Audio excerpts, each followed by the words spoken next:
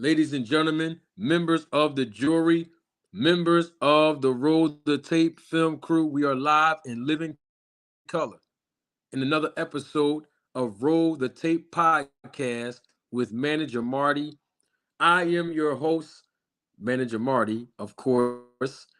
Other people have made other pet names for me so we could be identified as those names, but I will not reveal those stupid, crazy, childish, juvenile names on this podcast. I only refer to myself as Manager Marty, and so do you, the Roll the Tape film crew members. I'm glad to be here today. We've had some technical difficulties, so please excuse my tardiness. Um, but we're here now. We got a lot of boxing to talk about today. We're going to discuss the business of boxing. I'm glad to be here with you all again. We have to do this the right way. We haven't done our Town Watch check-ins. We have a new audience that have been subscribing, that have been viewing, as the viewership on this channel have been increasing exponentially, and so has our subscribers list. So we have to invite the new audience in to what we do. We haven't done it in about 2 weeks now, and that is our Town Watch check-in. We're going to do that right now, get right into it. Hope you all been having a blessed week thus far. We're going to do our Town Watch check-in. I see that the viewership is increasing exponentially, and every time I see that, I get excited. We're going to have a good show. You could have been anywhere else in the world, but you all chose to be here with me. We see people in the chat telling you all to hit the like button, and I'm encouraging you all, please do the same thing. When you hit the like button, let me tell you what happens. The entertainment and the education reverberates all around the world here on the YouTube streets. All right? So we're going to get right into it. Before we get into our Town Watch check-in, there's two things I want to do. The first thing I want to do is first of all, welcome all of the new viewers that are viewing this channel. If this is your first time visiting us over here on the Road to Take podcast, I want to tell you from the bottom of my heart, I thank you for your viewership. I welcome you.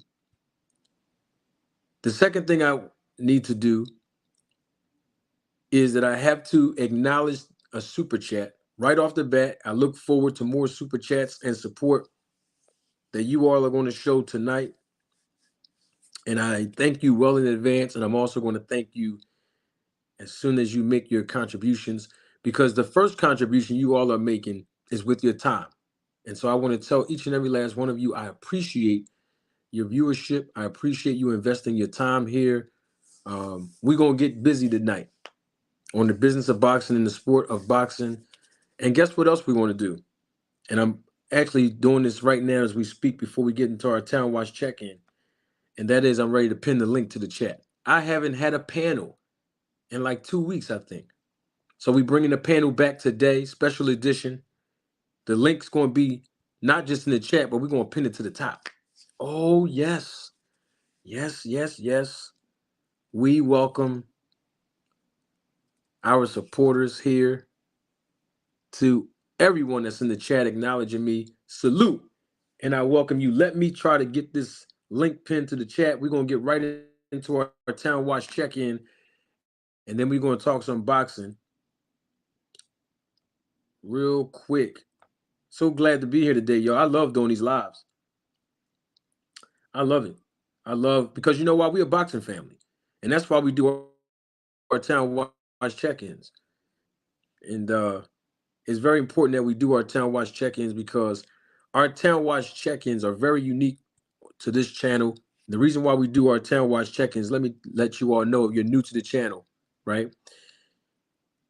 The reason why we do our Town Watch check-ins is because it shows a form of all of us being inclusive, regardless of your background, your walk of life, your geographical location, your gender, your religion, if you have one. your perspective. It doesn't matter. We are all included because we share one thing in common, and that is our love for the sport of boxing. So, what our Town Watch check in does, it gives us all an opportunity to acknowledge our geographical location.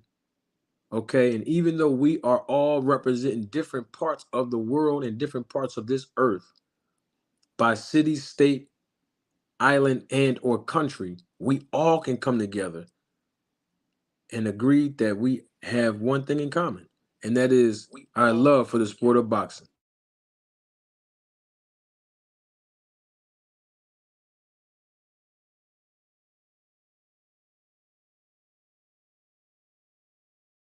To the chat, just so you all are aware. To the chat. Hold on. I gotta turn this off. There we go. So the link is pinned to the chat. I'm expecting for the panel to come live in living color. You know, this is non-scripted. We don't script anything here. We don't, nothing scripted. Everything is coming right off the top of my head because, know why? I want you all, my audience, to have fresh bread when you come over here. Fresh bread. I give it to you fresh when you come over here. And I want you to enjoy your experience every time. Before we do our channel watch check-in, as promised, I want to acknowledge the first, but not only, but the first super chat of the evening from Kamal Eyes. Kamal, support to the channel. Kamal Eyes says, pleasure to join you on the panel. Oh, it was a pleasure to join you on the panel last night. Yes, it was, Kamal. You are a very smart individual who pay attention to detail, and you did a wonderful job, Kamal, expressing all of the facts, not opinions, but all of the facts. And some of those facts, unfortunately, have been directly and indirectly ignored. But you did a wonderful job mapping out the timeline of how things occurred between Errol Spence and Terrence Crawford from front to back. Then BFTB, he came and he gave an even broader perspective by spitting out some more facts with the proper timeline. It was just amazing how he broke it down. Amazing how you broke it down, Kamal. And it was a pleasure to join you as well. And I want to salute each and every last one of you all that's acknowledging me in the chat. And now we got to get to our Town Watch check-in. And if you don't know how this works, let me give it to you right now, real quick as I can. Everyone that want to participate, even those that are watching the replay of this live, you can actually participate by acknowledging your city, state, country, and or island in the comment section below. And I promise you, when I read the comments, I will acknowledge you publicly. Now, for those of us that are watching live in living color, please, I encourage you, if you are engaging in the chat, if you want to engage in the chat, this is one of the ways we all can participate in the chat. All you have to do is insert and publish your city, state, island, and or country. And I'm going to publicly acknowledge that you are here, that your city, state, island, and or country is in a building, and we all may have different perspectives and opinions. But the great thing about it is we have one thing in common, and that is our love for the sport of boxing. I'm going to go first, as I always do. And then after I go first, then I am going to acknowledge every city, state, island, and or country in the chat. You ready? This is our icebreaker of the Roll the Tape podcast with Manager Marty. This is our icebreaker. We do this majority of the time in the beginning because I need the energy to flow through the super chats. I need the energy to flow through the engagement of the chat. I need the energy to flow through the panel. But none of those things can flow without having a good icebreaker, letting us all know that we're laying a foundation that even though we represent different geographical locations, we all have one thing in common, And once again, that is our love for the sport of boxing. I'm going to start it first, like I always do, by way of my hometown, the great city of Philadelphia. Nope, not the Philadelphia that's in Mississippi. Nope, the Philadelphia that's in Pennsylvania. We recognize it as Philly, but I'm also representing the place that I moved to some years ago. My heart is still there, and so is my real estate, but it's still there, and that is the great city of Arlington in the great state of Texas. DFW, stand up. Your boy from Philly always representing, and Texas, y'all stand up, because guess what? Philly represent, and then Philly, y'all stand up, because you know I'm representing y'all every time I go back to Texas and everywhere else I go. Now, I'm done. I need the energy to flow through the chat because we got to do our town watch check-in, and I need y'all to check on in. From Cleveland, currently residing in Houston, I see you. Salute. I see you in the building. Who else we got in here? Come on, y'all. We got to check on in. You know, every time I see my city in the chat, something just happens to my spirit. I mean, my spirit get lifted when I see somebody in the chat that's representing my city. Money Magic, I see you. Greetings from West Philly in the building. Where we at? Who else we got in here? Come on, y'all. Let's check on in. Oh, Shavad is here. Shavad calls me the PR, private investigator, all the way from West Baltimore. I see you in the chat. Salute. Who else we got in the building? Wichita, Kansas is in the house. Who else we got in here? Orlando, Florida, in the house. Mobile, Alabama in this. Woo! We got the dirty South in here now. We need to see the Midwest and the West Coast. We got the East Coast in the building. Who else we got in here? Let's check on in. Let's check on in. K-Zoo in the building. Let's check on in. Who else we got in here? I said East Coast. Is Brooklyn in the house? Without a doubt, where Brooklyn at? Where right here in the chat. Bedford-Stuyvesant, Brooklyn is in the building. Who else we got in here? Let's check on in, y'all. Let's check on in. Port City in the building. I see you, Brian. Who else we got in here? Woo, this is going to be let me tell you something. We got some heavy hitters in the chat, y'all. We got some heavy hitters in the chat. This is going to be a live, listen, this is going to be a live broadcast. I can't wait to the panel.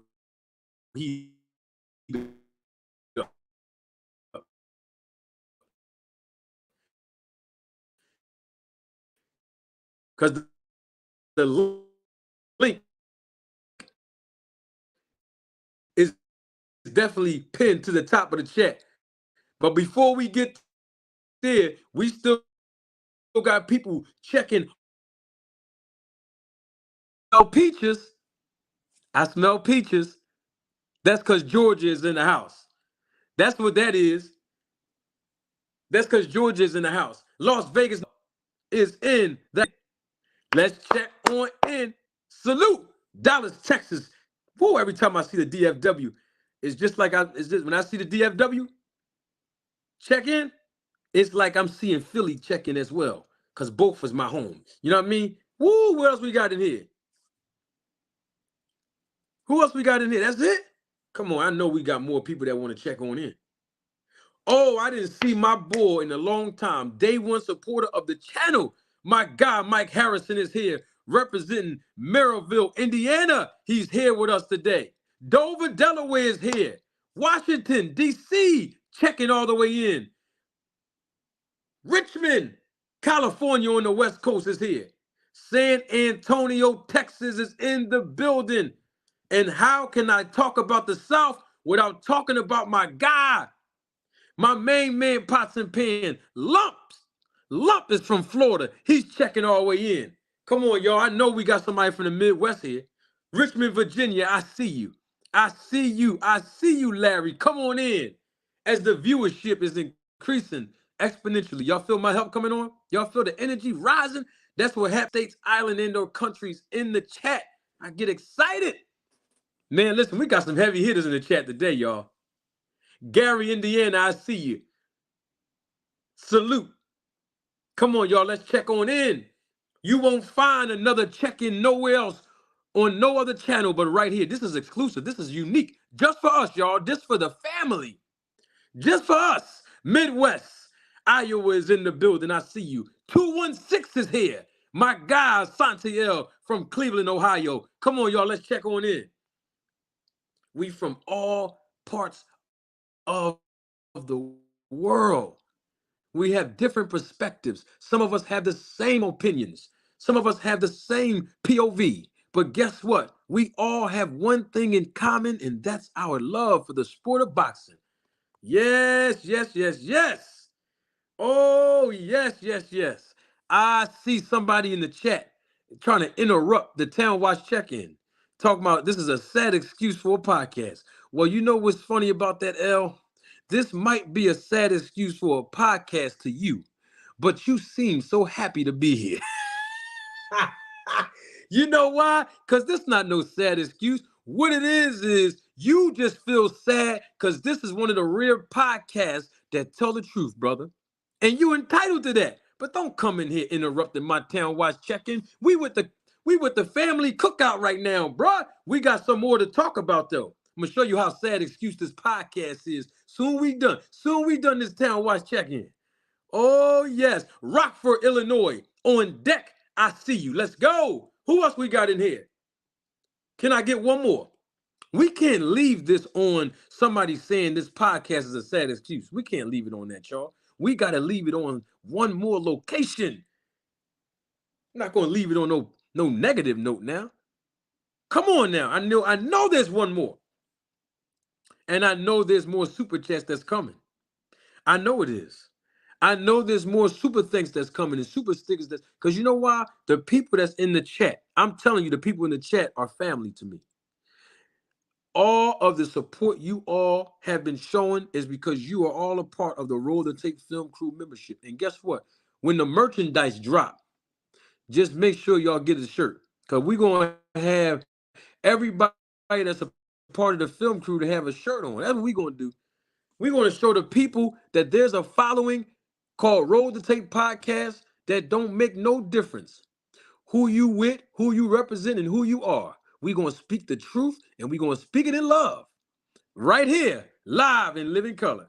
Queen City, by way of the Motor City in Detroit. I see you in the chat. Let's go. Capital City, Ohio, 614 is here. Let me tell you something. Hey, let me tell you something, man. We got the West Coast here, East Coast, the Dirty South, Midwest. Everybody is here.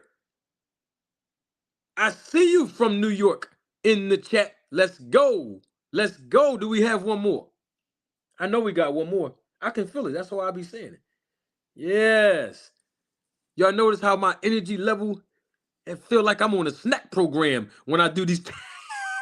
It feel like I was drinking some of that pre-workout when I do the Town Watch check-in. That's how I feel energized. I told you, the wind just blew. The wind just blew. That's because somebody, my guy, Chi-Town's finest is here representing Chi-Town, the Windy City, Chicago, in the building. Yes, indeed. Woo, we got everybody here today, man.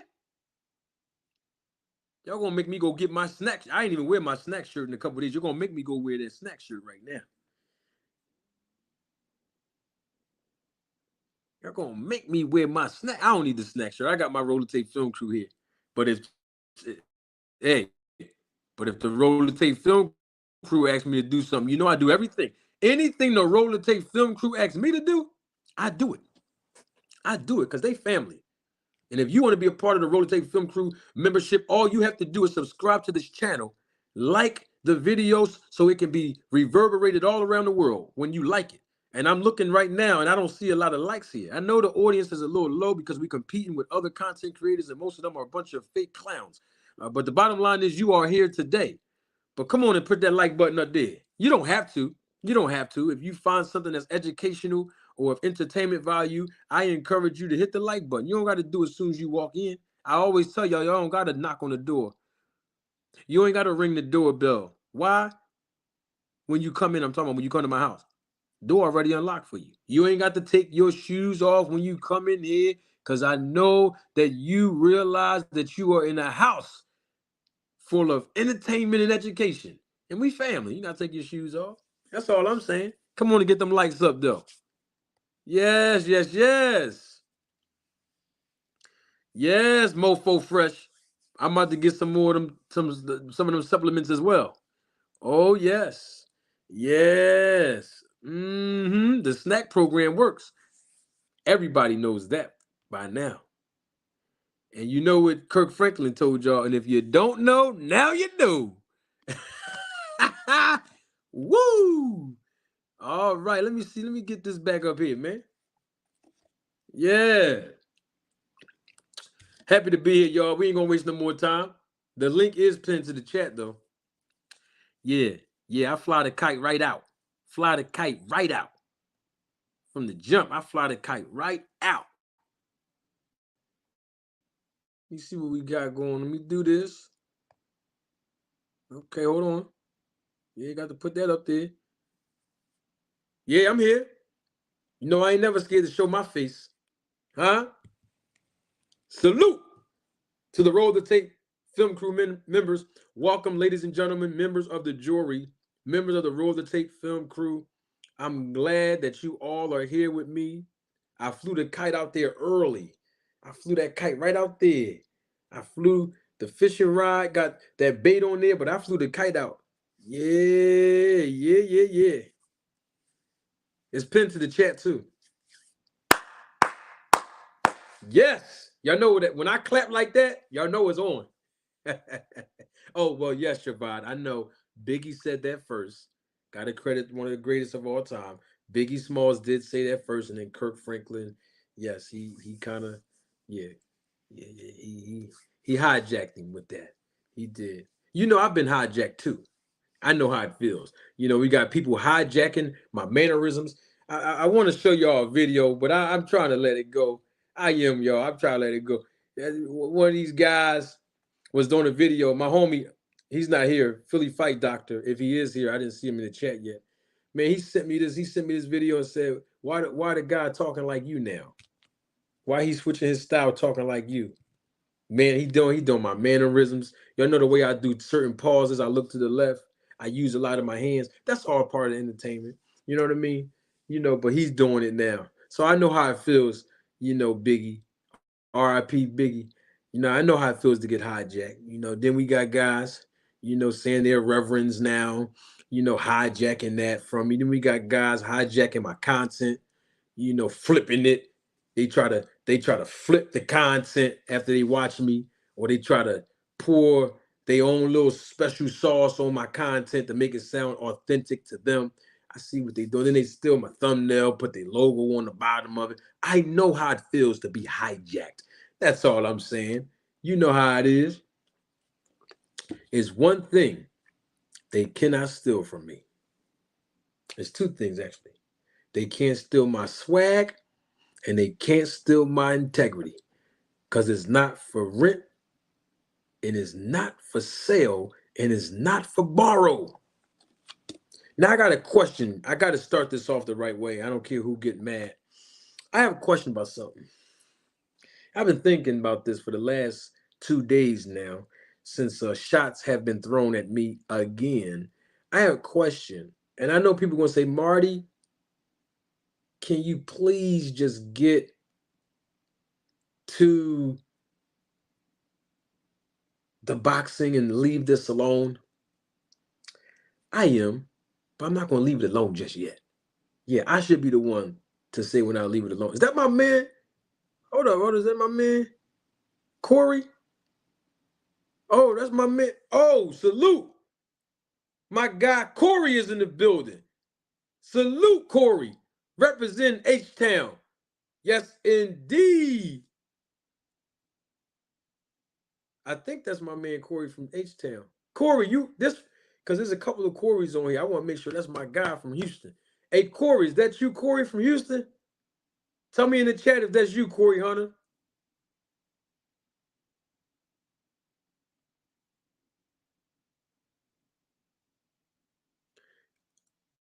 I think that's my man from Houston. I'm not sure if that's in the chat. Hey, Corey, if you still here in the chat, tell me if that's you from Houston. I was just talking to you on the phone the other, what was that, week and a half ago? Something like that, 2 weeks ago. It's my boy right there, man. Hey Corey, Corey says I'll be in Philly next week. I'll be in Philly next week for a minute when it comes down in South Philly. But what type of area is South Ninth Street? South Ninth Street, a good area. Oh, that's Corey from Richmond, California. We still family, Corey. Salute. You coming to my city, Corey? Corey, you know you just hit me up, Corey. You got my email address, right, Corey? Hit me up. You come to my city, we're gonna look out for you. You know what I'm saying? This what the real ones do. You know what I mean? This what the real ones do, Corey. I don't know where you sliding off at, but I try to make sure I slide up on you wherever you at. You know what I mean? Absolutely. I got a question though, y'all. I got a quick question. I just want to ask this question. I promise you I'm gonna move on. The guy, Coach Malachi, aka Coach Toby. You know when I do this? Y'all know what that mean when I do that? Some of y'all might not know what that mean when I talk about Coach Toby. Yeah, that's the tap dancing noise. Yeah, that's Coach Toby. He was tap dancing for Rick Glazer. He tap dancing for the white guy. He disrespect black people and tap dance. I'm gonna leave that alone. Quick question though. Speaking of coach, who does he coach? I'm still waiting to get that. Let me reframe the question since nobody don't know. Is he a strength and conditioner coach? Take my glasses off. I want y'all to be able to hear me. Coach Malachi, aka Coach Toby. Is he a strength and conditioning coach? Weightlifting coach? Is that what he is? Anybody can answer that. I just want to know because I've heard that he was a weightlifting coach, like a strength and conditioning coach.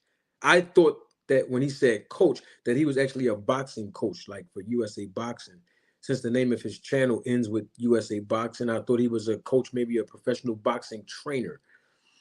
But I'm told that he is an actual weightlifting or strength and conditioning coach. Can I get somebody in the chat to confirm that, please? I just inquiring minds want to know, and so do I. There's a reason why I'm asking that question. I want to put my glasses on so I can hear what y'all saying in the chat.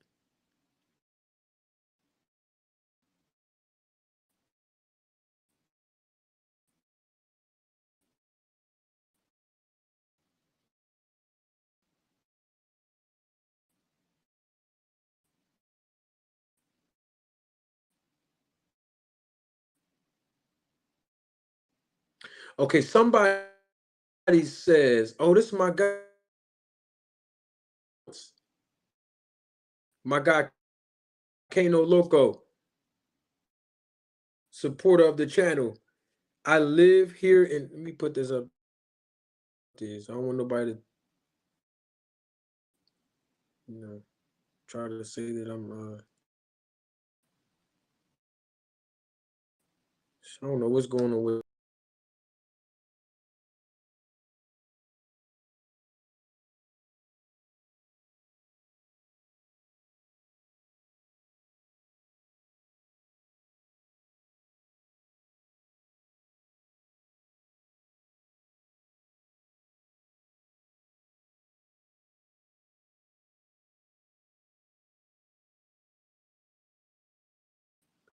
Yeah, you see YouTube messing the broadcast up, right?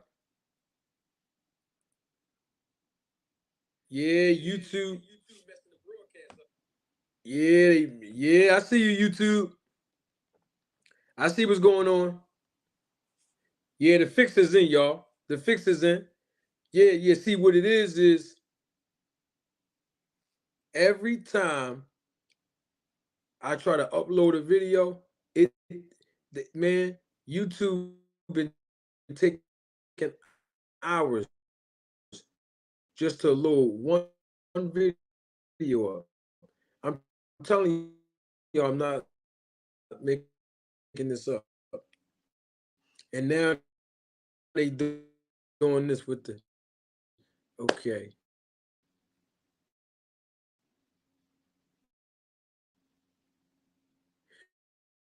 Somebody said he coaches LPBF.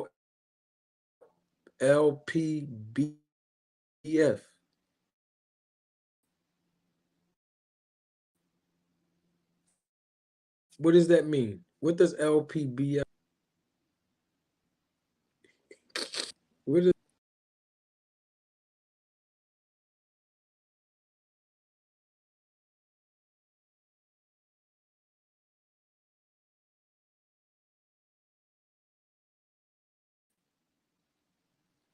this is outrageous, y'all.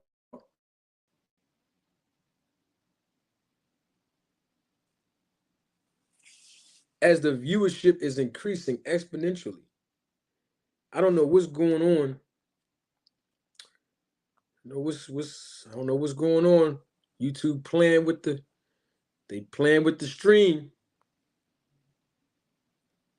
LPBF stands for Little People Boxing Federation. Oh man. So what I wanted to ask this question, I'm gonna ask it again. As the viewership is increasing exponentially,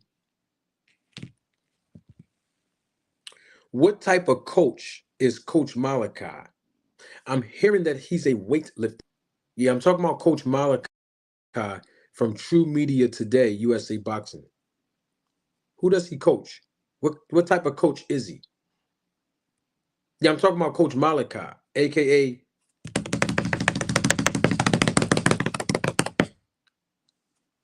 the tap dancer, Coach Toby.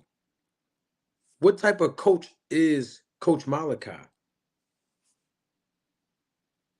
I heard that he's a strength and conditioning coach, that he's a weightlifting coach. Okay, that's what I heard. I don't know if that's true or not. I figure somebody here that's watching live and living color can give us that information.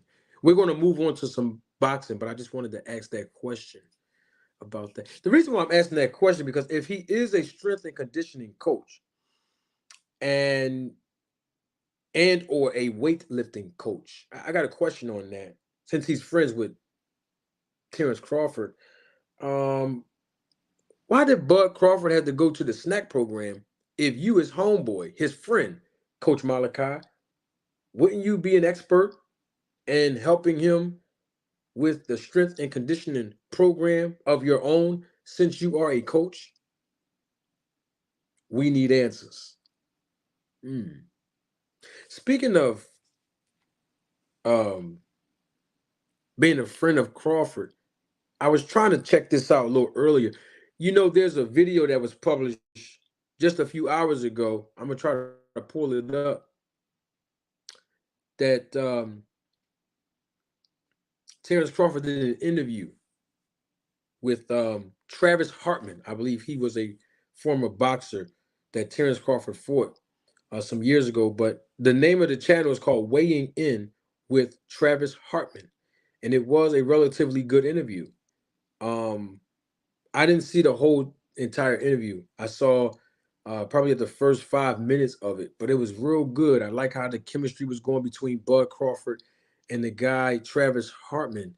But one of the things that was interesting to me is that the interviewer, Travis Hartman, only has a total of 361 subscribers, and I hope he grows his channel more. The reason why I'm bringing up his subscription base is because we were all told by Coach Malachi, aka Coach Toby, the tap dancer, that he was using me to promote him. But yet, my question still remains, and I'm still waiting for Coach Malachi to answer the question of why you need to use me, a guy that has less subscribers than you, a guy who has less views than you overall, video for video on average, and a guy who you claim is a janitor and fake manager. Why do you need to use me uh, to promote you when all you got to do is pick up the phone and call Bud Crawford and just ask him for an interview? I mean, he did just dominate Errol Spence, and we're still waiting for him to interview on your channel since that's your friend. I mean, Coach Malachi was at the parade of Terrence Crawford after he won. They called it a fish fry. But the guy here, Travis Martin, who fought Crawford, uh, excuse me, yeah, Travis Hartman, Travis that channel because he did a good job in that interview with Bud. See, I'm not no hater. But the thing is, when I looked, he only got to reach out to Bud Crawford to secure an interview. But here it is. The guy who say he's using other content creators by insulting us and disrespecting us to promote him, he didn't even have Crawford on his channel for an interview right after this fight. That's interesting. After the fight between Spence and Crawford. It's just interesting. To me, I just wanted to get that off my chest before we move on. And we need answers. Coach Toby, the tap dancer. We need answers. Okay. Now let's get down to this business. And I have the link in the chat. Everybody's been telling me how much they wanted to come up here on the panel. It don't matter who you are a fan of. You are all welcome to join in on the panel. So the link is up, is pinned to the top. Anybody that want to come on in, we can talk about anything, as long as it's boxing related. I'm cool with it. Link in the chat, though. I wanted to talk about Shakur Stevenson and Frank Martin, but first I want to get your perspective in the chat. I'm not gonna hold you all too long today, but I just want to get your perspective in the chat about the whole drama that started to unfold in more layers since Shakur Stevenson has done that interview on $1 million worth of game. Felix Colazo asked a good question. He said Crawford has had the same strength and conditioning coach for years now. He said, Coach Chet, why would he need another one in Malachi? No, I don't know. I just was asking a question about his expertise as a coach, a strength and conditioning coach, a weightlifting coach. Yeah, just was asking a question. What's your take on what's going on with Shakur Stevenson and what's his name? Frank Martin. Yeah, Shakur and Frank Martin. What y'all think about that? Let's engage in the chat with that. Yeah, let's engage. Tell me what y'all think about that. Cause it's been getting heated, man. Sugar Shakur, he done call he done call Frank Martin all kind of names, man. He called him every name except for a childish guy. He's going in on this guy, Frank Martin, man. And we need answers. You know, what's your viewpoint? What's your POV in the chat? This whole situation going on with Shakur Stevenson and Frank Martin.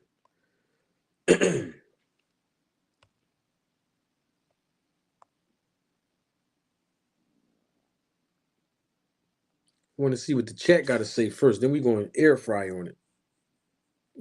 I always like to come in my own unique way when I present information. I don't hear and listen to other broadcasting. I don't want to be influenced by anybody else's decision or opinion or POV. I want to make sure I have my own independent POV, even if I am incongruent with some of the other things that other content creators are saying. I just want to make sure I give you all authentic, real, fresh bread uh, from a business perspective so that you can also learn as you get this entertainment. All right. I see you, Shabbat. I see you, Corey. I see you, Mr. Vegas. I see y'all.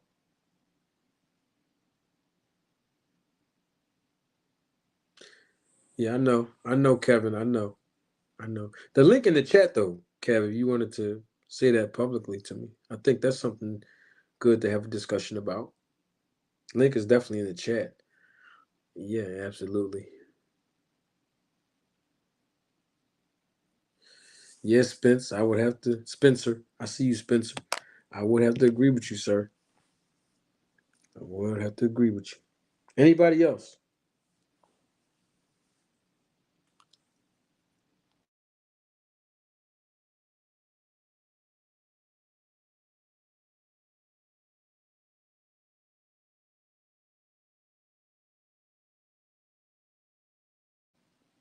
Salute my guy, Big Money Ward, I see you. 2 cents boxing, I see you. Salute. Yeah, all things, I see you. Salute.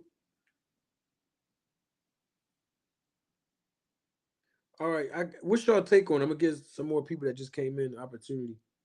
What is y'all take on the Shakur Stevenson versus Frank Martin debacle? Now that Sugar Shakur did an interview with Wallow and Gilly on $1 million worth of game, and he was being highly disrespectful to Frank Martin. What's y'all take on that? Let's engage in the chat before I give my POV. Want to hear what you all have to say about it.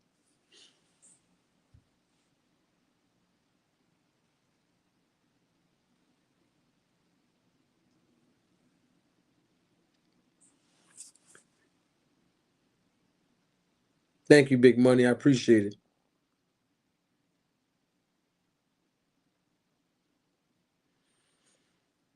Appreciate it, Shavai. Thank you.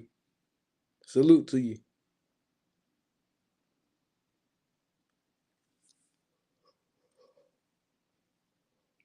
Good question, Ariane. Good question. Good question. Good question. Really good question. That's what I want to know too. Hmm. Good question.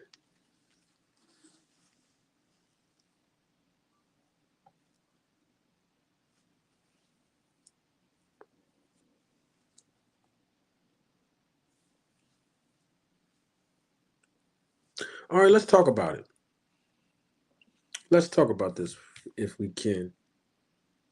Let's talk about it.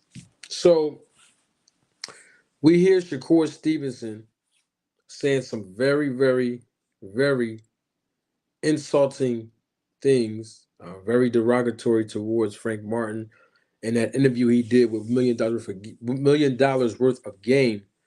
And the thing about it is, you know, we haven't heard Frank Martin's side of the equation. I mean, I haven't. I'm not going to say we because I haven't. You all may have heard his side as far as I'm talking about after the $1 million worth of game interview that Shakur Stevenson did. You know, I haven't heard it. And so for me, um,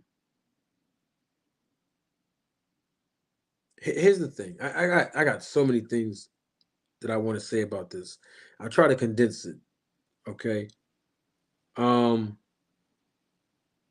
so let me get this straight. So Devin Haney and Shakur or their teams had some sort of dialogue, some sort of correspondence, right? And the Haneys allegedly offered Shakur 25%. Doesn't matter what the amount was, okay? But I'm just saying that was the words that we kept hearing that was circulating on the YouTube boxing community. And of course, Shakur Stevenson said, nope, nope, I'm good. That's a low ball number. I'm good. Now, fast forward, Shakur Stevenson is criticizing Frank Martin for essentially doing the same thing that Shakur did. May not be for the same reasons. I ain't gonna say the right. May not be for the same reasons, but he still was like, nah, I'm cool. Because according to Shakur, y'all heard him. Most of y'all in the $1 million worth of game interview, y'all heard him. That they offered Frank Martin $1 million. His highest grossing check or compensation that he received was 250,000. This is what we were told by Shakur Stevenson. There was no evidence or paperwork produced. That was what we heard from Shakur. Not saying Shakur is lying. I'm just saying we don't know what his highest payday was. But let's say it's $250,000, right? Shakur and them offer him a crazy $1 million bag. Tank Martin, I'm Tank Martin, Frank Martin. See, that's why everybody should be fighting Tank now. I keep bringing him up. Frank Martin, I didn't hear him respond. This was supposed to be through a DM. according to Shakur Stevenson, that these guys both had a dialogue, a correspondence with each other. No networks, no promoter, just the two fighters. And the thing about it was, Shakur Stevenson said he offered Frank Martin $1 million, and said it was like basically a favor to you because hey, you only generate $250,000 and your maximum compensation. So $1 million is really good for somebody who's accustomed to making $250,000. That's what Shakur's logic was. So I'm just confused about one element involved in all of this. Fighters can talk all they want. They can negotiate to each other. They can shake hands behind the scenes. They can say, this is what we're going to do. But when it comes down to the promoter, when it comes down to the network, when it comes down to the manager, when it comes down to the people like the sponsors and whoever else cut the check, it's what they say. And that's what we need to deal with Shakur Stevenson. Shakur Stevenson is not a promoter himself. In fact, he's signed to a promoter in Top Rank. So it's really hard for somebody who's signed to a promoter where the promoter dictate the terms of the conditions to say, I'm not under the umbrella of the promoter right now when I'm talking to you. I'm offering you this. We have to know what the budget is first. We have to know where the venue is going to be located. That affects the bottom line. What network is going to produce this fight? I would assume it's either Showtime or ESPN.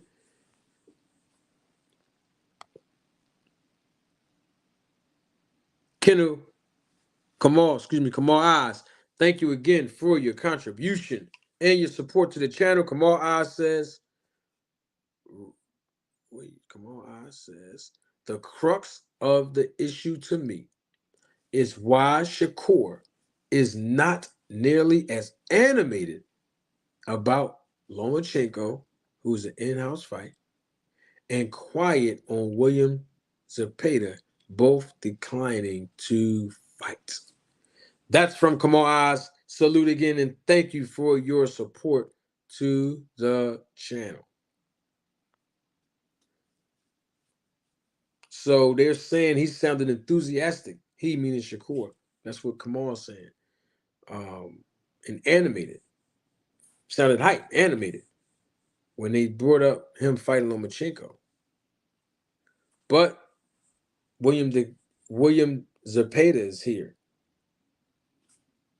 who is declining at this point.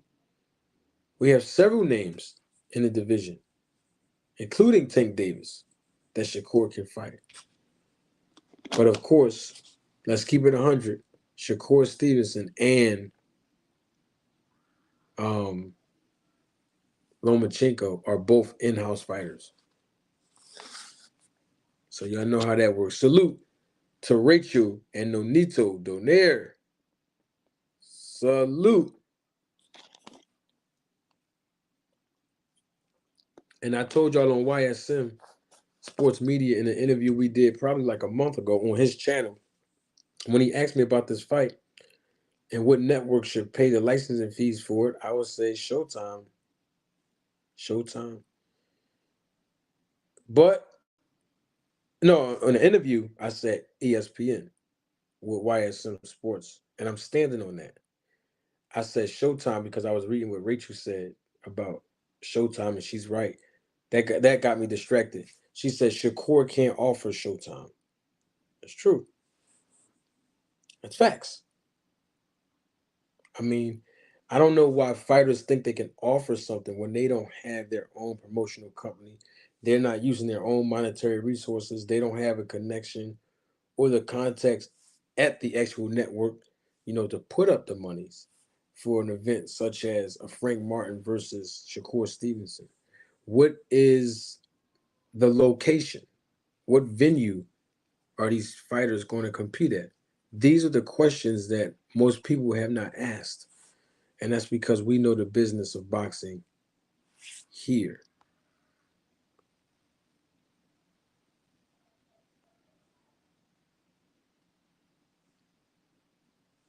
Who else we got?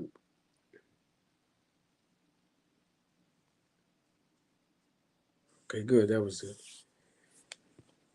So it's hard for me to understand how can Shakur Stevenson offer Frank Martin any amount of money when Shakur Stevenson is signed to a promoter. He's signed to him. And we know that the language in the contract have the promoters dictating the pace and basically paying X amount of dollars, the minimum and maximum, for these guys to get paid. But at the same time, the fighters themselves, they're not really, allowed to dictate any real terms on their own behalf when they're signed to a promoter. So how can Shakur Stevenson offer Frank Martin anything? That's the question, that I was basically having. Like, fighters think they can just talk to each other and get deals done. Well, you have to talk to each other, and it's good to get deals done. But to what detriment? Because what's the point of having good management that's going to take a minimum of 10% to a maximum of 33 and a third of your purse when you don't use them or use her as a manager?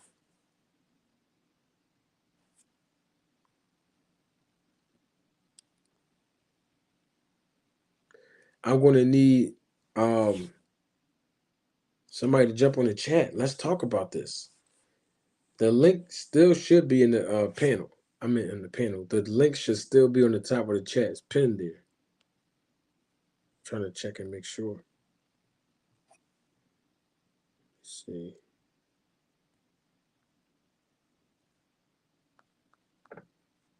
Okay, maybe it's not there. Cool. Sanction boss, I see you in the chat. Salute. Because at the end of the day, when both fighters have a conversation, they still have to include the other protocols and parties involved to push the buttons to happen. For example, Shakur Stevenson and Frank Martin, they can talk on the DM or talk on the phone, but they still have to go through the promoter Bob Arum. They still got to go through the manager. They still got to go through any representation that they may have themselves, like a manager, such as I think Jay Prince manages for Stevenson, if I'm not mistaken. Rachel Donaire and Nonito, salute. Hey, Welcome to what's the up? channel. Hey, I have like 10 minutes and then I gotta go back. I gotta get back to my laptop and work on some stuff. But, um, yeah, no, I agree with you that it's good for fighters to talk to see if there's actually an interest, first of all, right? Because nobody wants to waste their time if they're not interested in fighting each other, right? But like you were talking about, like how do you negotiate something if you don't have money in your pocket? How does that even work? Like, hey, I'm going to offer you 1 million. Cool. When are you going to write that check? You can't. Like, all these things are going back and forth. Like, oh, we offered him 1 million. How do you even know what the network's willing to pay for? First of all, not just you and that fighter, you and Frank Martin, but in addition to your promoters, right? What a lot of people don't understand is in a co-promote or a a purse bid, when the other promoter is on the top and the other promoter is just sitting on the sidelines just being named, the other promoter takes up to 30% of that purse. So there's all these different things that people are, it sounds nice. Oh, we offered him 1 million, but he didn't take it. You don't have the authorization to even offer him 1 million. You don't know what's on the table, because at the end of the day, what if it was a slap in the face and ESPN turned around and said, yeah, we're willing to pay 1.5 million for that fight. You just offered Frank 1 million. So that leaves 500,000 for you, Shakur. He has absolutely no idea what is on the table because he's not privy to those conversations. That's correct. And that's exactly what I was alluding to. Very good point again, Rachel, because Shakur Stevenson, he actually isn't a promoter. So he doesn't have the resources to say, hey, this is what we offer in Frank Martin. Because here's the thing, Rachel, you know this, and the audience will know this after today. It's a quick reminder. When I keep saying how Shakur Stevenson is locked into a contract with Bob Arum in Top Rank, it's very simple. He's receiving a guarantee. So how can he guarantee Frank Martin anything when he has to acquiesce to whatever guarantee his contract says that he's obligated to with Bob Arum? You see what I'm saying? Well, I mean, unless he's willing to take it out of his purse. So I'm let's just say I know, I'm just saying because people like to argue like these weird things, right? We've seen every argument out of the book at this point. So if he was to say, okay, well, let's just pretend his minimum is 2 million. Okay, well, I'm going to give you a million. I'm going to give you 50% of my minimum guarantee. But that doesn't take into account who is Frank Martin's promoter. yeah, I think is that a question, Rachel? I mean, he fought last on PBC. Yeah. Is he Uh, signed to PBC? yeah, he's with Al Heyman. He's signed directly to Errol Spence's promotional company, Man Down Promotions. But he's still fighting on the under the PBC banner, and of course under Showtime. So Which would mean why would when Shakur says X about like when Shakur says, "Hey, Top Rank ESPN," they'd be more open to calling up their people, Spence and or PBC, and also Showtime, and say, "Hey, how much would if we wanted to host the fight and not go over to the Top Rank side? What would that look like?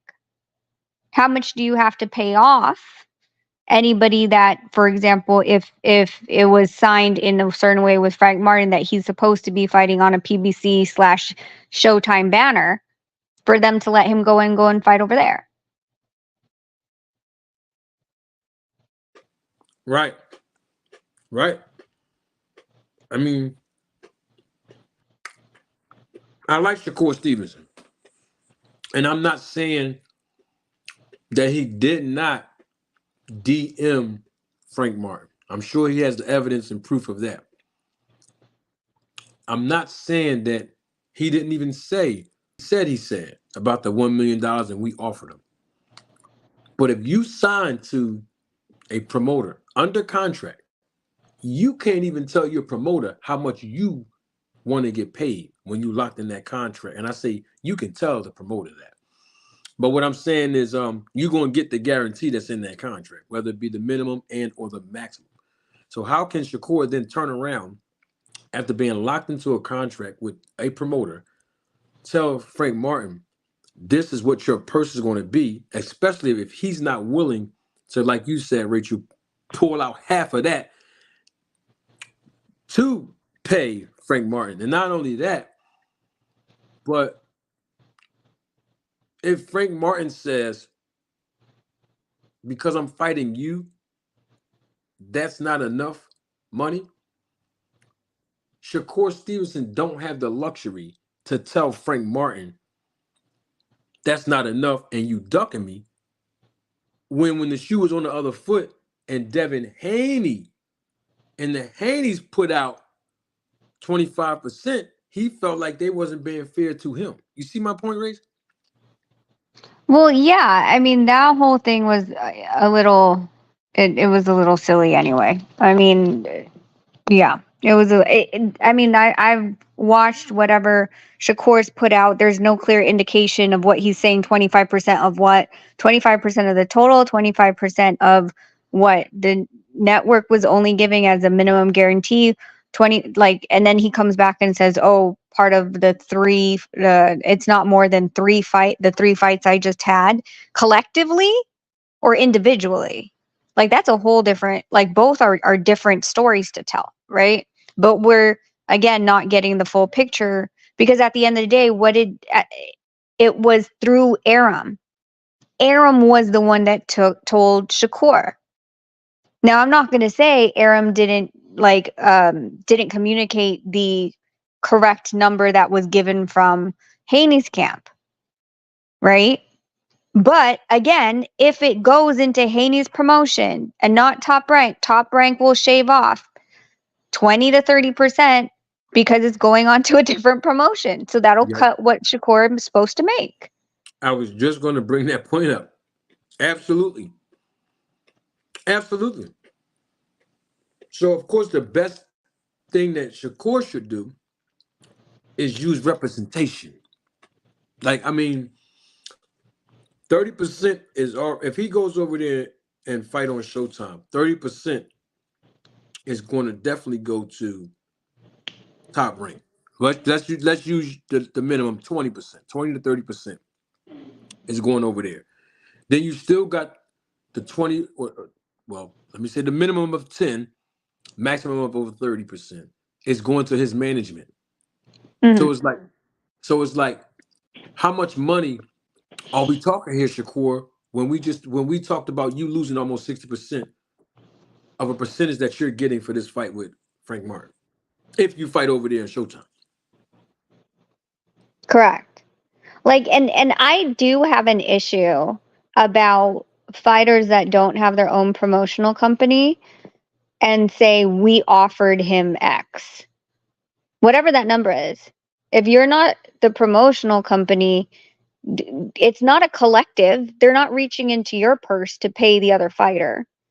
So you didn't offer anything. Your name doesn't even have to be on the other person's contract. So how is it we offered him or I offered him? You didn't offer him anything because you don't have anything to offer monetarily wise. That's what I don't understand. When fighters say that, you're not the CEO of Top Rank, you're not the decision maker at ESPN. So how did you offer? What were you offering? Right. You offered 1 million from what? Your own bank account? Right. Maybe it's another hedge fund, Rachel. Oh god, stupid Xbox. Oh I my had to god. put that right there. Sorry, the hedge fund. I mean, it's very simple.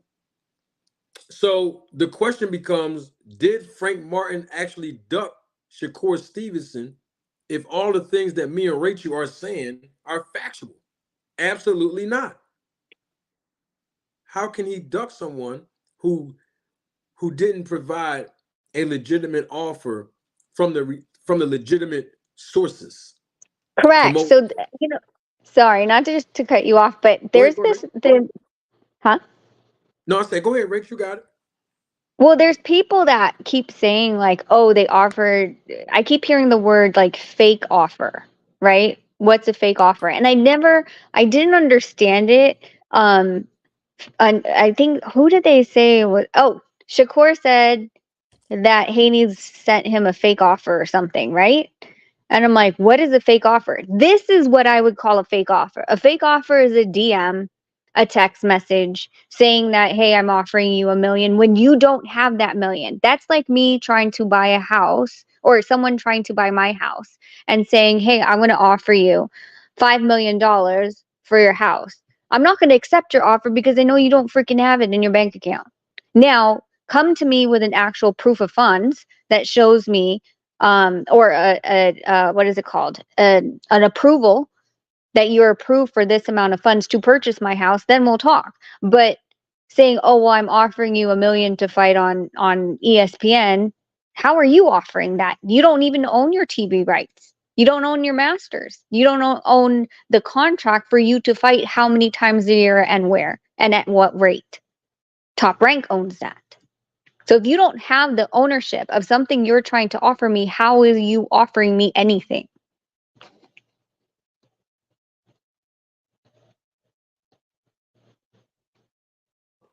Facts.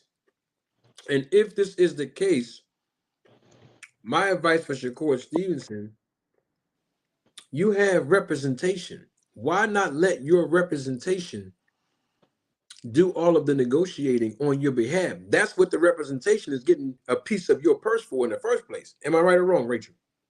Yeah, but it has to be promotion to promotion. Right. And so a part of his representation is Bob Is Arum and top Top rank. Rank is Correct. Top Rank. So you gotta Correct. let Top Rank do all the negotiating to man down promotions or Al Heyman and everybody over there at the PBC. You got two networks.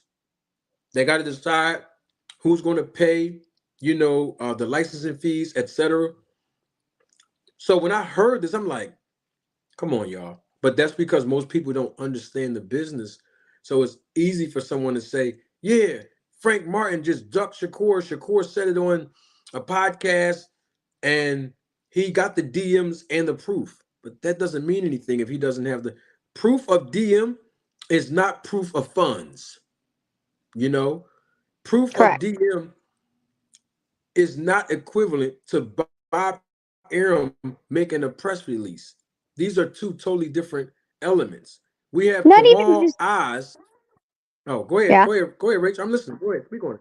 Sorry, not just a press release. I mean, like if it's so strong of a document that you're saying that you gave him an offer, an actual offer written in paper, because offers in verbal is nothing. So offer from Top Rank that says we are willing to, like, this is the you could even put proposed date and venue to be determined.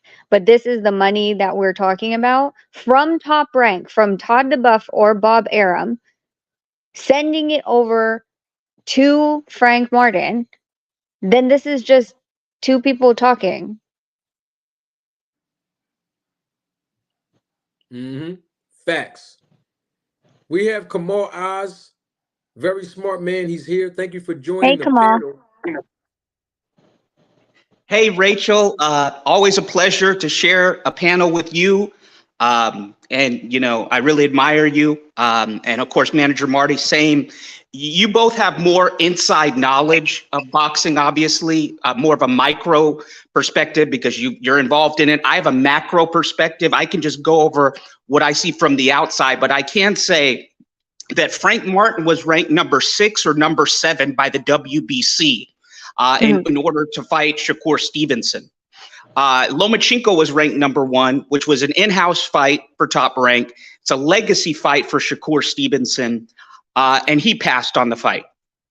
And Shakur, when my comment earlier, I had a super chat that said Shakur wasn't nearly as animated. He wasn't. The things that he said about Lomachenko were just kind of slight, saying something, not really the same, the vitriol and the disrespect that he had for Frank Martin. Also ranked ahead of Frank Martin with the WBC, who declined the fight, was a guy by the name of William Zepeda, who William Zepeda has an exciting style. He's with Golden Boy. He just beat Mercito Justa last weekend. He knocked him out. And William Zepeda and Shakur Stevenson would have done a lot of numbers in terms of a lot of interest because of the style contrast. And William Zepeda is a growing fighter.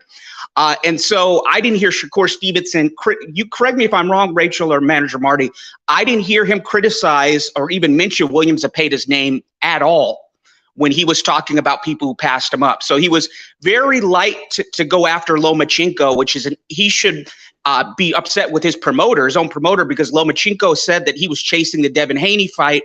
And when that didn't happen, Bob Arum kind of just dismissed Lomachenko and said some malarkey about his town being attacked, which, I'm not dismissing what's going on in Ukraine, but I mean, that's been going on for the past year, and Lomachenko fought. And then he also was at the Daniel Dubois versus Usyk fight. So if he was up in arms about that, then I don't know. The behavior just is not congruent, especially to someone who says that they can wait for Devin Haney until the end of time, and then they turned down Shakur. Now the rumor is, I mean, it's not been finalized, but the rumor is that Lomachenko and Kambosos, who's signed to Lou DiBella, but he also has an agreement with Top Rank, broadcasting agreement. They're going to fight in Australia early next year. And so Kambosos is someone Shakur Stevenson wanted to fight. So you have three individuals who, in my opinion, would have been higher profile fights for Shakur Stevenson than Frank Martin.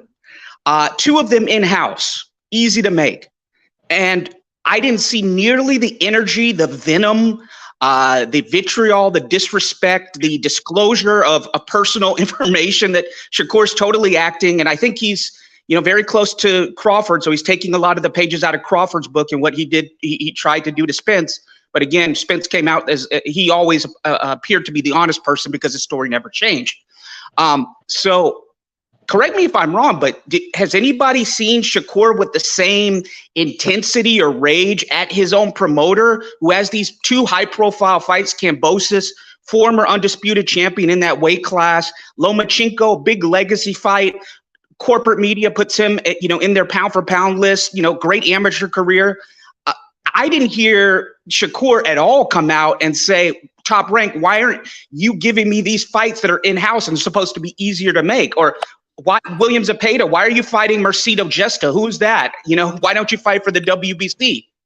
Correct me if I'm wrong. Did anybody hear the same passion and anger that he has for Frank Martin towards those other three individuals? No, and I think part of it is, and I said this in the chat earlier, is his own doing. He lost the title on the scales. He could have easily retained those titles and requested to move up into a direct title shot. That would have been the best way, but he didn't, right? He lost the titles on the scales, and it left him at the WBC convention last year scrambling. I believe, oh my God, why can't I remember this guy's name? Don? I think his name was Don, was the one that was representing Top Rank at the WBC last year. And that's when, the Jaime Lomachenko was getting worked on. And so Don was asking to place Shakur. And that's where he was like, anyone in the top five, I believe he said. And they had to go down the list because, Pitbull didn't fight him, and then they went bang bang bang all the way down the list. Now the list is completely changed, but at the same time I feel like I would be frustrated if I was him as well, but I have to take accountability and not just point at my promoter, because it was my freaking fault for not making the weight and not being in the best position possible. That's just, who are you supposed to blame for that, for not being in the best position? Yeah, I 100% agree with you. It's unprofessional for him not to make weight. He blew it off. And to his credit, I got to credit Robinson Conceição in that fight, because he could have taken the title shot and still, I think Top Rank still offered him his purse and declined the fight. And he said, no, I'll go through with it. So again, Shakur put himself, based on what you're telling me, Rachel, and I believe it. I mean, I know it to be true. I triggered memories because I saw that in the boxing scene articles that affected his ability to, I don't know what the WBC has, something to what Devin, it's not called super champion like the WBO, but it's something to where you can immediately get a title shot at the next division, which is what Haney's doing against Regis Prograis. But yeah, a lot of it's of his own doing. And to me, there's some comments in the comment section. They're saying, well, Martin agreed to it. We don't know what Martin agreed to, because we haven't heard what Tom Brown, who represented Frank Martin in the negotiations, has said. We don't know what Frank Martin has said. What we have is corporate media outlets that are hostile to the PBC, especially Mike Coppinger, who's been banned from PBC events, and who has a history of giving false dates and false information about Errol Spence and Terrence Crawford. He did that 3 or 4 times. They've been reporting on the fallout for this. And strangely enough, these same anti-PBC corporate media outlets did not really cover Lomachenko passing and the significance of an in-house fight for Top Rank to make kind of maybe even a passing of the torch from Lomachenko to Shakur. They didn't cover that hardly at all. And they definitely didn't, like you said, Rachel, the rankings changed when these guys passed on the fight, like Pitbull Cruz passed on it and William Zepeda passed on it. They didn't really cover with the same scrutiny the fact that William Zepeda, or again, the significance of an in-house fight where you don't have to discuss which network is going to broadcast it, so on and so forth. They didn't cover it. So to me, we know Very little, number one, because Shakur speaking, but as you both have said, he doesn't have the credibility that his own promoter would have because they're the ones who have the financials. And then we also have anything you read or research and you get sources, you got to verify the authenticity of the sources. So that's in anything in life. Whenever I was writing research papers in high school or college, I couldn't use like Wikipedia I can go in and edit Wikipedia. So the sources that are condemning Frank Martin and over-covering Frank Martin are sources that are inherently anti-PBC, anti-Errol Spence, and have, in the case of Mike Coppinger, he's come out and said, if you cut my access to things, I know how to get back at you. Basically, and he said that before. He said, if you harm my interest, I have a way to do so to you back. So to me, that's not somebody that, based on what he did in the Errol Spence and Terrence Crawford, is just being wrong so many times. And then the fact that ESPN is affiliated with Top Rank, that's not a credible source. Correct me if I'm wrong. Yeah, I mean, but I think like what one of the things that we're missing, I think, is also within Shakur's contract, right? I've known from seeing a bunch of world champion contracts and promotional agreements and fight agreements that if you lose your world championship status, your purse amount goes down significantly. And if you didn't put in an insurance clause, I'm using air quotes, that say that if I lose my world championship status, it's not going to go back to the minimum purse that I signed 3 years ago. It's going to go down possibly 25% less or 50%, right? Whatever you negotiated, if you lose your titles. And that means on scale or not, on scale or in the ring, either way, right? So let's just say that Shakur had a, 1.5 million minimum guarantee, okay? And let's say that he's now moved down to $1 million guarantee because he had lost his title. He's not fighting for a world championship.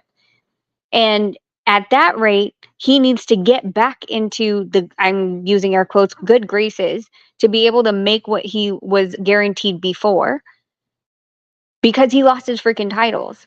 So there's a game with Top Rank that they have to pay him somewhat amount if he doesn't want to get in the ring because he's not getting what he made before when he was a world champion against someone who's willing to fight him for it, right? And these other opponents in Top Rank have minimums as well, that if they, were staying on a certain path or things like that, someone like Lomachenko, who Bob loves, okay? Bob always loved Lomachenko. He's put him on a pedestal since day one. His minimums are going to be significantly higher, especially with the amount of time that he's been in.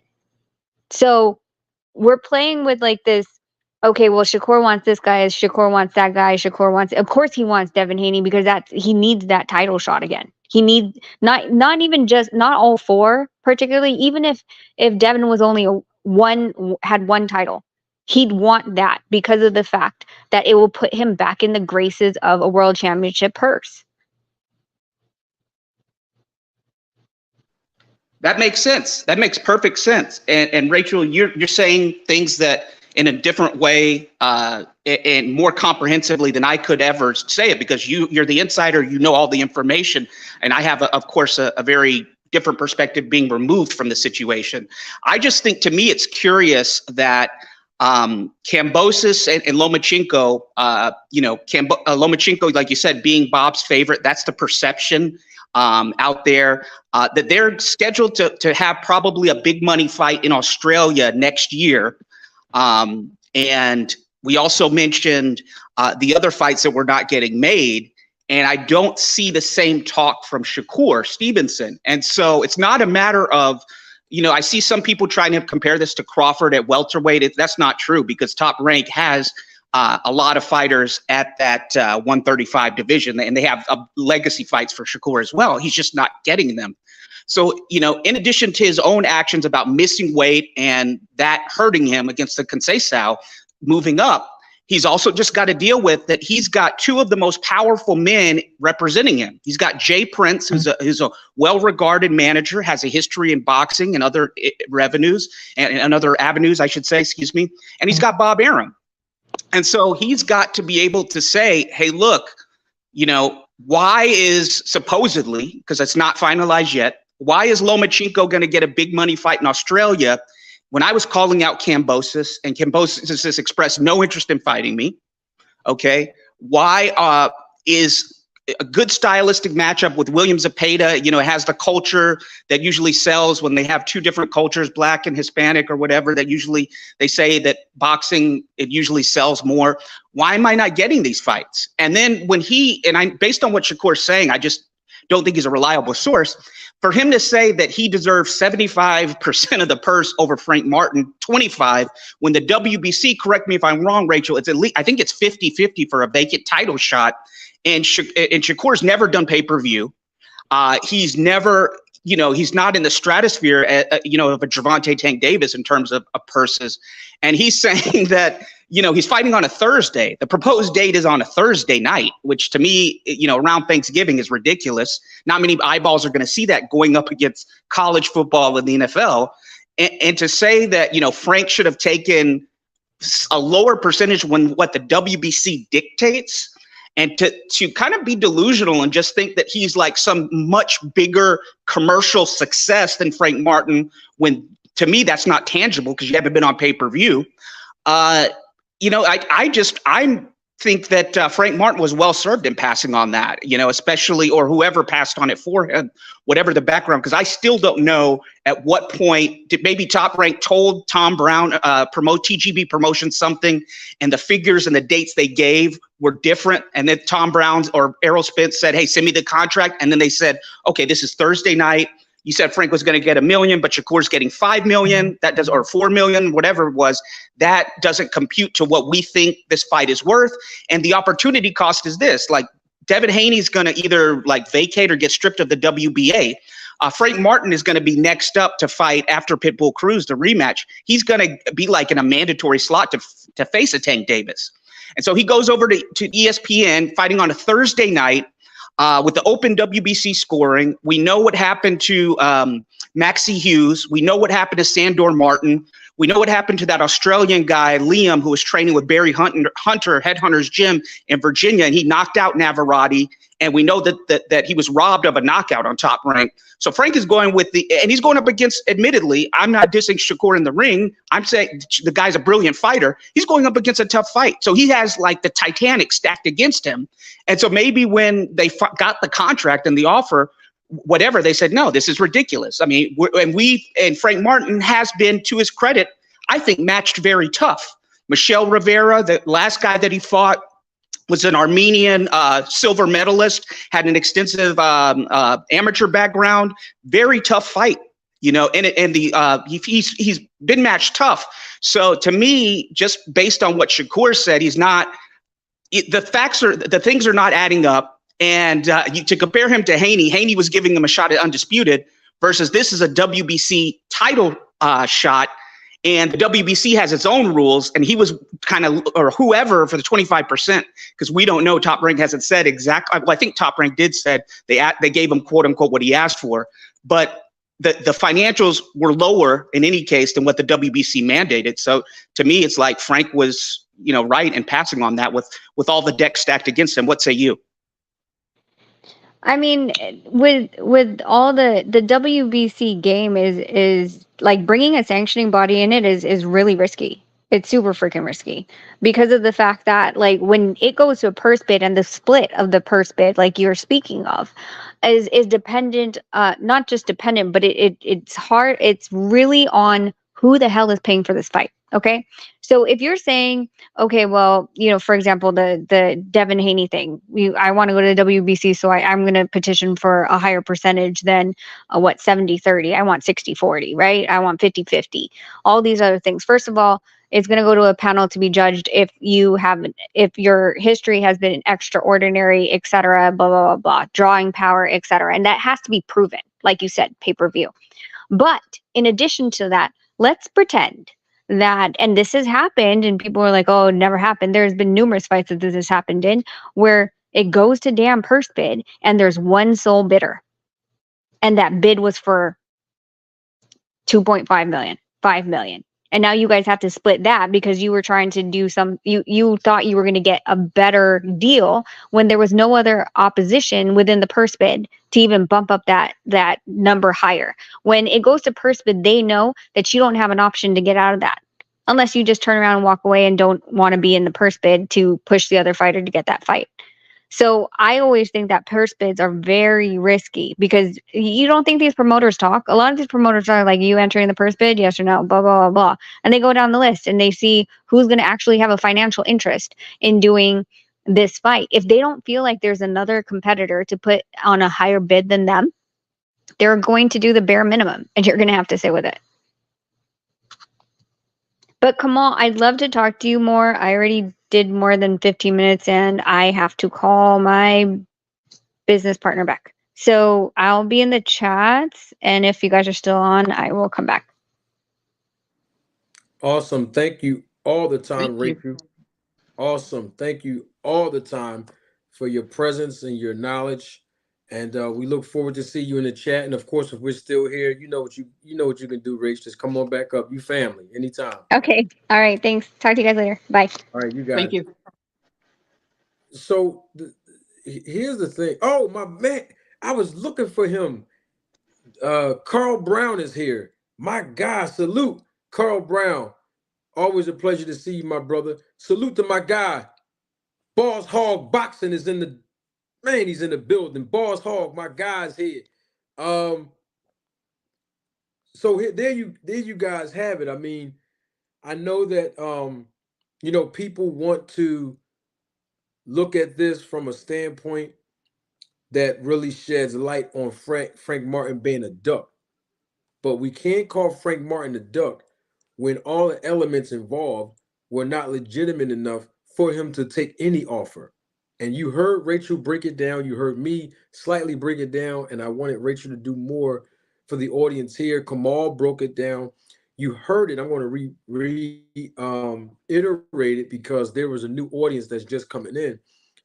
Shakur Stevenson, in an interview that he did on $1 million worth of game with Wallow and Gilly, he said in that interview that he offered Frank Martin $1 million through a DM. I would assume he's referring to maybe Twitter or Instagram or a social media platform. That's not how businessmen and businesswomen in the sport make deals. We do things a little bit more legitimately than just a DM. But that's a good way to have an initial conversation and correspondence. However, Shakur Stevenson said that he sent uh, the DM to Frank Martin, offering him $1 million.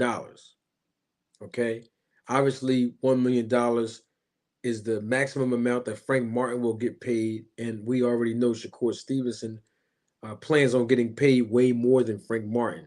Now, the problem that I have with that, and Rachel alluded to it, Kamal also alluded to it, but more so me and Rachel understanding the business of boxing is when you're offering someone something, you are bringing something to the table. In other words, it's your own resources. We know that Shakur Stevenson is signed directly to Top Rank Promotions, right? He's signed to a promoter. He's getting things offered to him. He's getting compensation based on a contract that he's locked in with Bob Arum, a guarantee. So what I'm basically saying is Shakur is getting a guaranteed purse through a promoter, but yet he does not have his own promotional company, to my understanding. He's offering Frank Martin $1 million when I said this in a video that I published about this situation, and people may have looked over it. But what network is going to produce this content? Who's going to pay the licensing fees for this fight? Not only that, but what venue is going to host this fight? Because Shakur Stevenson does extremely well at the Prudential Center in his hometown and home state of New Jersey. We haven't seen what he can do outside of his hometown. So a fight of this magnitude with two young, hungry, undefeated lions on the second tier of being uh, world champions and great fighters, who's putting the money up for this? And that's the key to this whole equation. When Shakur's saying we offered or I offered him $1 million and Frank Martin didn't take it. Well, you can't offer somebody something that you don't have. Shakur Stevenson is not a network. He doesn't own his own network. He's already locked into a guaranteed contract with Bob Arum, a promotion company. And he doesn't have his own promotional company that he's representing in the negotiations with Frank Martin through this DM. It's very simple. So basically, with all of those elements being in existence, Frank Martin technically didn't duck Shakur Stevenson. I mean, that's just the reality of it. Now, of course, Shakur may look at it like, hey, he ducked me. We offered him the biggest bag of his career because his words, not mine. Shakur said that Frank Martin was accustomed to making a maximum purse of $250,000, right? So $1 million should be nothing to sneeze at if we're going to pay you uh, basically triple of the amount of money that you're used to getting paid. But in Frank Martin's defense, Martin can say, all you doing is DMing me, telling me that you're going to pay me $1 million. None of this is on Top Rank's letterhead. None of this information is on ESPN's letterhead. None of this information that you're saying in this DM is on Showtime's letterhead. None of this information that you're saying is on Man Down Promotions letterhead. None of this is on the PBC brand letterhead. So all of this is just a conversation. And Shakur Stevenson is interpreting the fact that Frank Martin basically declined that offer that was through a DM. He's interpreting it as, oh, Frank Martin's a bitch. He's a coward. He's a punk. He don't want to fight me. And I don't think that's the right approach to have because all of the elements that's involved right now should have been in place before the DM happened. Because the great thing about this business, and I keep saying this over and over again, is one of the reasons why I'm on YouTube as a content creator now, is that good representation in this business is priceless. Shakur Stevenson has representation through Bob Arum and Top Rank.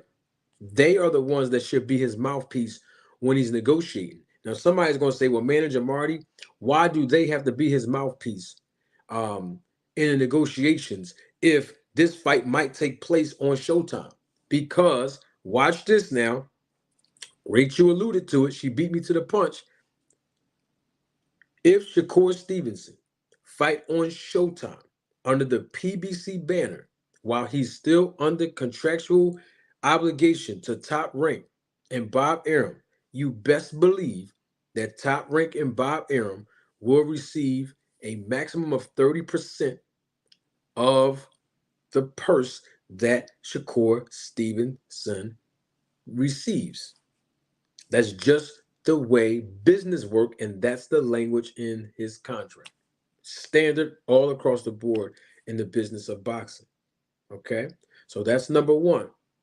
The second element, since we're talking about representation, is that Jay Prince represents Shakur Stevenson as his manager. That's 10 to 33 and a third percent of his purse going through management. So now we got management getting 10 to 33 and a third percent of the purse from this fight. Then we getting another 30% being extracted from his purse uh, if he fights Frank Martin on another promoter's platform and or card, right? We already at a minimum of 40 to a maximum of 60% of Shakur Stevenson's purse just to fight Frank Martin. It's not worth it. Now, he was fighting Devin Haney, and all of those elements were involved. It kind of will make a little bit more sense because he'll get paid way more money fighting a Devin Haney than he would Frank Martin. And that's only because of star power. That's only because of the beef that has been brewing between these two young men in Devin Haney and Shakur, and that's always, of course, because Devin Haney has majority of the belts in this division. Of course, he would have to get paid more just for that fact alone, because a percentage of each belt, excuse me, a percentage of his purse for each belt that he is wearing and representing will have to be paid to the sanctioning bodies. All right. So I just wanted to put all of those things in perspective before we go hear Shakur Stevenson say, "Hey, I reached out to um, Frank Martin in the DM, offered him $1 million, and he ducked me." We have to understand all the elements and dynamics involved before we rush to say Frank Martin ducked Shakur Stevenson. And just based off the facts I said just now, reiterating what Rachel said and some of the things that Kamal said, we can just conclude right now that because Shakur Stevenson is not a promoter, he is not a representation of a network. He doesn't have the monetary resources to offer anybody anything unless it's coming out of his own pocket. And I can assure you that that would not be good business sense of Shakur Stevenson if he's taking a portion of his purse to pay Frank Martin. A portion of his purse will go to obviously the offices of Jay Prince as his manager, the minimum of 10%, maximum of 33 and a third percent. And don't let him fight on PBC's card or Showtime's network. Then 30% of that will go to Top Rank and the offices of Bob Arum. So let's be clear on that. Rachel, Rachel's back. Yeah. No, really quickly before my phone call begins. I'm reading it out to you. I pulled it up real quick. Rights, which is term number 2. Fighter hereby grants blank, I'm not saying who this is, the sole and exclusive right to arrange the promotion of all professional boxing matches in which the fighter participates during the term. In accordance with the terms thereof, fighters agree that during the term, a fighter shall not engage in any boxing match other than the bouts arranged by blank under this agreement. And B, this is interesting, neither fighter nor anyone acting on fighter's behalf shall negotiate for nor contract for fighter to engage in any boxing match other than bouts arranged by blank under this agreement. And blank shall be the exclusive owner of all rights and to the bouts in all the media throughout the world in perpetuity. So there you go. If you want to break that down, what I said, but I just wanted to read that right straight from a contract on what rights the promoter has and what rights the fighter actually gives away and what they can and can't do in regards to fighting, promoting fights, negotiating fights, or signing of fights. Very, very clearly read by Rachel. That is a real live contract. Right before you got on here, Rachel, I don't know if you heard me, but I basically said uh, just a small piece of that in a nutshell, that that's standard all across the board in the sport of boxing when we talk about the language of contracts. I literally just said that right before you came on and Oh, read did that. you? Yeah. Yeah. Yeah. So I pulled it. I just pulled one of the first ones up. I searched it in my box and just put promotional agreements and this is standard for all most of the and mind you, I've dealt with Gary Shaw, I've Top Rank, Golden Boy, Yep. PBC, Tekken Promotions, some in the Philippines as well. Like I'm not telling you which ones these are. I'm not telling you what promoter this is, but I will tell you this is a standard across Yep. the board for the promoters to say you cannot arrange any fights without me. Yep. I just said it's standard across the board, Yep. and even when I said that, Rachel, we're still going to have haters that are detractors of mine that's going to still say I'm a fake manager. This is interesting, Rachel. Oh, we had one on here earlier that I was watching him and he was like, "You guys have never seen a contract." I'm like, I just have to put promotional agreement in my email and it'll bring up numerous different fighters promotions Yep. agreement for their fight agreements and everything. So I just figured that that would be very clear that neither fighter nor anyone acting on fighter's behalf shall negotiate for nor contract for fighter to engage in any boxing match. So what Shakur did actually was he was trying to negotiate, and for Frank Martin, as long as he understood his contract, he cannot accept Nope. Nope. At all. at At all. all. At all. They didn't even go through any of the proper channels. Nope. A DM on Instagram, that's not how fights get made in this business. Not by two fighters. And then none of the you mean to tell me these guys got representation? They have promoters that they're signed to under contract. That's not how this thing works. Exactly. And like we said, like what do you have in your pocket? What do you have in your pocket that you're actually offering me? Blank shall be the exclusive owner of all rights in and to the bouts. So that Yep. means that you don't even have the rights to promote your own bout, dude. Like you signed it over to your promoter, whether that's Top Rank, Golden Boy, PBC, whoever. You can't just go out and make fights. If that was the case, don't you think all these fighters would have done it by now? That But is they have to correct. be a free agent to do that. That is correct.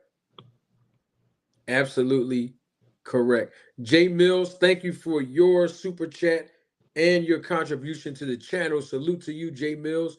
Jay Mills says, praise God, big respect and apologies, Rachel Donier. I think he's spelled your last name wrong. I think that's where the apologies come in at.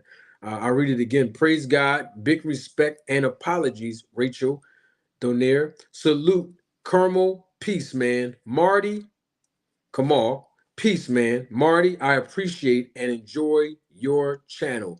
Thank you so much, Jay Mills, for your support, man. Really, really appreciate it. We're here talking about the Frank Martin versus Shakur Stevenson debacle. Um, Let me bring my guy Carl Brown in before we start getting on to the topic at hand. Of course, with this whole Terrence Crawford and Errol Spence situation where we're hearing that Errol Spence somehow, some way, I don't know how or when, but he agreed to the terms to fight Terrence Crawford at 147 pounds. That's what we are hearing. Don't know if it's true or not. But before I let my guy Carl Brown on, let me get this super chat. Again, I'm waiting for this thing to this. I don't know what's going on with my not letting me what's the name here? Now let me put it on the screen. Hold up.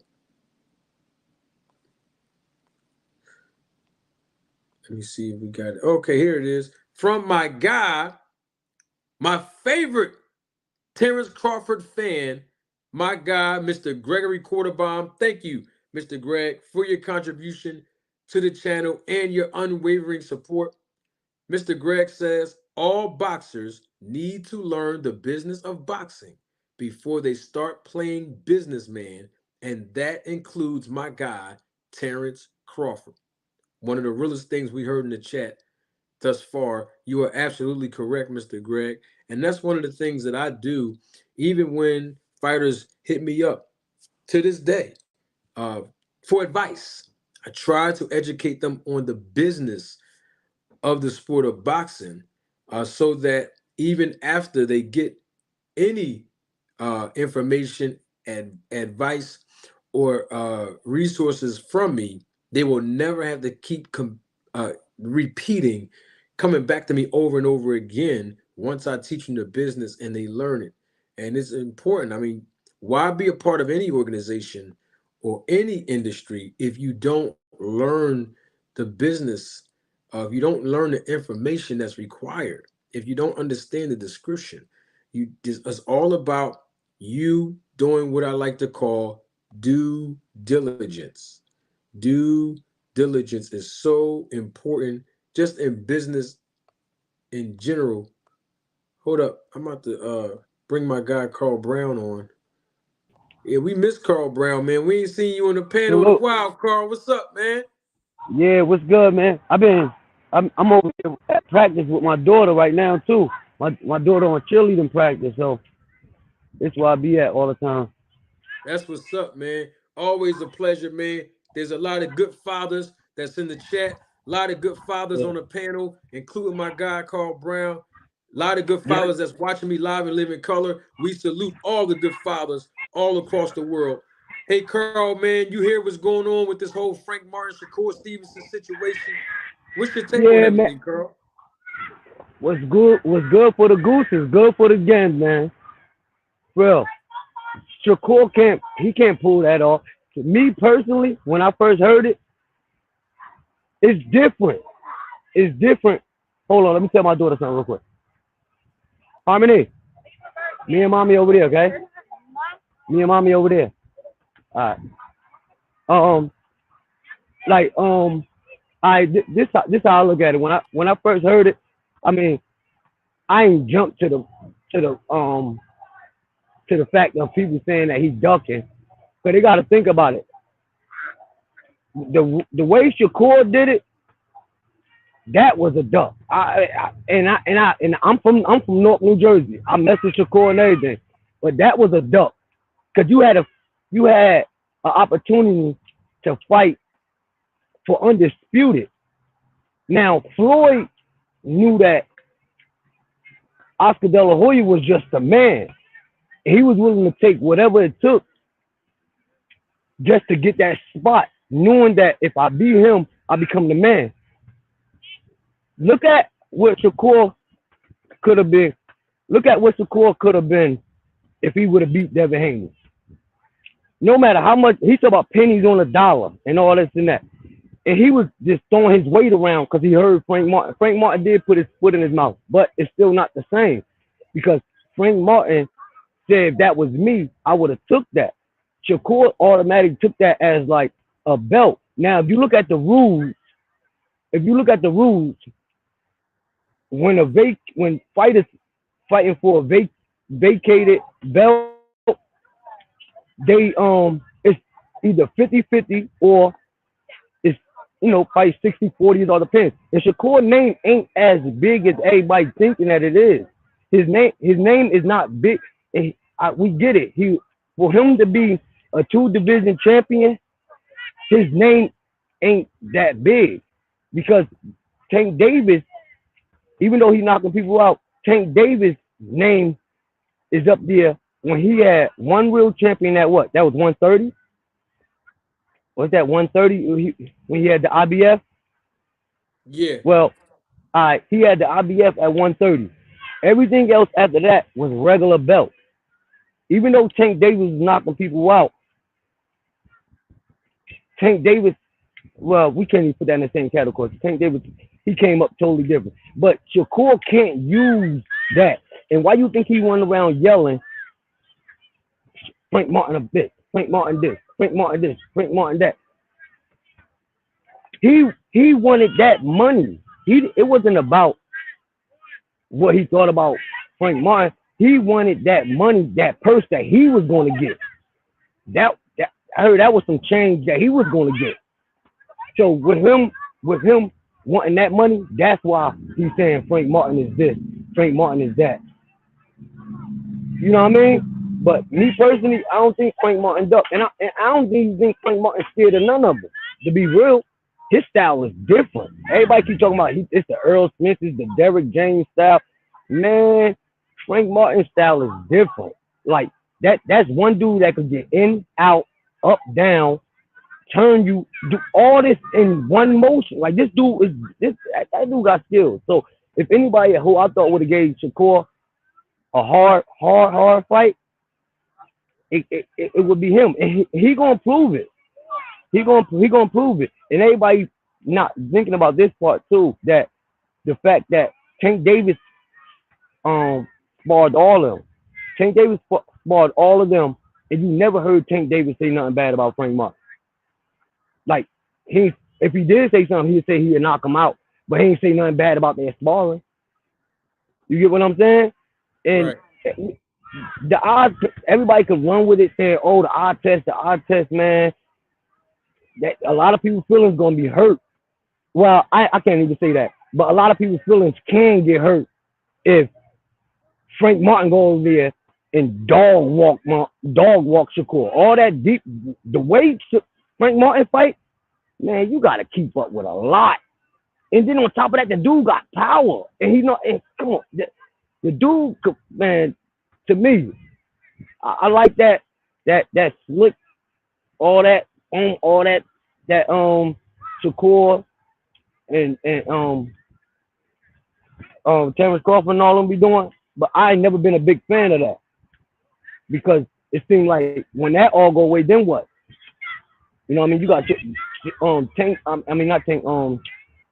Frank Martin showed that he, damn, because I can't look at everybody looking at that last fight, but Frank Martin showed that he is on another level, and he ain't even touch where he really gonna be in a couple of years. But his style is difficult to mess with, real difficult to mess with.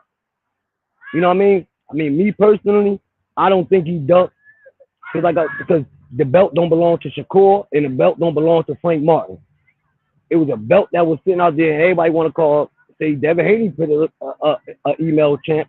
So then they got to look at it. Whoever would have won that fight would have been an email champ. I mean, my whole thing is that man ain't ducked. I don't even care if he had a bigger fight or if he didn't have a bigger fight lined up. It's a big picture. Shakur acting like something that he's not. And we all know that. You know what I mean? Yeah. Yeah, but that's how I look at it. I don't me personally, I really don't think Frank Martin a duck. Any last one of them. And he will be, and remember, I'm saying this, and I want to touch on another thing too, but I'm gonna wait till, you know, we jump on that topic. But man, all I'm saying is Frank Martin, he ain't gonna shock people like me. Cause I know what I'm seeing. But he gonna shock a lot of people if him and Shakur Stevenson do fight. He gonna shock a lot of people. And one thing everybody keeps overlooking, Shakur, he don't like body shots. He don't like, and we none of us can sit right here and say that Frank Martin ain't a good body shot. I mean, don't good body shot. From angles, everything, in and out.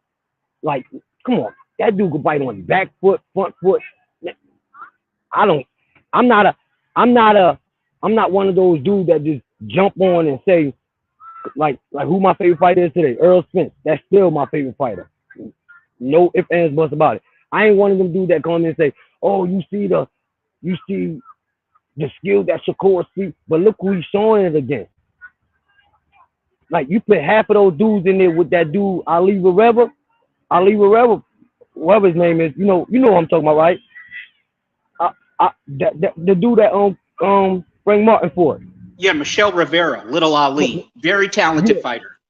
Now, and this for real. You put, I'm gonna say, Oscar Valdez, you put any one of them dudes that Shakur Stevenson fought in a ring with Michelle Rivera. I mean, Michelle Ali, you know what I'm talking about. And 9 times out of 10, Ali will win. That's just how I see it. I look at it from different. I ain't never been on no bandwagon. I ain't never gonna be on the bandwagon.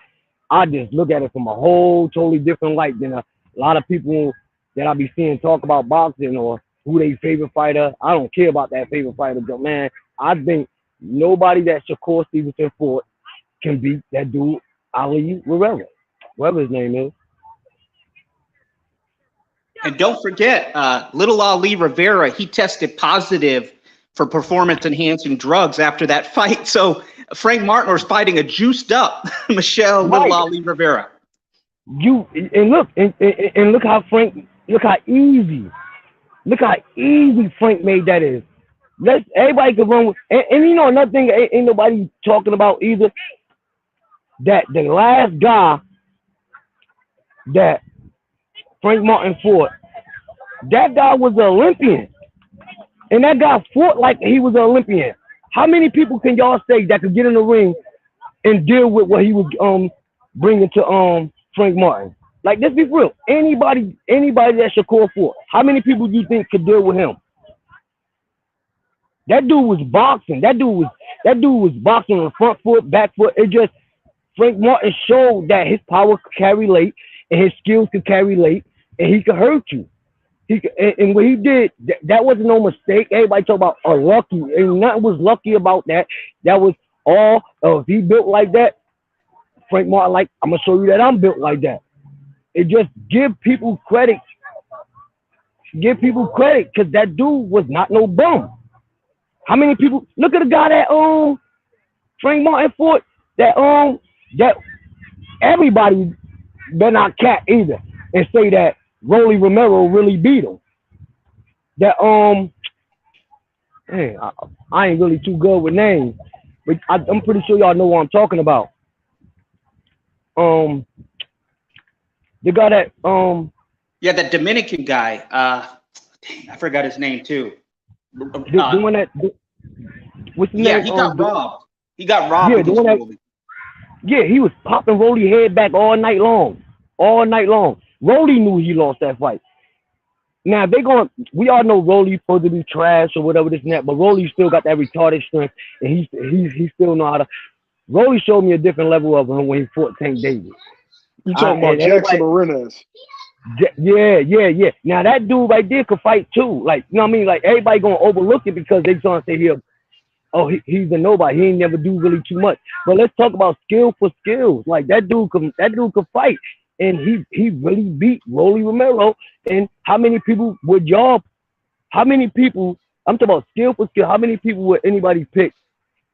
No, I think Oscar Valdez probably knock him out. But how many people can y'all pick? Just them two people right there that Frank Martin fought against anybody that Shakur Stevenson fought. Anybody, like any one of them. Like, I mean, that's Shakur Stevenson fought some guys that can go. Like Robson Kaseki can go. Jeremiah Nakatila, he can go. I think dudes get like misconstrued. Nakatila. He just got knocked out by Muratalla in like 2 rounds or 3 rounds, wasn't it? Yeah, but then he knocked out Burchell. He can fight. Burchell wasn't the same after the Valdez fight. It doesn't matter. Burchell can fight though. He can crack you, man. Burchell can crack. Bro, just because you lose don't mean you can't fight. No, I don't even go about stuff like that. For me, I just feel like Burchell is like I just think he's just a power puncher. Like, I don't see nothing like really special. Like, he really ran into that shot by Oscar Valdez. He ran into that. Like, he did everything that Earl Smith did with Terrence Crawford. Just kept running into shit. Just running and running. Like, he kept coming, and he wasn't doing with no skills. If I'm using the logic that my man just used, who just spoke, that means Jackson Arenas can't fight because what's the kid? What's the dude that he lost to? Richard Comey. Richard Comey.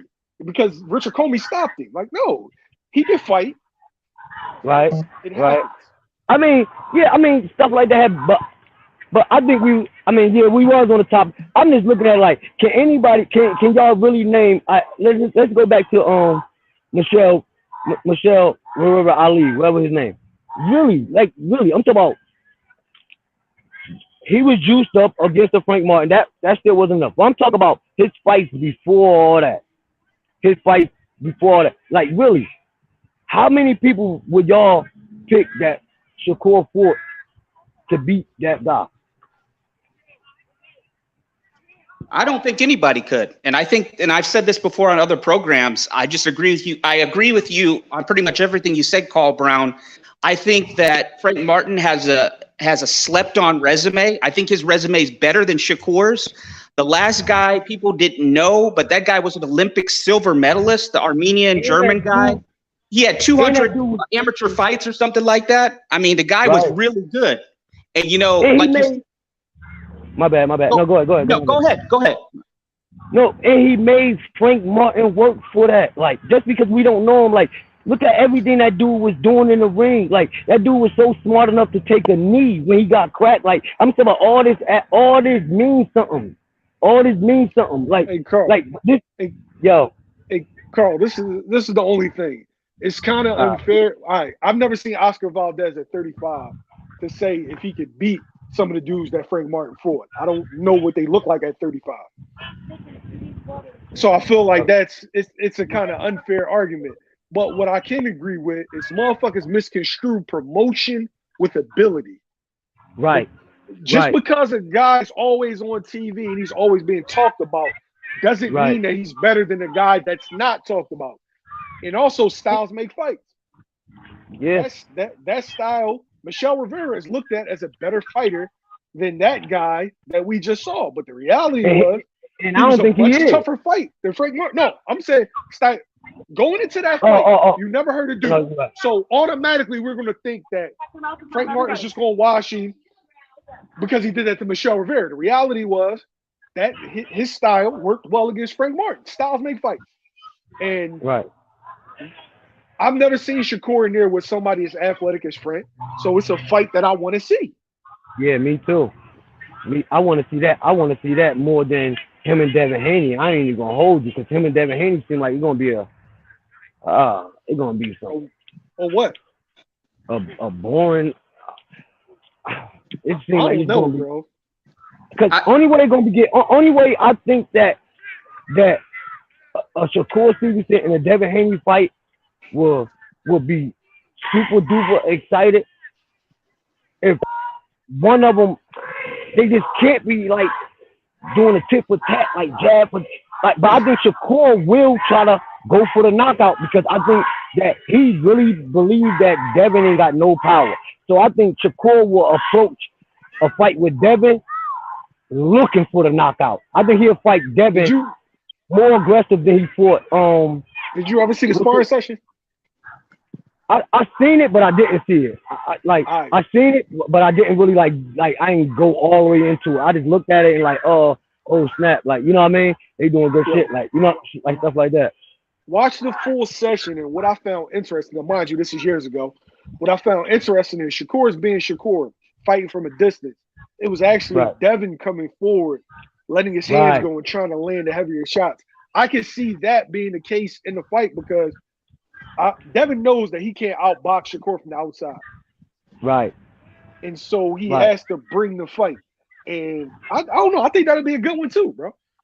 I think I really like, it all depends how that would be one of the fights like, damn, that fight would be good based off of like, I mean, both, I don't know, because when both of them want to play the back foot, they can play the back foot. When both of them want to play the defense, they can just do that, yeah. But usually when we in boxing, you got to have a different style I just don't see them two styles being a straight up crazy exciting fight. I agree. Carl, I agree with you. I think it'll be a fight for boxing purists. Right. Like Shakur and Devin will be a great fight for boxing purists. But for a casual fan, I just don't think it'll be great. It'll be, I think you have to put those two with other styles if you want to, see a lot of stuff for casuals. But the two of them in the ring together would be great skill. It won't be pleasing for the eyes, I think. Either of them against Tank Davis, much more entertainment value. And I agree with you, Carl Brown. I wanted to say, man, I agree with you on Shakur. I don't think he is commercially as big as he thinks he is. Has he sold out the Barclays like Danny Garcia has? Has he done the big arena at the Madison Square Garden? Yeah, the guy has done well at the Prudential Center. But again, to disrespect Frank Martin and act like he hasn't fought anybody, that 25% wasn't insulting for a guy. We just mentioned his last two fights, even the Marinez fight. Frank Martin's been built tough. He's gone into the lion's den. That guy, he had that guy running, that Armenian guy in the last round. That guy was literally running from him. He was running and he had to take a knee. I mean, the guy was getting knocked out, and he was skilled. Look at the shot. Let's be real about it. Because he was catching Frank Martin with some when he realized, because I ain't gonna front. I'm a fan of Frank Martin. But during the fight, I want to say I think it was like the fourth or fifth round, no lie. I said, if this dude pick up on this uppercut early, I said, oh man, he messed around and hurt my man Frank bad because he picked up on that uppercut late. He picked up on that uppercut because he started catching Frank with that uppercut, and the way he was.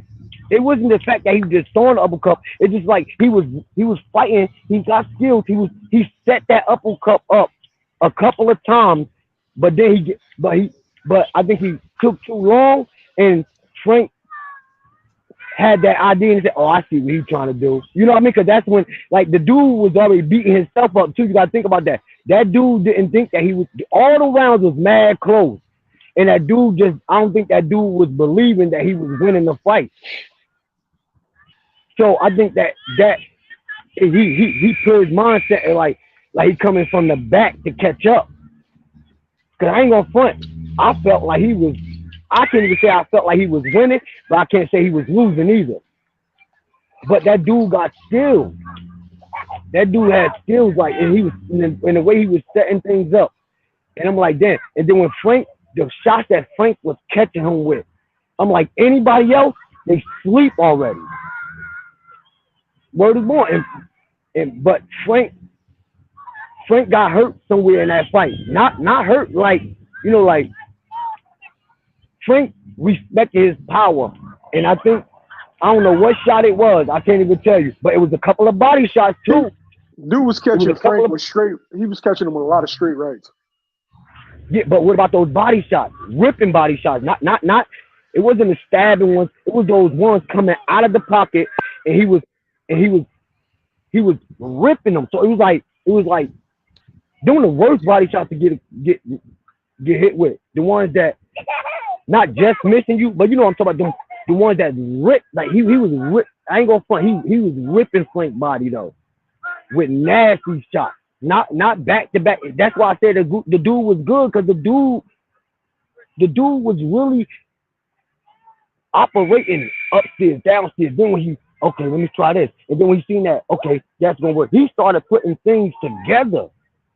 It just Frank could pick up on. Frank is good. I mean, I don't care what nobody. Frank good. And a lot of people ain't gonna give Frank his credit because Earl Spence lost. They looking at it like it's the Derrick James camp. Like, I don't know where these new boxing fans come from, man. But they that's the Derrick James style. Like, Frank don't fight nothing like Earl Spence. Jamel Charlo don't fight nothing like Earl Spence. Earl Spence don't fight nothing like Jamel Charlo. Y'all get the picture. You know what I mean? So just to bring it back home, with regard to these two guys, we look forward to both of these guys, hopefully fighting. If they do, they do. It looks like they won't. We don't know what the future is going to hold with both of these guys, Frank Martin and Shakur Stevenson. But the way Shakur Stevenson was talking, he kind of took this onto a different path, like outside of boxing. The thing about it is that Shakur Stevenson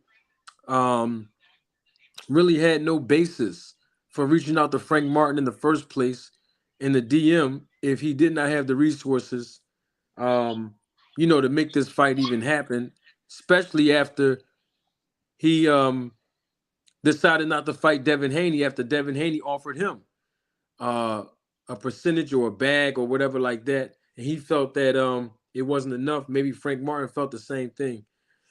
With this being said, we got YSM Sports Media here. I would like to give him the proper introduction that he deserves. YSM is here. Y'all know Carl Brown is here. My guy Kamal Oz is here. We got four people that understand the sport of boxing. Now let's talk about Terrence Crawford. Terrence Crawford, according to, I guess, people that say that his friends deserve credibility, according to one of his friends' tweet, and I think his friend did an interview stating that Terrence Crawford wants Errol Spence to fight him at 147 pounds, even though we all heard Errol Spence say for years he can't make the weight before this fight. And we also heard Errol Spence say at the post-fight press conference that he want this fight to be at 154 pounds, and I'm referring to the rematch. Speaking of the rematch, I wrote the tape back on Bud Crawford when he was at the same post-fight press conference where he was asked about the 154-pound fight between him and Spence after Spence said what he said in the rematch, and Terrence Crawford said, it's all good. We can fight at 154 pounds. He has no issues with that. And now we're hearing Terrence Crawford's friend say that, hey, let these guys fight at 147 because that's what Bud is telling Errol, that he wants this rematch to be at 147. I'll start with you, YSM. This is what we're hearing. We haven't heard Bud Crawford himself tweet it or say anything about that. But, I mean, what's your take on it if they do fight at 147 pounds in the rematch? Yo, all right. So I feel like it's a lot to unpack. I'm a guy that gets a lot of flack for standing on business, just like you do, Marty. I believe in, I believe in participating in good business. I believe in conducting good business, and I believe in business principles. But right here, you have a slippery slope because Earl Spence made a whole bunch of concessions so this fight could happen. And he went against his management, his representation, in my Marty voice, to make this fight happen, to give Crawford the things that he needs in order to give boxing what it wanted in the undisputed bout between two great fighters. And I think it was the biggest mistake that Earl could have done because you have representation for a reason. And just because you stand on certain principles, that doesn't mean that the other person does. I felt like Bud finessed him. He lured him into a state of comfort. And now when Bud got the leverage, Bud is flexing that leverage. And let this be a teachable moment for every young fighter that just wants to make the fight for the fans and not listen to their representation, not listen to their manager, advisor, whoever. When they tell you when you the A side, you have to flex the A side or the A side will be used on you. And this is one of those situations. No matter how much Earl Spence conceded to make that fight with Terrence Crawford is under no obligation to do the same for Earl Spence. But at the same time, he's showing you what kind of character he has. And he's not doing anything illegal or anything like that, but he's showing you that the kindness that was shown to him will not be reciprocated. That's my thoughts. Very good point, man. I mean, Kamal Oz, we've seen this happen before where Errol Spence Jr., he has been so gracious. You spoke on it on BFTB's panel last night. I was on the panel with you. We alluded to the fact that Errol Spence is the one that really made this fight happen in the first place because he was just so gracious. Yes, he was anxious and desperate to fight Crawford because he believed in his heart that he can beat him, number one. And number two, he wanted to be undisputed. And he basically got finessed because obviously Crawford did play on the emotions of Errol Spence, knowing how bad he wanted this fight. Bottom line is that Errol Spence acquiesced to all the demands of Terrence Crawford in the first fight. And here it is again. We're hearing that he's acquiescing again, that he might just go ahead and concede at 147 pounds. I mean, what is this all about when it comes to Bud Crawford doing this stuff, Kamal? I'm going to echo a lot of what YSM Sports Media said. I think that Errol, and this is why, despite Crawford winning the fight, he doesn't have more fans than Errol Spence. He's not, he thinks he's going to get a Canelo fight. He's absolutely delusional. That's not happening. And he's not some big draw because he beat Errol Spence. And I think that Errol is such a stand-up guy. He's so honest. And that's part of why he has such a big fan base, because everything he said from the jump, he did, even to his own detriment. And Crawford, let's be honest, outside of Errol Spence, after his top-ranked contract ended, he was irrelevant. He was only relevant because Errol Spence was making him relevant. So Eddie Hearn at DAZN said, we're not going to sign him. We've got nothing for him. He's a great fighter. Bob Arum, his old promoter, said, I could build a mansion in Beverly Hills with all the money that I've lost to him. So Bob Arum decried and talked about his market value being low. PBC, despite all that, they did try to sign him initially to a 3-fight contract with Keith Thurman. And I believe Errol Spence was going to be a joint pay-per-view. Then they were going to have 2 fights against each other. He declined that. And Errol, despite the warning signs, the disrespect that Crawford publicly leveled on Errol Spence, and his team leveled on Errol Spence, calling the man a drunkard, insinuating that Errol Spence and Al Heyman had some kind of sexual relationship, being very disrespectful. You know, that video that he shot in the ocean saying, Errol, you can hide in the ocean because your bitch ass is hard to find here, something to that effect, excuse my language. But he and his family really just did personal attacks on Errol Spence. And Errol was just such a man of his word, so transparent, and Crawford and his team definitely used that against him. I was calling when I was on other shows, other panels for over a year from when the fight happened. I was calling for actually not over a year, excuse me, for after 6 months of the negotiations. I was saying Errol should move on. It's clear that he can't make 147. He's hurting himself to do this. Crawford ghosted him in the negotiations. He's fighting David Avocado, which nobody called for on BLK Prime. He's lying about the conversation that live that Crawford did where he tried to explain why he's fighting Avocado was full of lies and hearsay. Crawford, if you looked at his face, he looked like he was being held hostage, like he was reading from cue cards. The guy's just dishonest.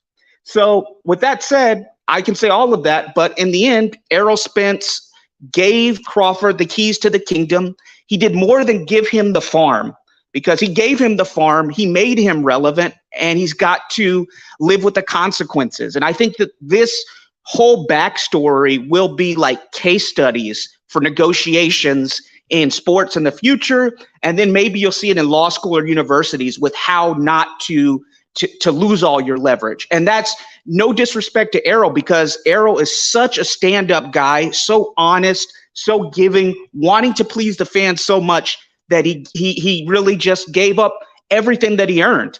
He was Thanos collecting those 3 belts. He went through the ringer fighting Yordenis Ugas, who beat Crawford twice in the amateurs, who Crawford didn't want to fight in the pros.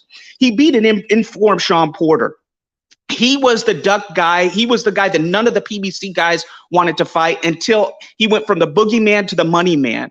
And he gave all that up against Crawford. Now, in the rematch, we all heard Crawford in the pay-per-view. He thanked Errol. He said, this wouldn't have happened without you.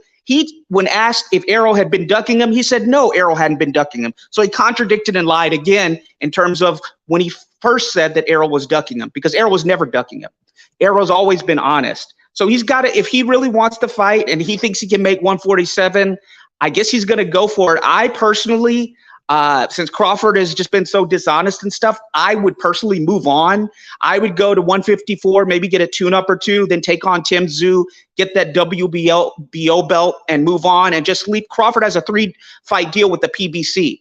He's holding the belt at 147 hostage. He's saying he's not going to fight Jaron Boots Ennis. And we know the IBF is the one belt organization that doesn't play favorites. They stripped Canelo.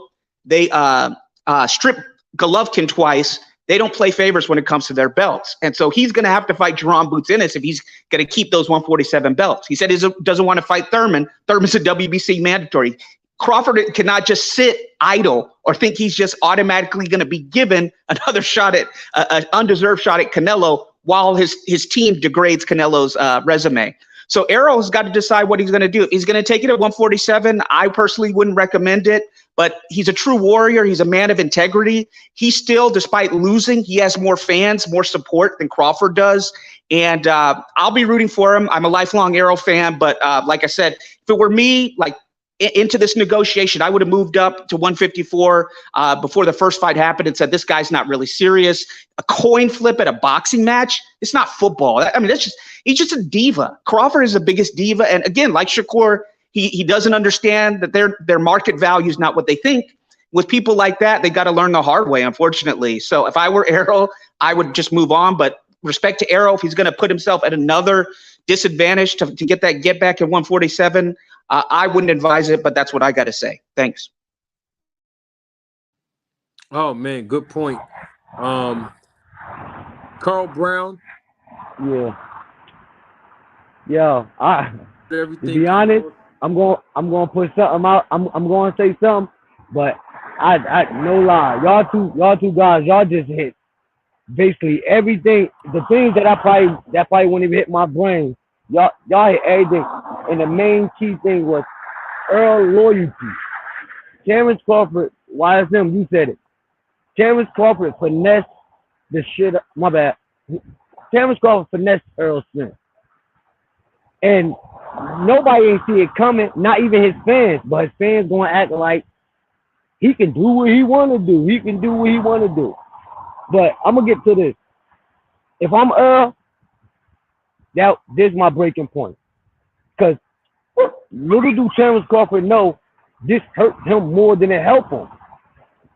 Just by it, only if Terrence Crawford said it, because we heard it from, well, anything come from over there, you know what I mean?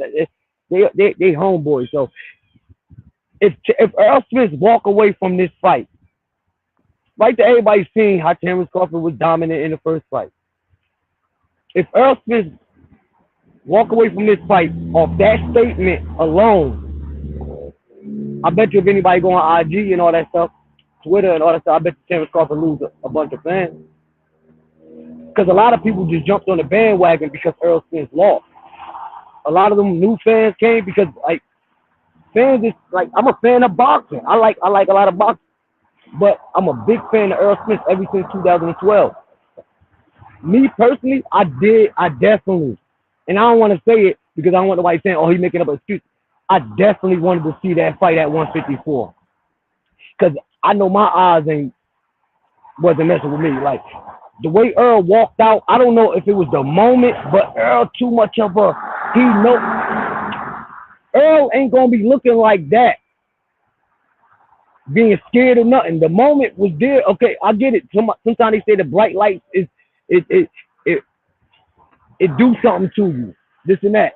But that walk that Earl, even when Earl tried to play it off when they was introducing his name, and I'm looking at him like, dang, yo, he know. But I really believe that Earl thought he didn't think Terrence Crawford was like that.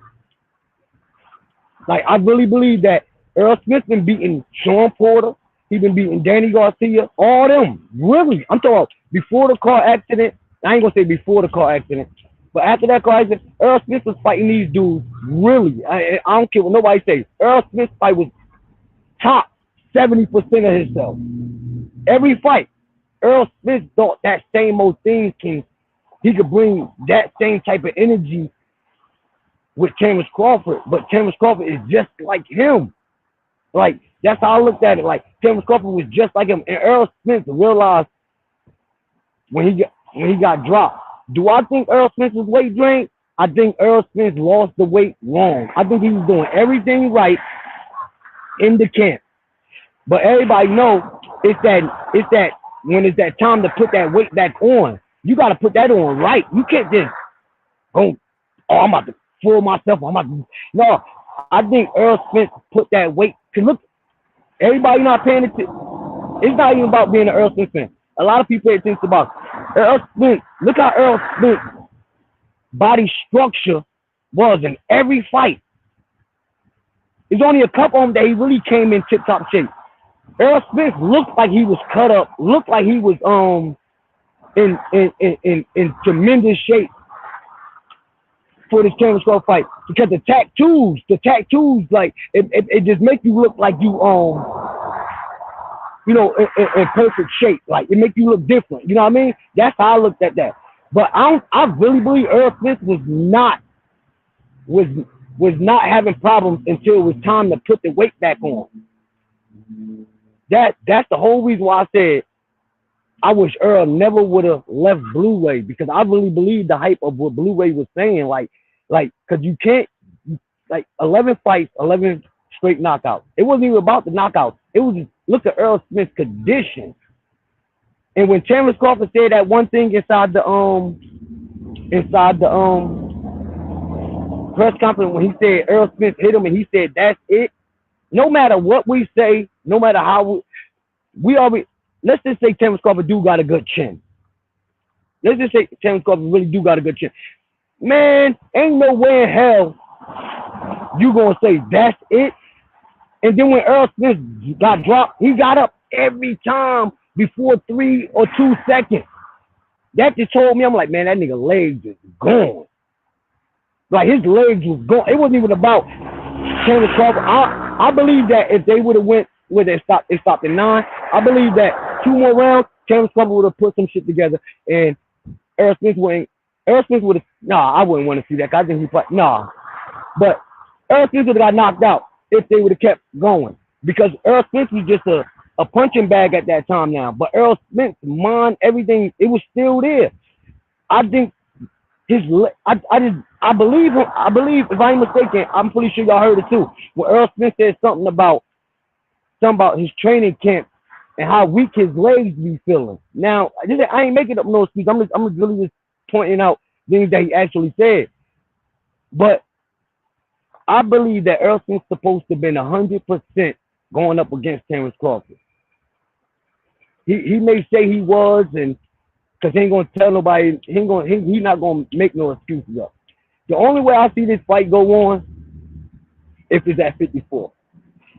If it's at 147, fuck that money. Fuck that. My bad for concussion, but bump that money, man. Like I'm too much of a fan of boxing to see any boxer go through that. Like even if it was Bud. Like, cause I don't hate Bud, I just don't like the things that Bud be doing. I don't like the moves that he makes. Like I really don't. I don't like no moves that the dude makes. And if this true about it's gonna be 47 because he ain't gonna because I want him not to take it. That gonna make Earl Spence take it. And with us knowing what we seen and how he been carrying and stuff, that gonna make Earl Spence take it. Terrence Crawford had a pre-camp. Terrence Crawford took this serious. Earl Spence took this serious, but Earl Spence really believed in his heart that he was the bigger guy, the stronger guy. I'm bullying you. He didn't know that it was another nigga out there just like him. Hey, you know what I mean? Funny thing that you say that, right? You said Earl was the bigger guy, and this is what I don't think people were taking into account. You got a man that's growing into the weight class, and you got a man that's melting himself down to stay at the weight class. Like look at Shakur Stevenson and Gervonta Davis, right? Shakur Stevenson, this is his 3rd weight class, and he just said, "Oh, I just couldn't make the weight no more." And then you got Devin Haney that was melting himself down to stay at 135. You can only stay at weight for so long. Like Earl's been at 147 for 9 years? Marty, am I right? Is it 9 years? Yeah, his entire career, his entire boxing career, so professionally. You can only you only can strip away. You only can go to the well, but so many times before it comes back dry. And as fans, they hear like 147, oh, you made the weight. But I still have to go out and perform. And these dudes don't walk around, bro. If everybody think that Earl walks around in the 50s, he don't. Does he walking around in the 60s? He doesn't. Earl walks around in the 80s. A lot of these dudes that start off at 147, they walking around in the 80s. When they in the gym, tip top shape, they in the 70s. But it's a gradual process stripping it down. And some dudes don't strip down the right way. You got some guys that don't eat. You got some guys that, take it all off at one time or wait till the last minute to take it off. So no, this fight should not be at 147 pounds. It should be at 54. Earl shouldn't have stayed at 47 as long as he did, but all of those things are Earl's fault.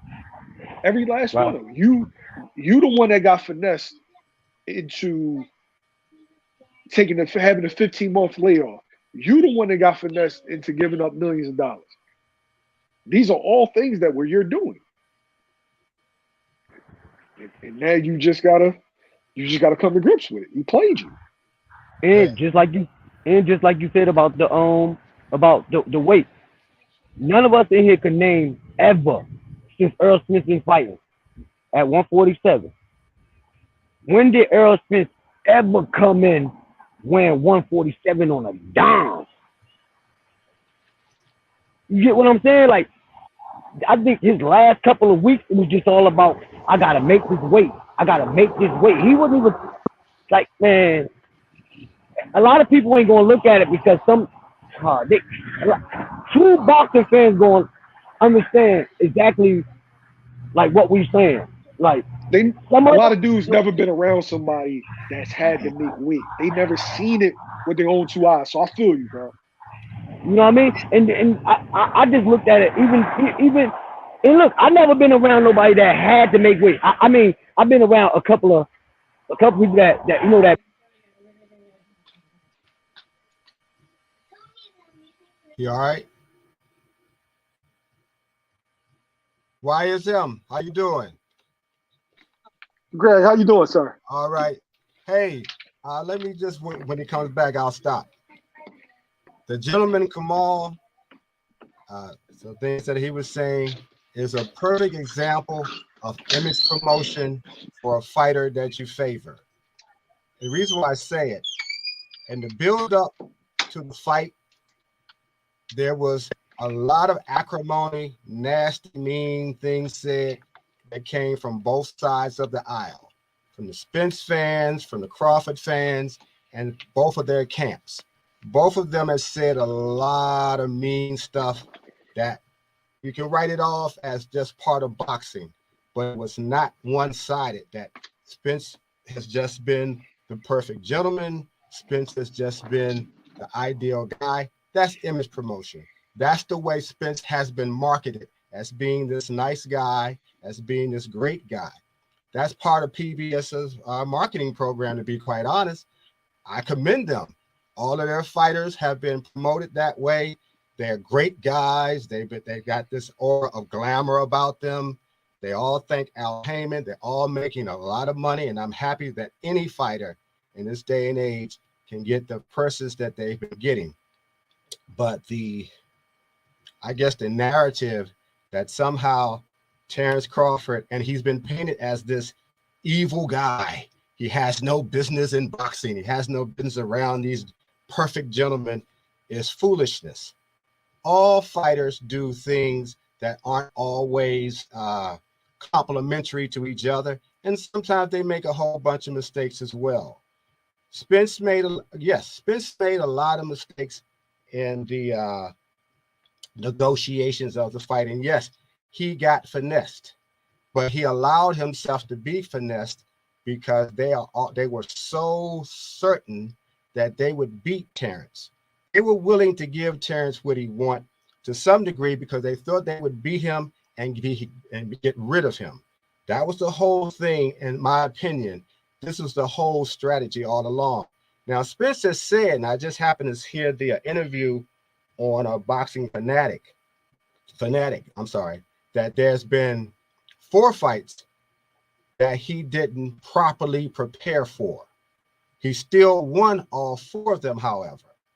So, and I remember saying that he had done it before if he had come into this Terrence Crawford fight not fully prepared. I said he had to have done this before, and basically listened to that interview, and it was his words. He has done that before, but he's won. So we all look past that. Now, as everybody know, I'm a Crawford fan, and I'm a critical fan, be it of Crawford, of anybody else as well. So I'm not just rah Crawford.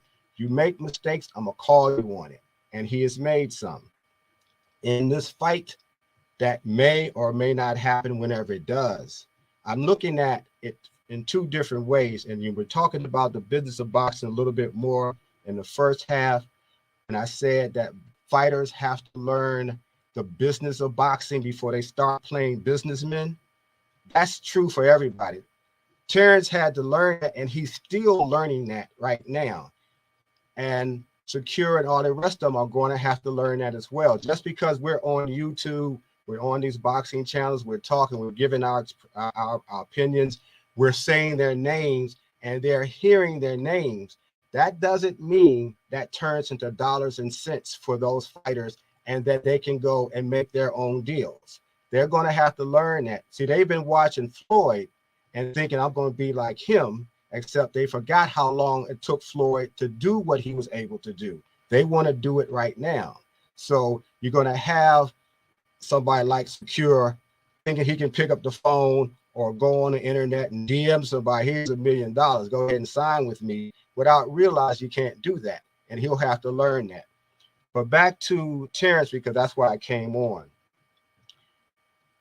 Fighting at 147 is going to, yes, it's probably going to hurt Spence if he can't make the weight properly again. But it also gives him a chance to get what he actually wanted in the first place. He wanted to be designated as undisputed. Both of them really wanted it. Just one decided that they would give up more to get it. And that was Spence. He allowed himself to get finessed. This wasn't that he didn't see it coming. He just thought he would still win. And he didn't. Now, we're at the rematch. The rematch was supposed to be, and if I'm correct, if I'm wrong, somebody please correct me. Both parties could ask for the rematch, and the winner could decide whether it would be at 147 or 154. Yes. The loser could activate the rematch. The winner picks the weight. Yeah. Right. That's right. I'm sorry, I just said out of sequence. So since the winner could decide which weight it was going to be, that was in the contract. Now, I did hear Bud say, just talking, it's hard for me to make 147. I could go up to 154, et cetera, et cetera. So I'm not going to say he didn't say that, because he did. But I also had to look at what else was going on, because I always look at the bigger picture. I don't think when that fight happened, the Canelo Charlo fight had been announced. Unless it's had, please tell me that as well. I don't think it had been announced yet. I believe Bud was always going to beat Spence in the first place. I said that last year, and very easily. And whether it happened this way or that way, I always said it was going to be easy, and it was. But I also thought, and I really thought, that Bud would get a chance to fight Charlo. And I think that's what he thought he was going to get a chance to do as well, because Bud only has, in my opinion, 2 to 3 fights left, period. So he's trying to get as much money as he can for those last 2 or 3 fights that he's going to have. And his career is going to be basically over with, or he's going to retire, he's going to stop fighting, etc. So if Bud gives up his belts right now at 147 to go up to 154, let's say he wins. Where does he go then? Let's say Spence beats Bud at 154. Spence has already been designated to be as the number 3 in the WBC junior welterweight division. Bud has no designation. If he goes up to fight at 154, he either is going to lose one or all of the belts by being stripped of them, because Boots is already designated the mandatory. So he'll have no belts. Those welterweight belts will more than likely quickly come under the control of the PBC, who really doesn't want Bud. Let's not pretend they do. They've never wanted him. And Spence will have an opportunity to probably compete either with Tim Tszyu for a belt, or fight somebody, whoever is next, or whoever is first on the WBC.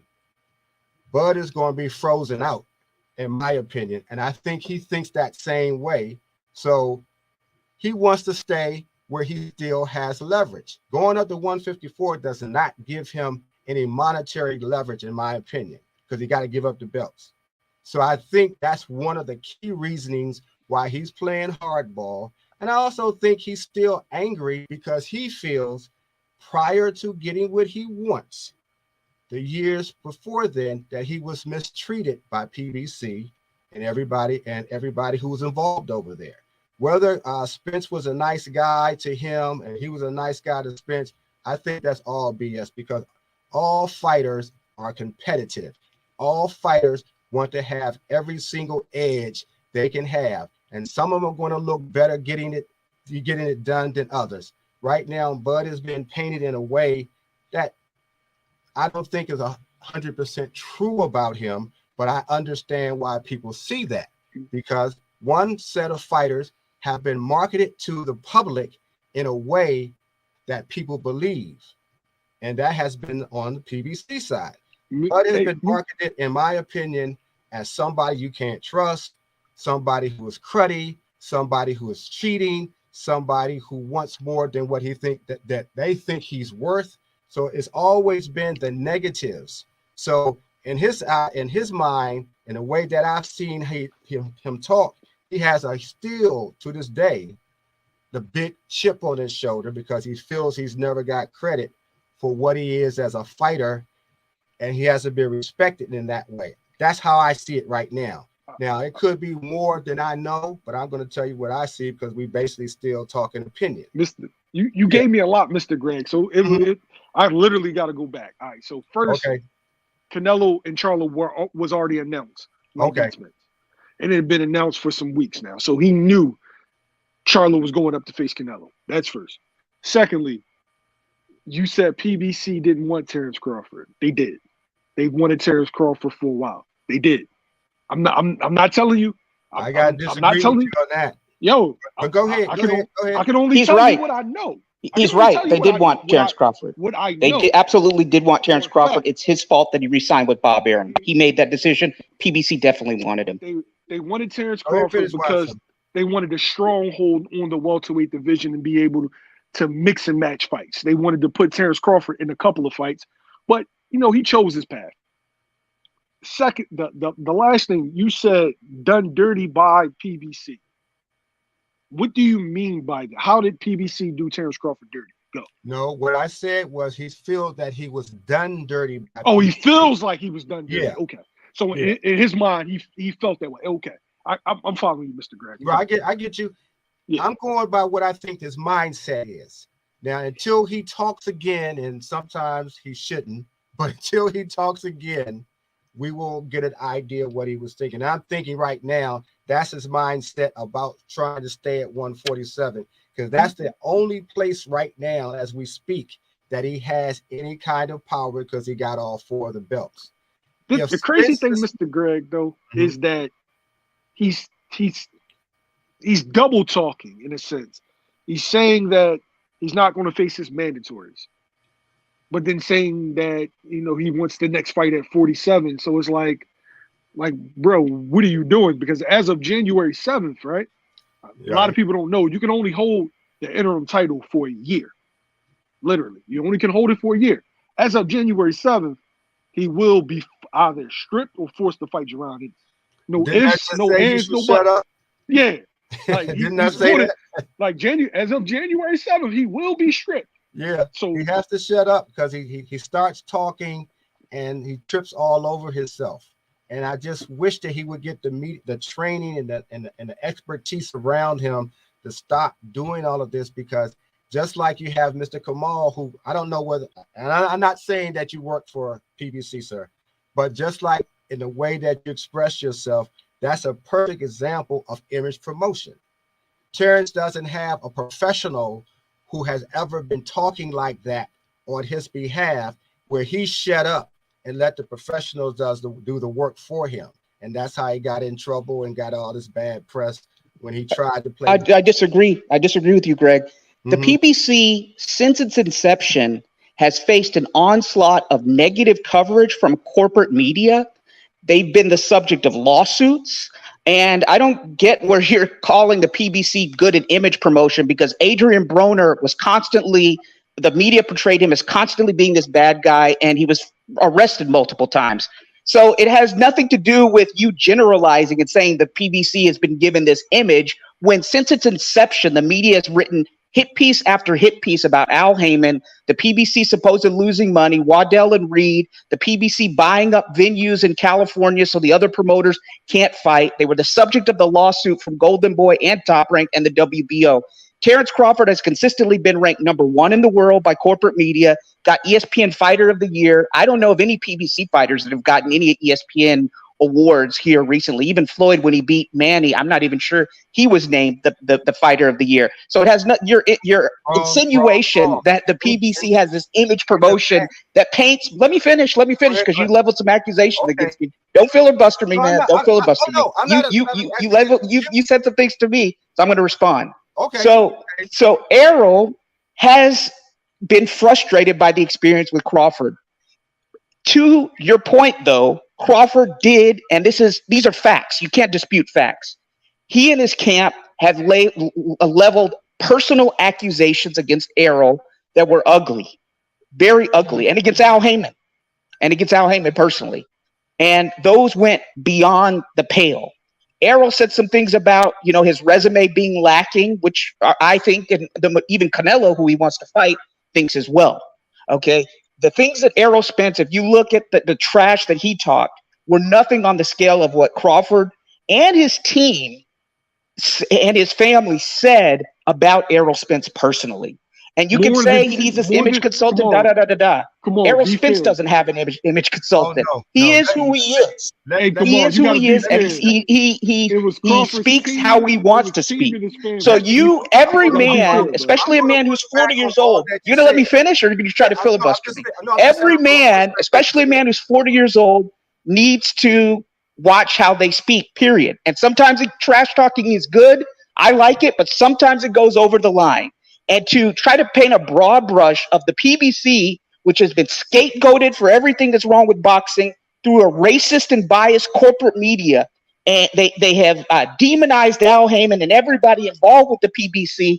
Anytime a big fight is not made and a PBC fighter is involved, the corporate media has blamed the PBC. The only entities that give the PBC a fair shot are actually on YouTube. So you're labeling stuff, and you're talking about a nearly 40-year-old man needing an image consultant or a PR consultant, and you're insinuating that all of the PBC guys have it. I can tell you, Wilder was demonized, and he still is demonized for trying to do what he needs to do. So that's just fake news, man. I mean, you can't just insinuate something or say that something is fact when it's not. When Adrian Broner specifically has been chastised and accused of horrible things in the media, numerous other PBC fighters have been, to include Errol Spence. They said some horrible things about him. It has nothing to do with what you're talking about. It's not reality. Wrong. Let me come down the line with you. When PBC got sued, why did they get sued? Why? You don't know. They got sued for a number of times. Which time are you talking about? What lawsuit was fake? What lawsuit was wrong? They got sued for stuff that they did. Period. Golden Boy, the judge didn't agree because Golden Boy lost the lawsuit, and Top Rank didn't go through with the lawsuit in the end. They got sued because Frank. Oh Lord, they got sued because they took all of the fighters from. Now that was Oscar's fault, but Al Heyman and I can't even think of his name now. Richard Schaefer. Richard Schaefer. Yes, Richard Schaefer got sued for what they did while they were over there at Golden Boy. That was Golden Boy lost that lawsuit. No, you realize that they lost one of the lawsuits. Golden Boy lost the lawsuit. One of the only lawsuit that they won against Richard was against Richard Schaefer, and a lot of those fighters were not even were Al Heyman fighters. They weren't even Golden Boy fighters. No, they were not. Al Heyman had to make a deal with Golden Boy. That's why they still got to promote those fighters. That's not true. That's fake news. That's not true. You're making up stuff, man. You've been making up stuff. You've been making up stuff. I've never come on this channel and make up anything. You've been spinning this whole time to say that PBC is about image promotion and this and that when they've been attacked in the media by a racist and biased corporate media that has always doubted the PBC, always gone after their fighters. That is a disruption of the facts. I let you talk, so let me finish now. Because I asked you, the lawsuits were legitimate lawsuits. So you're saying the lawsuit should have never been filed. It doesn't matter who won or who lost. It absolutely matters because that determines if it's legitimate. No, it doesn't, because a lawsuit, if you lose, you can go to court. If OJ go to court and get charged for murder and get found not guilty. Hey, See, hey, Greg, that's where you're wrong at. Mr. Greg, Lose. he lost. You lose. He lost. He had to settle with Bob. Correct. He had to settle. So that was the one that he. But see, you what can, I'm talking about is wait, Mr. they're Greg, you can saying say that these lawsuits shouldn't have happened. The I know, lawsuit but you can should have say happened quote whether you won unquote or that he lost. lost the lawsuit to Bob. But as far as Oscar, he won. Do you know what happened with the Bob lawsuit? Do you know? I remember the judge with saying details. I remember the judge saying to Bob, "You're right, but he's not a promoter." I mean, that's encapsulates what happened to Bob. Bob lost. They settled. They both won in that Bob. It was a split. They settled out of court, and that the reason why you have boxing on ESPN is because Al Heyman had a non-compete with ESPN, and that was what is the come on what is the judicial term? He removed the non-compete, and that's how Bob Arum got top rank on ESPN, and that's what the whole lawsuit honestly what was about. That's what he wanted. Well, it was part of it. That was part of it. That was Bob's I'm saying that was Bob's goal. That was his goal, YSM. But both sides, when the settlement, both sides conceded something.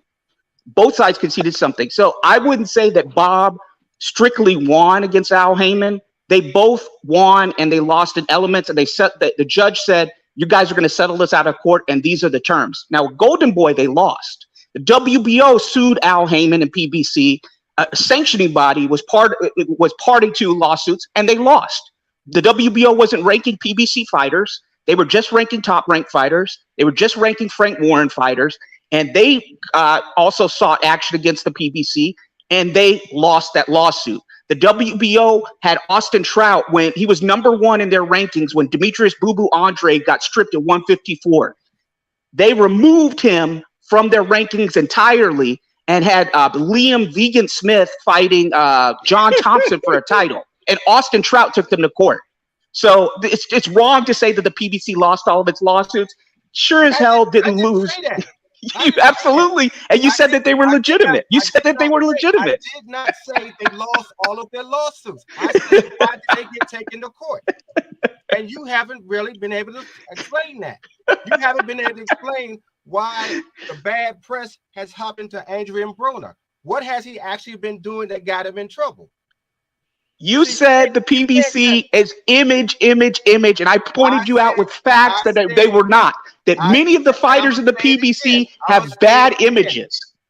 The PBC does very good for its fighters in their image promotion and their marketing and the aura of glamour that they give the fighters. That's what I've always said, and that's 100% true. They do. That is not. When you compare who has corporate media on their side, ESPN the top rank. Who's on these pound for pound lists? Very few PBC fighters ever make it on a pound for pound list. So again, who has more reach? Ring Magazine, ESPN. You're just making up stuff, man. You're making up stuff. You called the lawsuits legitimate. The lawyers against Golden Boy said they weren't. The WBO lost its lawsuit against PBC. Al Heyman and Bob Arum surrendered, and they both got something out of it. So again, you're just making up stuff as you go, man. It's just not. It's not reality. Crawford is his own man. He's almost 40 years old. He and his team have said personal stuff about Errol Spence, and other people have noticed it. It's gone way beyond it. That's it, man. My opinion. We're talking opinion. You're not talking facts. You're talking your feelings. That seems to me because you're not listening. Feelings are not the result of judgments. I'm telling you the result of court action. That's not a fucking feeling. It's a fact. Hey, come on. The reason. All right, hold on, guys. This manager Marty. Hold on. I want to be clear on something. I gotta put my camera up on this one. I have to be clear on something because this is the Roll the Tape podcast. I've heard what Kamal said. I've heard what Gregory said.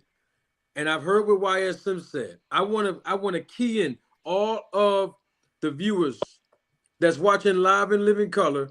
I need everybody to tune in right here because I'm going to show you how misinformation reverberates around the YouTube boxing community. And when it reverberates, it's hard for people like me who try to be as honest and fair as possible to get people to see what the truth is. Gregory, you triggered something in me, and what you triggered was a memory.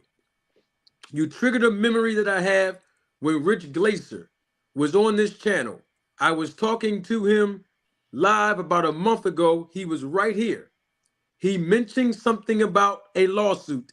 I'm going to roll the tape back to what he said now that we have YSM Sports Media here and Kamal, since we're talking about the lawsuit between De La Hoya and Al Heyman. It was alluding to what you said, but it was also alluding to what Kamal said.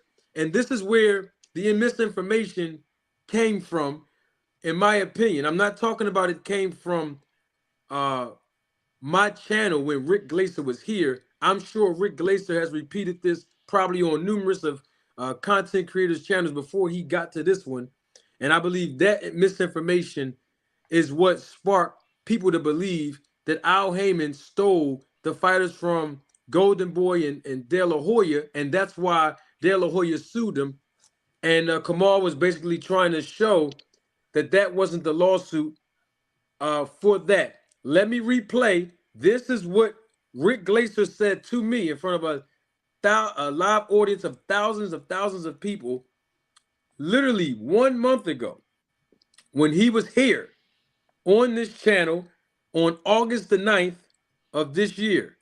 And this is what he said when he tried to tell me that, you know what, I'm doing way too much talking.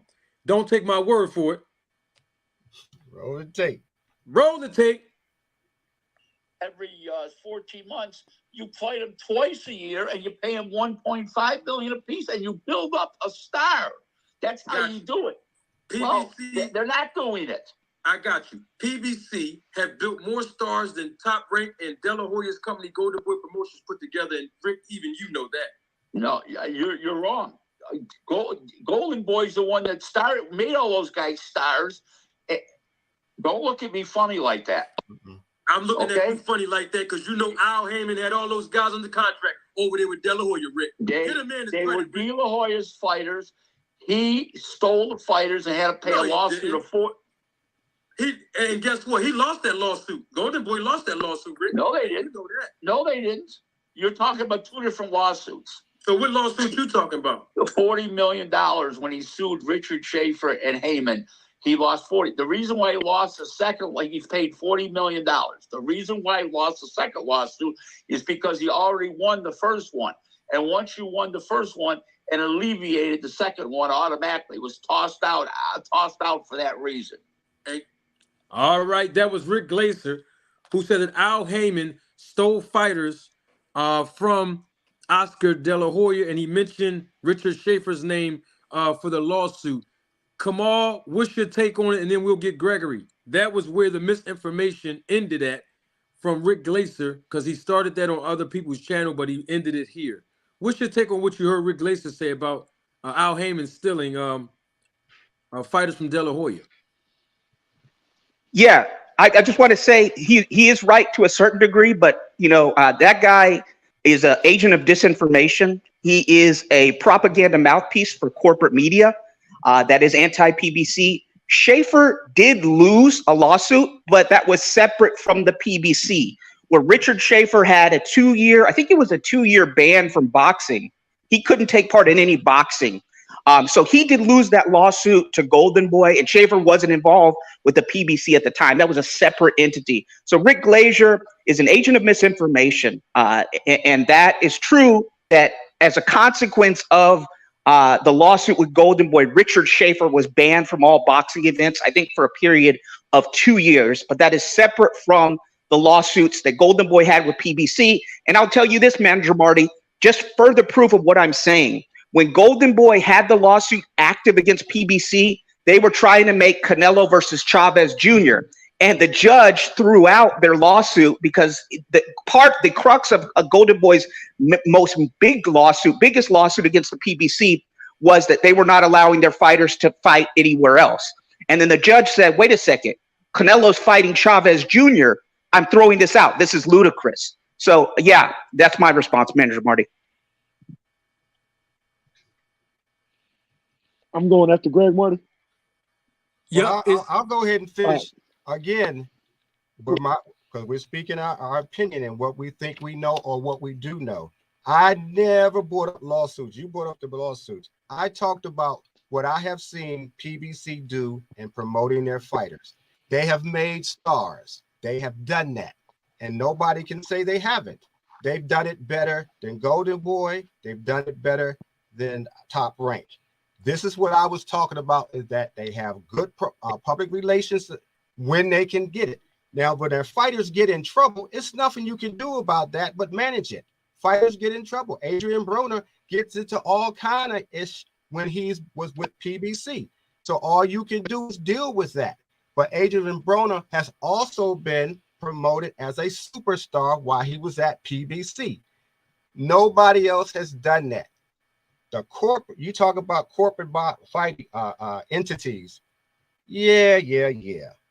Fight fans know who the stars are, and most of them are over at PBC because that's what they do very well. And I'm never going to take that away from them. They have good public relations. They have good image promotion. Even when the fighters get in trouble, they still love Adrian Broner for that matter. So don't say what I'm saying is wrong or that's somehow they're at the bottom of the barrel. Yeah, Al Heyman has been attacked in many ways. That's going to happen. So has Bob Arum. Bob Arum can't do certain things if you understand that as well. But that's not my point. My point is PBC does very well with building stars. Spence, I want to say Spence, the Charlo brothers, Wilder, those are the guys that we know better than anybody else. That didn't happen by accident. That happened because they were put out there very well. If you remember how PBC first launched, they were all over the place. They were on multiple platforms. They came out, the guys was wearing their suits. They were doing all of the things to build a particular image of a PBC fighter. And that still transitions today. So that was my point about that. I don't care if you're 12 or 112. Being on TV, being in the public eye is something you have to be trained to do.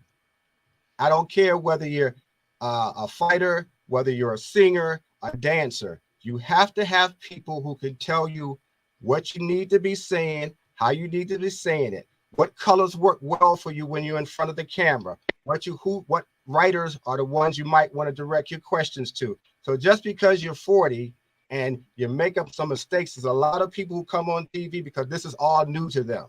All the attention is all new to them, particularly now that Terrence has gotten to this particular height.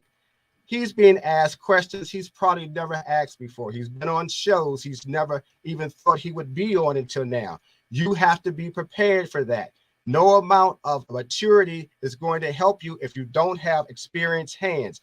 Just like when he tried to play businessman, he tried to do it by himself and found that you're in the water with sharks, and you need somebody that guides you through that. The same thing applies to when you're going to be in front of the public, when you're going to talk to news people and things of that nature. He needs to be taught that as well. Back to the mean stuff that has gone back and forth about from Spence fans, from Crawford fans. It's coming from both sides. Just because we are on this channel and it's on YouTube, but it's also out there in the public. Threats being made. They're talking about Terrence's wife, how big she is, and things of that nature. All of this is nasty stuff. All of this is mean stuff. We can have our opinion and get a little spirited about it, but the fact of the matter is, the mean, nasty stuff that's come out here between those two has come from both sides, from the top to the bottom. So let's not say that it's only coming from one, or give the impression that it's only coming from one side, because it's not. It's coming from both sides. It needs to be stopped both sides, not just one. So I'm not, if you thought I was attacking you, I get that. But the words that you use, the expressions that you use is what I keyed in on, because I do think the way you made it sound, you never said anything about people on his side of the table who said mean, nasty stuff. You never said anything about his fans. Now, I'm not saying you were covering for them, but you just never mentioned them. So, of course, that's, to me, good image promotion. If I could leave this podcast, if I hadn't been on here before, hadn't heard it before, I would have left this podcast right now thinking, damn, that Terrence guy is just horrible. Why is he even in boxing? And why is this Spence guy even doing any business with him? And it's not that simple. It's never going to be that simple. Our opinions are not going to always be the same. Our opinions are not going to always come in conflict with each other as well. But we have to respect both of them. I'm not disrespecting you. If you thought I disrespect you, that wasn't the intent. But I get how you got there. So let's be fair here as well. We got different ways of which we see this fight going, in which we see these two fighters. I have a certain opinion about Terrence Crawford. I'm a Terrence Crawford fan, and I'm also a Terrence Crawford critic. I'm also a critic of every single promoter who is out here because I know what they have done, and what they don't do, and why they do it. It's not always fair, but it's business. And I understand all of that, but I'm still entitled to express myself in a way that I hope everybody will understand that I'm not trying to offend anybody, but I'm going to stand my ground with what I believe in. Now, what I've read, what I've seen, what I know is all I'm going to go on. If I learn something new, I'm going to learn something new. That's why we're on this particular podcast, to express certain things. You might tell me something that I didn't know. I don't know that until I talk to you, until I hear what you say. Same thing with YSM. He may tell me something too. Like, for instance, he just said before they announced the Crawford-Spence fight that they had already said something, or at least announced that Charlo was going to fight Canelo. Is that correct, YSM? No, I said when before Spence and Crawford fought, they had already announced Canelo and Charlo. Right. And that's what I'm saying. That was something I did not think that had been done, that had been said yet. So that's why I didn't say it with my opinion that Terrence was hoping that he would get a shot at Charlo for all the belts that Charlo had. Now once you said that, then I saw that probably would not be the way he was thinking, knowing that Charlo was already going to go up to 168. But again, having these conversations where you also learn that nobody is always right. I'm not always right. I'm not always saying anything that some people will feel makes a lot of sense. Somebody might have to correct me, but I'm big enough to understand that I can be corrected. Well, in that case, Greg, YSM, I know that he had a comment. I think about. I'm not sure if he had a comment about the lawsuit. It's on you, YSM. What was your take? I know Kamal and Greg had their disagreement, but what was your take on it? All right, let's rewind the clock, right? So PBC gets launched with hedge fund money, of course, and at that point in time, I think Bob and a lot of promoters were already on HBO, and I think Gary Shaw was on Showtime mostly. So Al does the sensible thing, and he literally buys up a whole bunch of damn. TV time. TV time. Yeah, I'm sorry. TV time. He buys up a whole bunch of TV time on different networks to see what works. Now, at that point in time, ESPN had Friday Night Fights, but a week after Friday Night Fights ended, PBC launched on ESPN. It was on Bounce. I think it was on CBS, and I'm not sure the other platforms. But the numbers that Al Heyman was getting and PBC was getting on ESPN sparked the interest of Bob Arum, which HBO was cutting funding and looked like it was a sinking ship. So when he does the lawsuit and Al has the non-compete, that was one of the things that they mutually agreed on. They were removed the non-compete, and now Top Rank has a soft spot to land. So, come on, that's what I meant by Bob won, because what he got was more valuable, in my opinion, than what Al got. He got a place that he could actually show Top Rank fights, because HBO was about to be the graveyard, as everybody knows.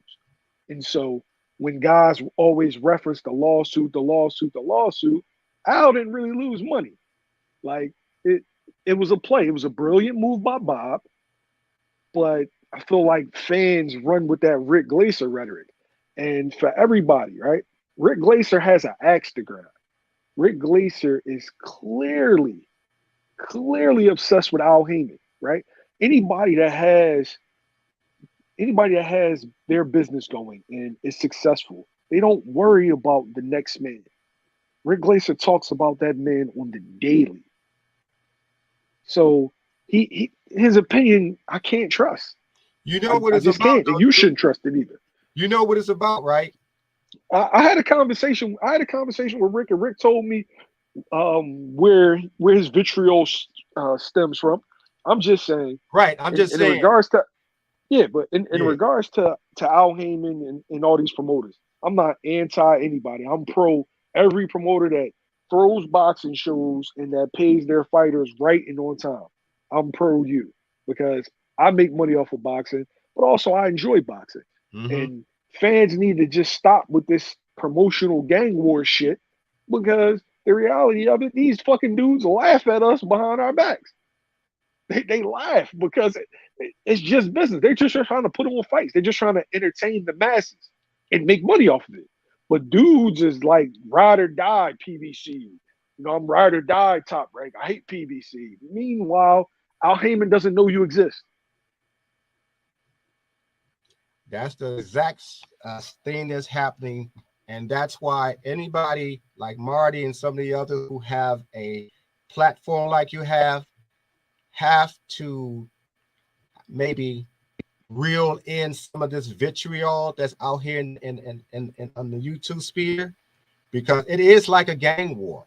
I mean, hearing fans talking about getting their goons and shooters and all that other kind of stuff, and people getting so mad, they calling each other names, they ready to fight and pull up and all this other kind of stuff, is fuel for some of these fighters believing that they're bigger and worth more than what they are. And Mr. Greg, they hate me and Marty. Yeah, Crawford fans. Yeah, they hate our guts. Yeah, and that's why, you know, you have them playing businessman when they don't know what they're talking about, because they're hearing the back and forth, they're hearing the A side, the B side, they're hearing margins, they're hearing, well, what did you do for a pay-per-view, blah, blah, blah, blah. But they're only hearing it on YouTube. It's the guys who got the money who makes the decisions. The ones who have the goal makes the rules. We can fuss and argue and talk about what we know and what we makes no difference. None of us is putting money in these boxers' pocket, and they're certainly not putting none in mine. So that's wrong. We're putting money in their pockets by buying their pay-per-views. So when I buy Errol Spence, Terrence Crawford, I'm putting money in their pockets. No, we're not. I'm talking about we're not getting a part of their purse. I should have reframed that. We're not getting any money from out of their purse, but we are buying the pay-per-views. This is correct. But we're not getting the money from them. They're not paying us. We're watching them. We're enjoying the fights. Hopefully, when we see them, but it's always been more fighting on YouTube than it sometimes has actually been in the ring, and that's too bad. We should be talking a lot more about the fights that either have already happened without talking about the business stuff, or the fights that's coming up. But that's not the reality anymore. The business that we got, that we do know about, we're talking about, and what we do know about the fights we're talking about, and it's merging, and a lot of times there's a lot of confusion going on with it. And right now we're talking about our different perspectives of what we read, what we saw on. I didn't bring up the stuff about the lawsuits, but it came up anyway, and that's okay. Things will come up, and you have to say what it is that you know. And again, like I said, if I'm ever wrong on anything, I'm always open to be corrected. But if I take a stand on something, it's because it's what I do know. And again, I'm not trying to, as Marty will tell you, I'm not here to insult anyone. And if I did, once again, that was never my intent.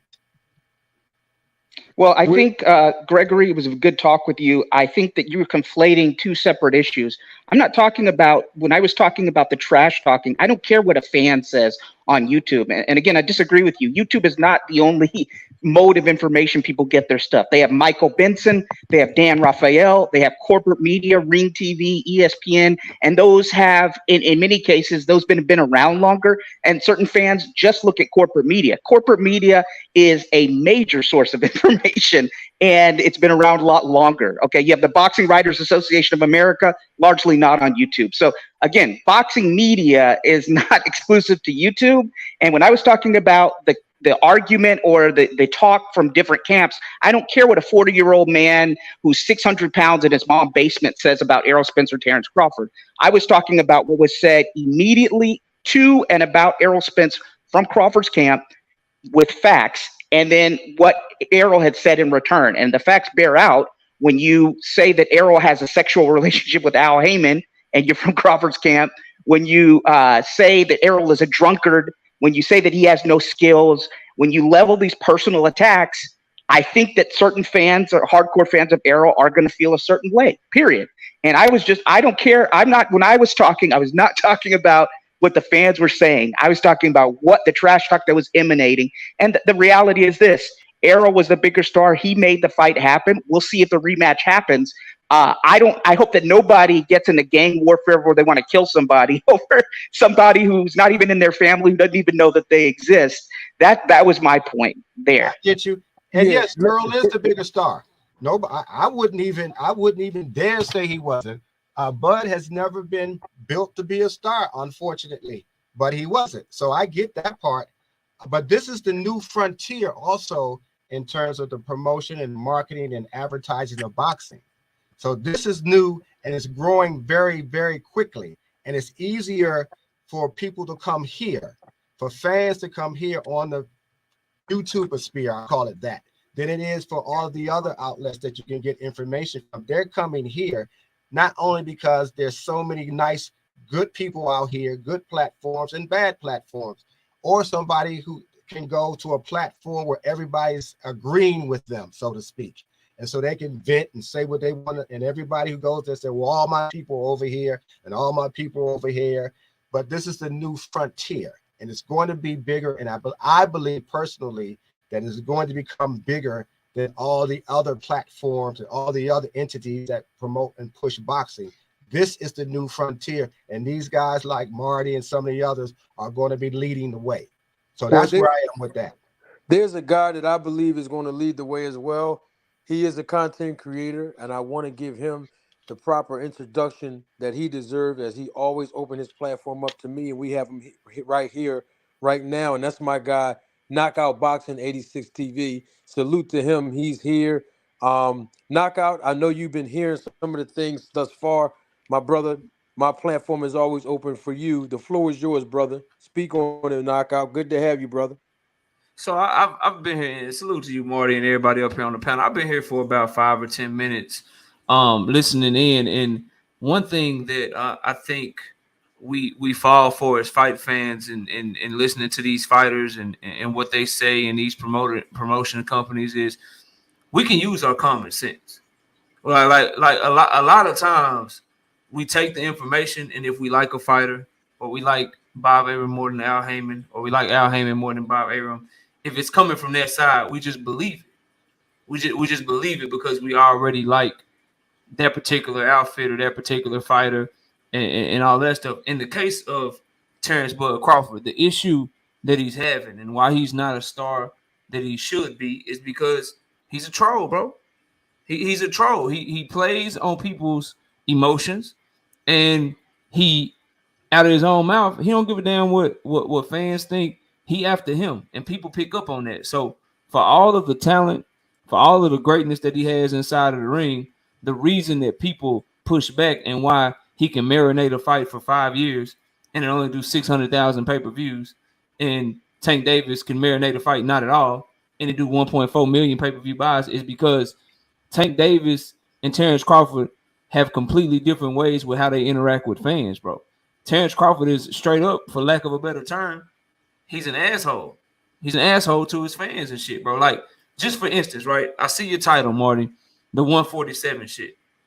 So no one with any kind of common sense is gonna believe that Steven Stone Cold Nelson just came out and said the shit about offering Errol Spence to fight at 147 without Terrence Crawford's approval or his blessing to do that. So he openly says, hey, yeah, we offer him to fight at 147 and we hope he don't take it because we'd rather move on and Terrence would rather do this and rather do that. And then Terrence tweets out today about 180. Ooh, 168 ain't far off. And you may think as a fight fan, like, okay, what's the wrong with that? Like Canelo, that's a great fight, or him moving up, there's no issue. But you forget that he thanked Earl Spence for the opportunity and how he wouldn't have had it if Earl Spence didn't give it to him. You forget how after the press conference, he talked about how, yeah, it was hard for me to make 147 too. And so moving up to 154, you know, I'd be open to that. So this man gave into everything. Like, if we just going off numbers, forget emotions. If we want to admit that Earl is the bigger star, that he draws in the revenue, and he's the person that kind of, you know, is the guy with the 3 belts, and he had the better pay-per-view numbers. If all of those things are true, he gave into you, bro. He gave you 50-50 of the revenue. He gave you a coin toss. He gave you a coin toss. And then you were openly telling fight fans, just so you can walk out last, gave you that coin toss. And then you turn around after being given all of that. You're openly telling fans, openly, say, bro, I'm really trying to offer him this fight at 147 because I know he can't make weight. I just want him to move on. So he gave you that opportunity and did all of that for you. And your response to that is a lack of integrity and a lack of honor, to the point to where you're literally trying to put a stipulation on this man, hoping that he walk away. You're doing everything you can not to give him the same opportunity that he gave you. And Terrence Crawford fans come around me wondering why I don't like him, or they come around people wondering why he don't have the fan base that his talent says he should have. It's because of how you treat people, bro. It's because of the way that you move. So until he can figure that part out, he gonna forever be, yeah, you might be pound for pound number 1 fighter. Yeah, you might be, you know what I'm saying? You might can beat this guy, you might can beat that guy. But shit, I'm gonna buy this ticket to this Tank Davis fight though. I'm gonna go check out. I'm gonna go see what Earl talking about over here, man. Or you on at the same time that Canelo and Jamel fighting? Nah, bro, I'm about to check out Canelo. He's gonna forever need dance partners to help him sell shit, because people really ain't messing with him like that, bro. And that's what he is missing. That's what his fan base is missing. And anyone taking up for him, bro, I don't care about what's in the contract. Like what they'll tell you, and I'll be quiet after this. What they'll tell you, Marty, and everybody up here, is they'll tell you, well, at the contract it says that the winner gets to choose the weight. They'll tell you that, like, okay, no problem. But it's a lot of things that are in contracts that perhaps shouldn't be. If we want to talk about rehydration clauses and catch weights and A-side fighters being able to choose the glove, I cannot in good conscience, if Marty gives me an opportunity, and I'll leave it with this analogy. If he gives me an opportunity, knockout, come over to my platform. We're going to help you grow. We're going to go live every Wednesday and Thursday together. You come holler at me, and we're going to promote your shit. He do that for me. And my shit blow up because he did that for me. And I'm able to take that, and now I got 100,000 subscribers. And now I got 5,000 people watching me live every time I go live. I done blew up off of them. Like Terrence Crawford did, you know, 2-time undisputed, first man to ever do it in the 4-belt era. Only other person do it is Clarissa Shields. He done blew up off the back of Earl Spence. But now Marty comes back and asks me for that same opportunity. Say, bro, my number's down a little bit. You mind if I come on your platform and all of that and do that? Nah, bro, I can't really meet that one request. You met all my requests when you let me come to your shit. But nah, I can't meet that request, bro. You know, if you want me to do it, you're gonna have to pay me a little extra money. Or you know what? I'll offer it to you, but I'll offer it to you Sunday morning, 2 a.m. when ain't nobody paying attention to you. And then you can come do it. I offer it to you in bad faith. This man does shit in bad faith over and over and over again, and his fans cap for it, bro. Me as a man, bro, I could never be a fan of somebody that behaves like that, because I would never do that to anybody, bro. And that is the problem that he's gonna be in to the day that he retires. He may not lose another fight ever in his career. I guarantee you he'll probably never crack 1 million pay-per-view buys, bro, no matter who he fights. Now, let me ask one thing. Has it been announced what weight this fight actually is going to take place at, or are we still hearing different rumors and stuff? Because I've been hearing both. I've heard some. Huh? We do not know. All we know is that out of his team mouth, they're trying to get the fight at 147. I heard at 148 with a 10-pound hydration clause. I heard the 154, maybe the 147. I would prefer personally. Do you think, Gregory, let me ask you, do you think, Gregory, that there is any shot based on the weight cut that Errol Spence had in their first fight? Do you think that there's any chance that he could be his best at 147 pounds? No. So as a fight fan, why shouldn't we all come together and say, look, bro, if we gotta get this rematch, y'all gotta do it at 154. Cause we know for a fact that one of y'all can't be y'all best at 147. So why would anybody be okay with that, bro? I'm for that. That's why I just said all the podcasters who have subscribers do that. I would like to see the fight actually at 140, at 154. But I understand why Spence, if he did just do it, want to have his opportunity to be undisputed as well. So I can see both sides. But I would prefer to see. I thought we were just going to automatically see them at 154. But once again, when the rumors start going, we start talking and we start going back and forth, and then we have to wait and see what takes place. I have to say something, and I know that I am highly criticized on YouTube, and even in the streets. I was actually just getting some fresh air, visiting a relative's neighborhood yesterday, and just walking on, talking on the phone, and somebody drove their car to a red light, and they said, "Hey Marty," they saw me. They said, "Hey Marty, you gotta chill with that that Bud ish." And I looked at the person and said, "Hey, I'm giving the people what they really want."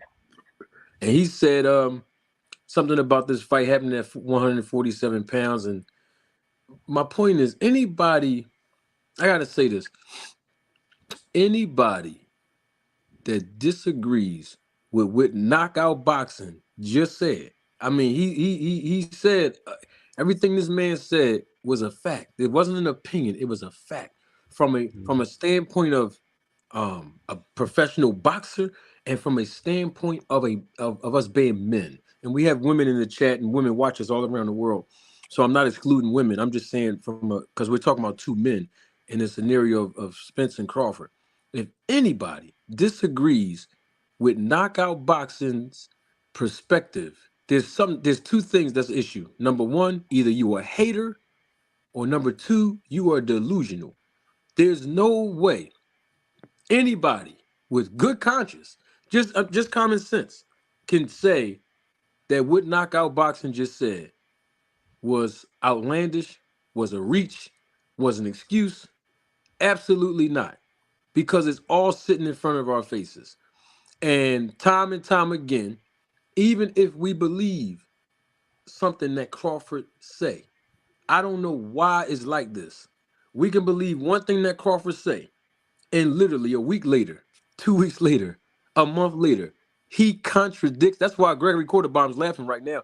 He contradicts the very thing that some of us start believing in the first place. And it's like if we react to it, we'll get the backlash. And I'm saying I'm talking about the real content creators. We'll get the backlash for reacting to the contradiction that Crawford says, and then nobody who's holding us accountable to reacting will go back and say, you know what? How did we get to point A? Let's go back and investigate point B of how we got to point A of a reaction in the first place. And point A was, wait a minute, Crawford said this. Now he's saying this. Hold on for a minute. First he said at the post-fight press conference, and I rolled the tape the other day on this, that when he was asked, will you be willing to fight the rematch with Errol Spence at 154? He said, yes, I'm cool with it. Yes, I have no problem with it because I can't make the weight either. Those are words of Crawford himself at the post-fight press conference. Yeah, I'll be willing to fight at 54. Now these tweets come out literally 2 months later, or a month and a half later, and say, no, we gonna offer him to come stay at a weight that we all know he got an issue with at 147. Now it's the next day or 2 days, 3 days later. Oh, well, Bud's, and I saw somebody in the chat earlier say this right here. Bud's walking around at 180. He's preparing for 168. It's like, which one is it?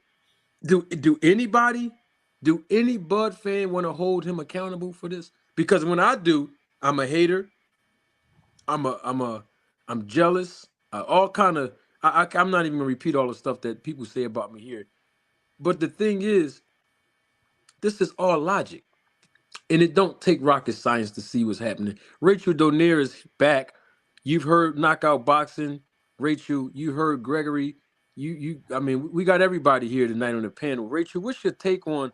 I mean, you know how we are about weight limits as managers, people in this business, and how important the weights really are behind the scenes. You watch your husband go through fluctuations of weight.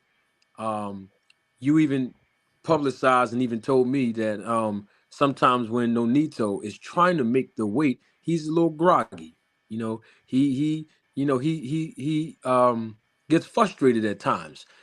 He's a little moody, so to speak. So you know the struggles that fighters have to endure when we talk about making weight. And of course, Errol Spence has been struggling to make this weight at 147 for a long time, and now we're hearing Bud Crawford, well, Bud Crawford's friend, say that he used the term we offered. So I'm including Bud in that.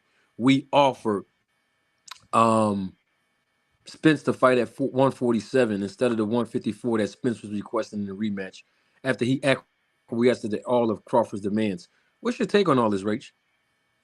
Well, I mean, first of all, like I've always said, I separate Bud in the ring and Bud outside the ring, right? Like I can completely do that, and there's no issue for me. It seems like it's always been an issue for some fans who always have a narrative uh, already in place for the movement of Bud.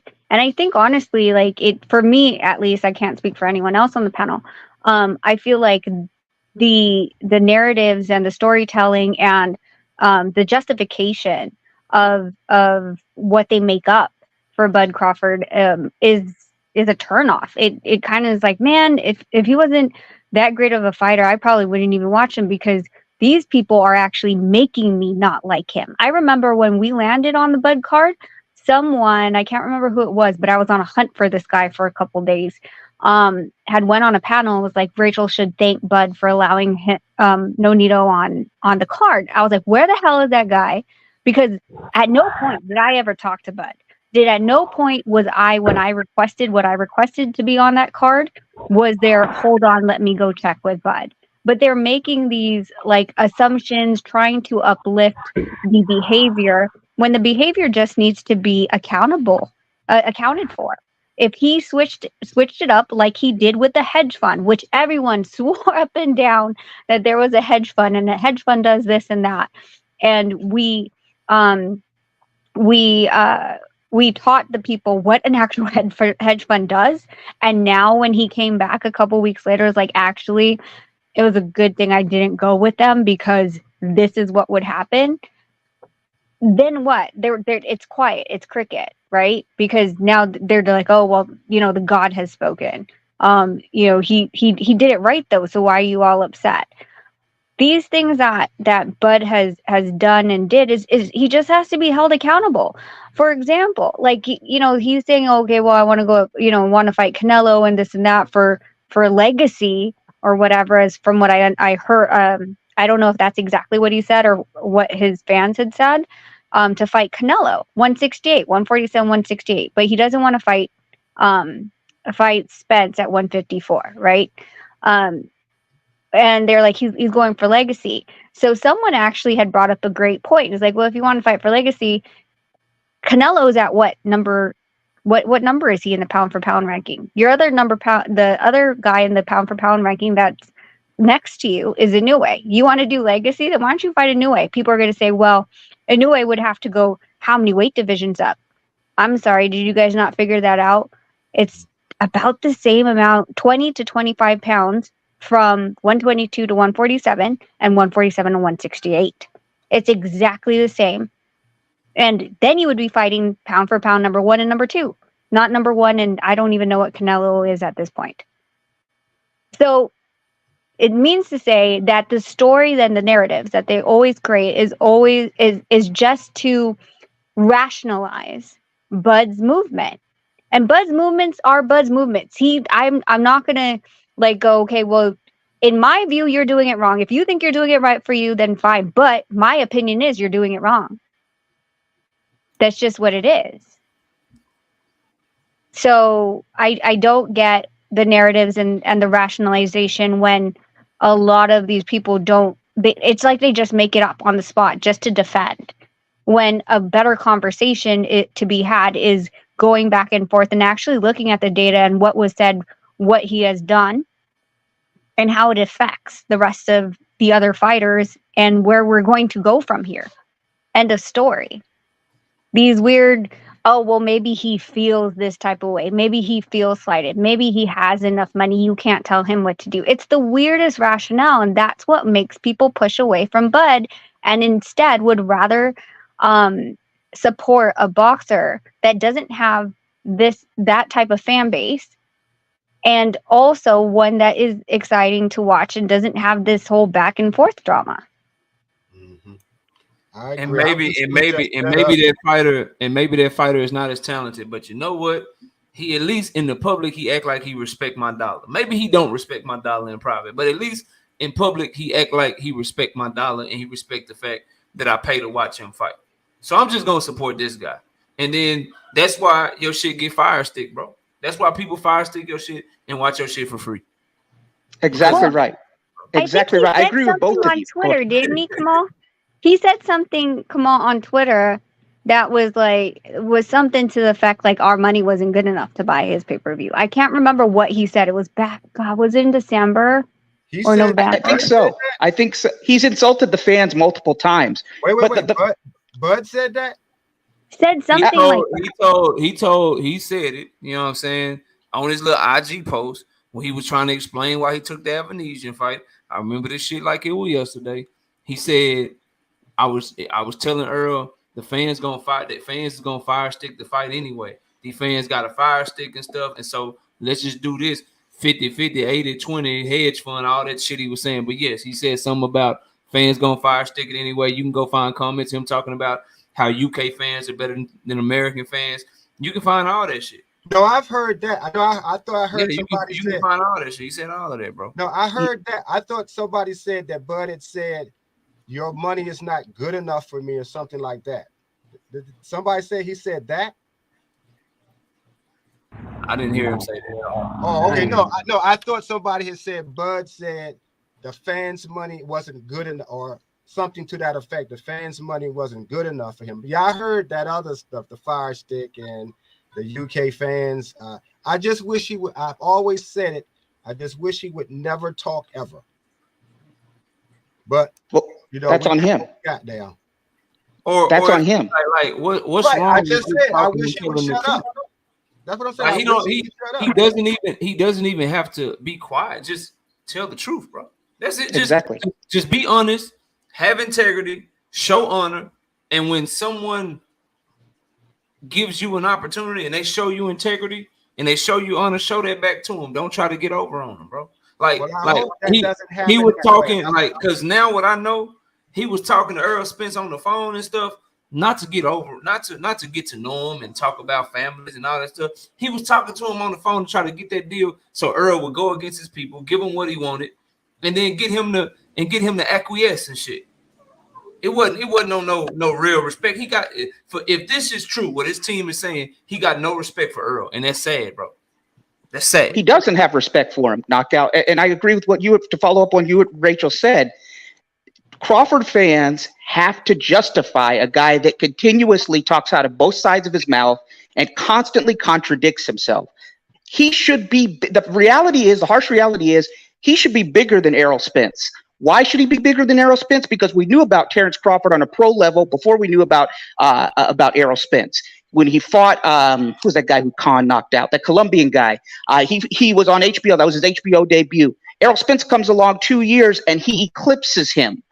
Errol Spence and the rest of the PBC fighters, before YouTube really got developed as a platform, and we had great ones like Knockout, Rachel's, as well as Manager Marty's platforms, the corporate media was the only source of information. And what were they doing to PBC fighters and the PBC? It was hit piece after hit piece, ignoring them for ESPN top boxing awards. And to the harsh reality is the PBC only for a short time was on ESPN. They were largely confined to Showtime. Yeah, they were on NBC, CBS, and stuff like that, but that was for Fox for short periods. And a lot of those were not really as big fights as they could make. Bud was on HBO, which has a much bigger subscriber base naturally built in than Showtime, and he was on ESPN. Okay. He made the decision, like it or not, I don't care what anybody says, to re-sign with Top Rank, knowing that the PBC had the better options for him. He made the decision not to negotiate with Keith Thurman, not to take the PBC 3-fight deal that was Keith Thurman was the first one of that fight, and then 2 fights with Errol Spence after that. And he made the decision, or he didn't offer Danny Garcia any more money when Bob Arum offered Danny Garcia equal to or less than what he made for Rod Salka. So at the end of the day, the guy's almost 40 years old. I still think that he's very delusional. Start with all this Canelo stuff. I don't think it's going to happen. And you're not going to – people see the drama, that the diva behavior that comes with Crawford, the headache that he is in the public. Someone like Canelo, who's very entitled, is, in my opinion, not going to – he's already said the fight doesn't make sense for him, but he sees all this, even less so it makes sense for him. These guys have to realize that you are ultimately responsible for your own stardom. PBC could put Wilder in a position to be a star, but if Wilder didn't perform, if Wilder wasn't getting knockouts, it wasn't exciting to watch, if he wasn't great with the fans, he wouldn't be as big and make as much money as he is now. Ultimately, these guys have to perform. And the fact is, Crawford made the decisions that he did to stay with Top Rank. He made the decisions to play games with Errol Spence and try to wait him out. And ultimately, Errol agreed with it. And he's making the decisions now to talk on outside of both sides of his mouth. He's nearly 40 years old, and it is what it is. So his fans can try to justify all of his contradictory behavior, his team's personal disrespect. And I know Knockout Boxing will back me up on this, that him and his camp, not talking fans, him and his camp and people in his camp have said very disgusting personal things about both Al Heyman and Errol Spence, and Team Errol has not gone to the level that they have. And so he makes the choices, and he's responsible for where he's at. Well, and I think that the one of the things that I think is really funny, because I'm watching the chats, and it's the same thing. Oh, you're hating on him. You're hating on him. Y'all remember, like, way back when we were even starting this conversation, before the contracts had to even come into play, they asked me, and I stayed with it till day one, till the day of the fight, who was going to win the fight, regardless of what I have said as far as the business side of Bud. What did I say? I said Bud was going to win because of Spence's foot placement and his wide stance. Is not going to be able. He's going to get his foot twisted up. Exactly what freaking happened. So it's funny that I'm hating on someone who I actually had winning before the fight was even signed between the two fighters. It's not my fault that I actually like the fights, the boxing itself.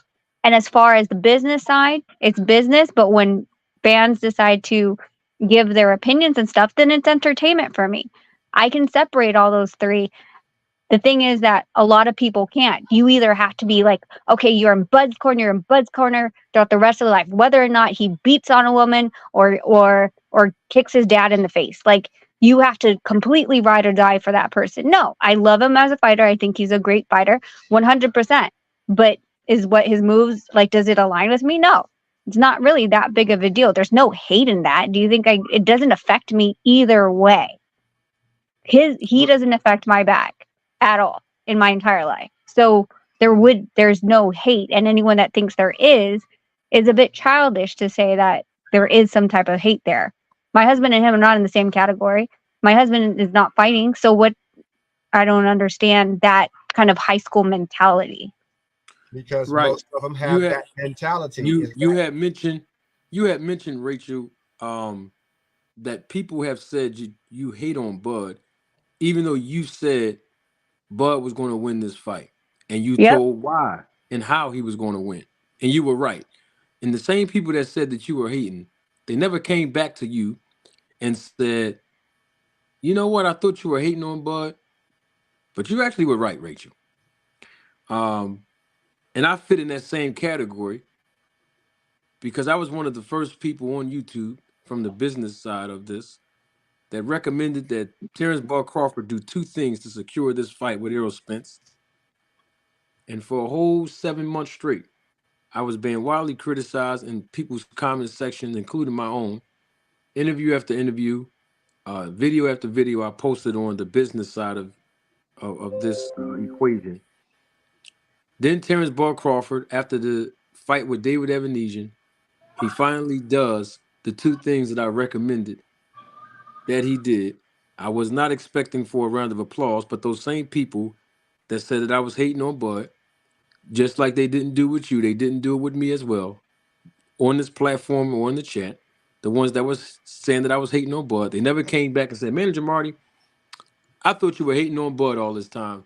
But you know what? I remember the videos that you were doing, interviews that you've done, the videos that you've done on your own platform, and you were right. And that makes me laugh, actually. Not because people I don't care. Listen, I don't need validation from people. My point is though, these same people that were saying we were hating are the same ones that realized that we were right and are the same ones that still to this day finding new reasons of why we're hating now instead of acknowledging when we were right. And I'm going to play something that Crawford said out of his own mouth at the post-fight press conference after Errol Spence was asked about where did he want to fight Crawford at as far as the weight. And then they turned around after Spence answered the question. He said 154. I would like to um, activate the rematch clause at 154 pounds. They turned around and asked Bud Crawford. Let's hear his words and not mine. Don't take my word for it. Roll the tape. If you have questions, raise your hand. Terrence, Andreas here from the Sporting News. Just talked to Errol. He said he hopes to get the rematch and he would like to have the rematch at 154 pounds. Are you interested in moving up in weight for the rematch, or does it have to be at 47? It definitely don't have to be at 47. Like I said, I'm in a hurt business. 47 was kind of hard for me too. I was already talking about moving up in weight and challenging Charlo. So 54 wouldn't be outreach of anything. Did you hear that, Joan Turner? Because Joan Turner about 5 minutes ago was in my chat, and she's still here saying some things about Rachel. Oh, But she's asking me about snack. That's why she's saying that I'm evade. I haven't brought that up. So I literally have like 2 minutes, and I'll clear this one for Joan and for you, Manager Marty. As far as the snack, I guess she's saying that you're insinuating that Bud, I don't know, is cheating because of snack. I never said that at all. I don't know. Let me just clarify this for you. Nonito was the very first boxer that was under the snack program. He's the one that brought Victor Conte into boxing. He's the cleanest boxer. He was always high level in anything that he did, always integritous. When Nonito separated from Victor Conte, it was nothing about anything except a personality dispute between the two.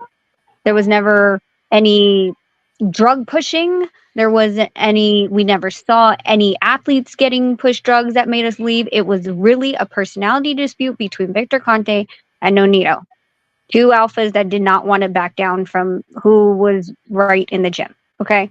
Now, as it goes to any of fighters that are with snack or without snack, I cannot attest or say anything to. I'm not in their camp, and I don't know what they're doing. And if anyone is caught with PEDs, whether with snack or without, that is 100%. I'm going to say this: 100% on the fighter. 100%. We're talking about grown men who need to be accountable for what they are intaking in their body, whether that is apparently through a syringe, if they're taking it through pills, or anything else. So regardless of who is around you, it could be a nutritionist that you've heard within the bodybuilding circle that's in your corner.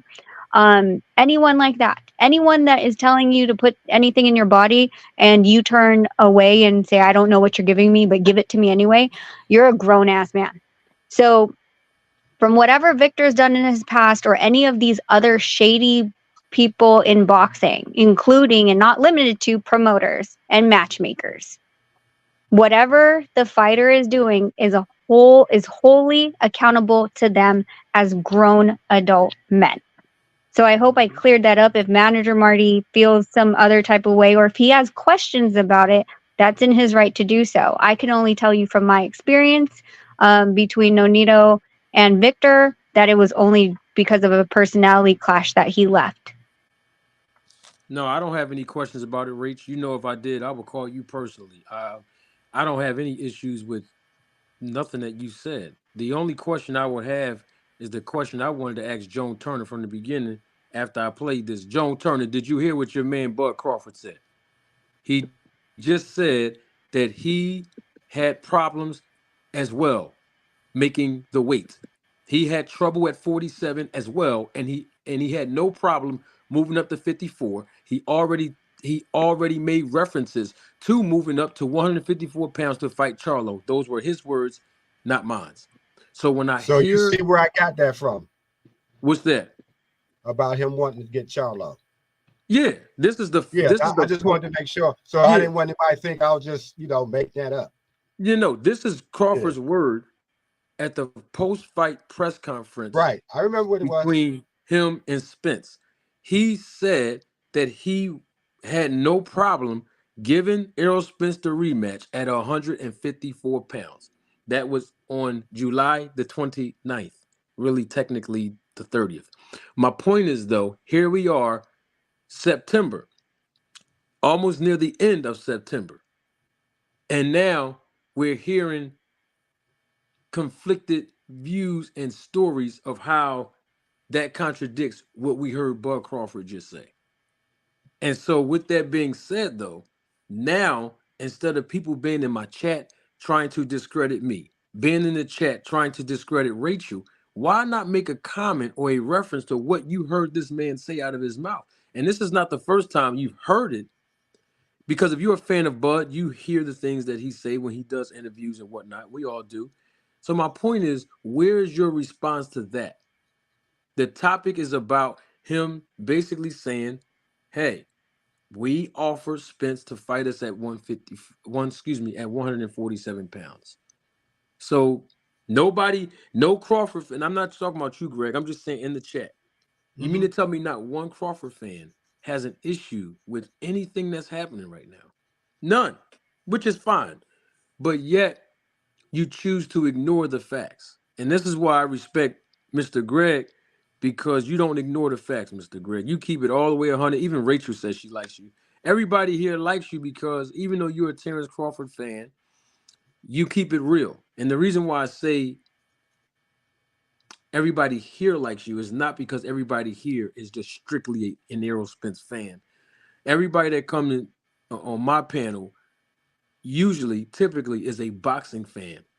Then we have a handful of people that lie to me and say that they're boxing fans, and then I catch them in their lies that they're just Terrence Bud Crawford fans only. But for the most part, everybody that joins the panel, they're basically boxing fans. They know boxing, and that's why we do our Town Watch check-in here, so that even though we recognize that we all are from different geographical locations, even though we have different perspectives and point of views, we can all attest and agree that we have one thing in common, and that is our love for the sport of boxing. And And so how famous you're becoming. I don't know, how I'm becoming famous, but I humbly accept the good with the good and the bad with the bad, They're and it all seeing you comes on the with it. street now. They see me all over the place. You should have saw when I Yeah. was in Vegas. I was surprised how many people knew who I was. It was just Yeah. crazy. I told you that was going to happen. It's going to keep happening. Yeah. I just You're want going to to keep make seeing sure that people. Yeah. the people that run up on me just keep it on boxing, man. Yeah. Don't kill me over YouTube, man. Shoot, man. We Man, just talking Manager boxing, Marty. man. Manager Marty. Yes, sir. Like, just call Brown, my bad. Look, Yeah, speak on y'all it, Carl. gotta, yeah, you gotta expect for them to not, they not gonna give you your credit no matter what, because if you ain't, like Rachel O'Neal, she was on the topic a little bit about it. If you not 100% all for Crawford, they don't want that. They don't want you to tell them nothing bad. They don't want you to tell what Crawford doing, what you don't like about Crawford. And look, them ones, the ones that, because you know it's not all of them. Them ones right there is the ones that if Crawford lose, they no longer Terrence Crawford fans anymore. So we gotta really, you know what? Cause we can't. We gotta stop calling them Terrence Crawford fans. Like I like when people be calling them the Bud Buddies, and cause that's exactly what they is. They not fans, because I guarantee you the same way a couple of people walked off on Earl, and I personally being people on platforms that I know for sure walked off from Earl 100%. If Terrence Crawford would have lost, as a matter of fact, pay attention to this. The same ones that's yelling out, I'm an Earl Spence and a Terrence Crawford fan. Instead of saying they're a boxer fan and they like what this person do or that person do, you know what I mean? They ain't gonna word it like that. They're gonna word it as, oh no, I'm a Terrence Crawford and I'm an Earl Spence fan. They forgot about all the other boxers, right? So them ones, they was prepping themselves anyway. So whoever would have won, that's the bandwagon that they was gonna be riding, because that's all they is.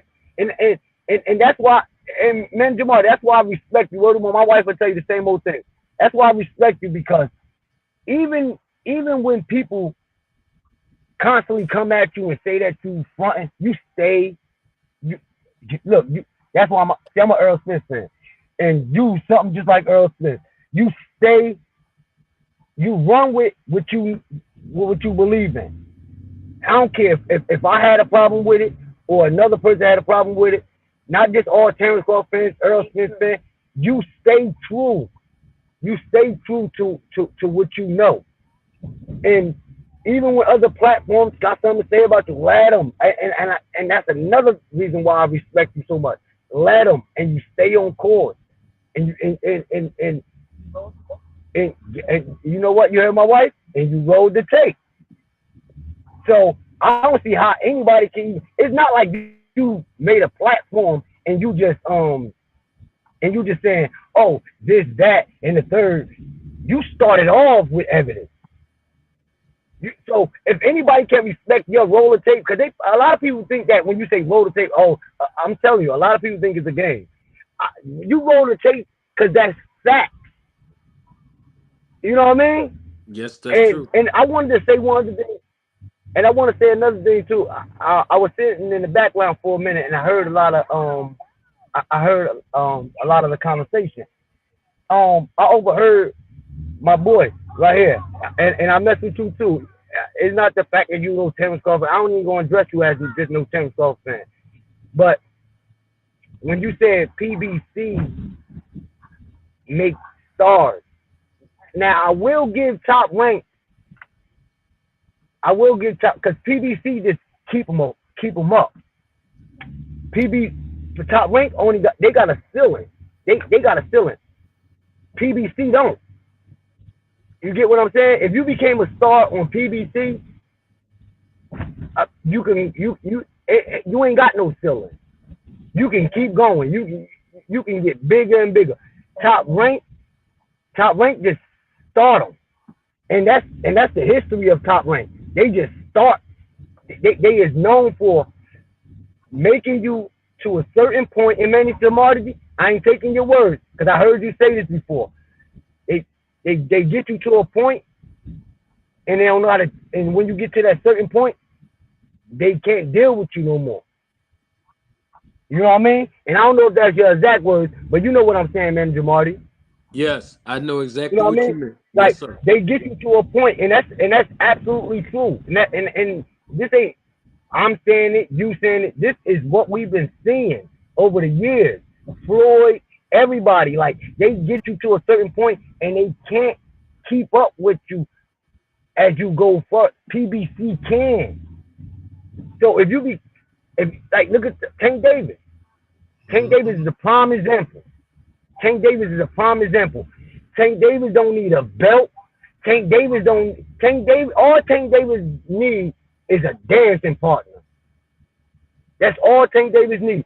And I want to go back to this Bud thing. Everybody leave that Bud and Canelo alone. Bud ain't fighting no Canelo. Bud is not fighting no Canelo. And I was on somebody else's channel before, and I said this. Bud doing the same old thing to Canelo that he did with Errol Spence.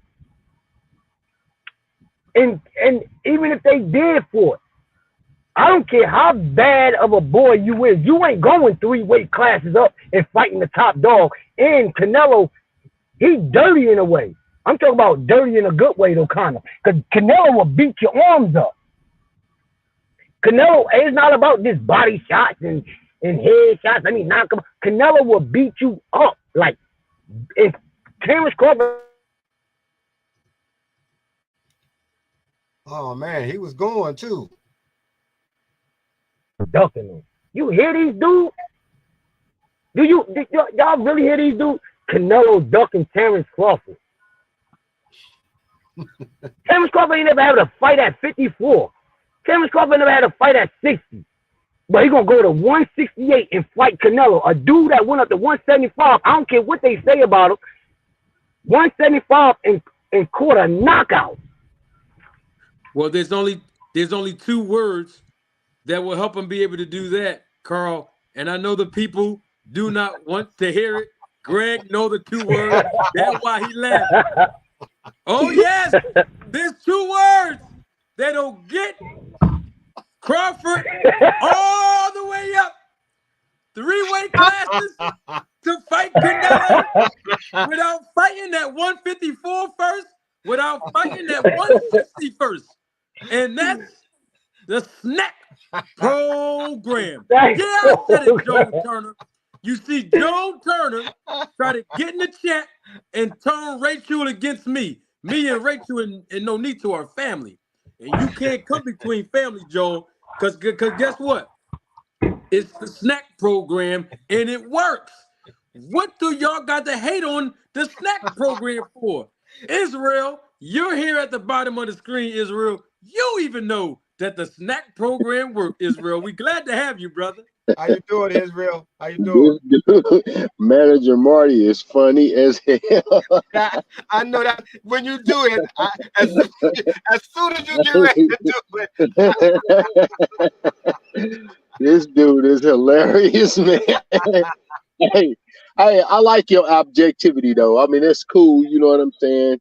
You give a little something to think about, whatnot, whatever. But however, I think that's just absurd. You know what I mean? Terrence Crawford is probably one of the most skilled fighters that we have witnessed in this generation. I'm sure you won't deny that. You know what I'm saying? Furthermore, I want to address something that you said. I don't know, maybe it's about a month ago or so. I'm not for sure, but you brought up when you said when have Terrence Crawford ever knocked somebody out with a jab? You remember that? You proposed Is that to me?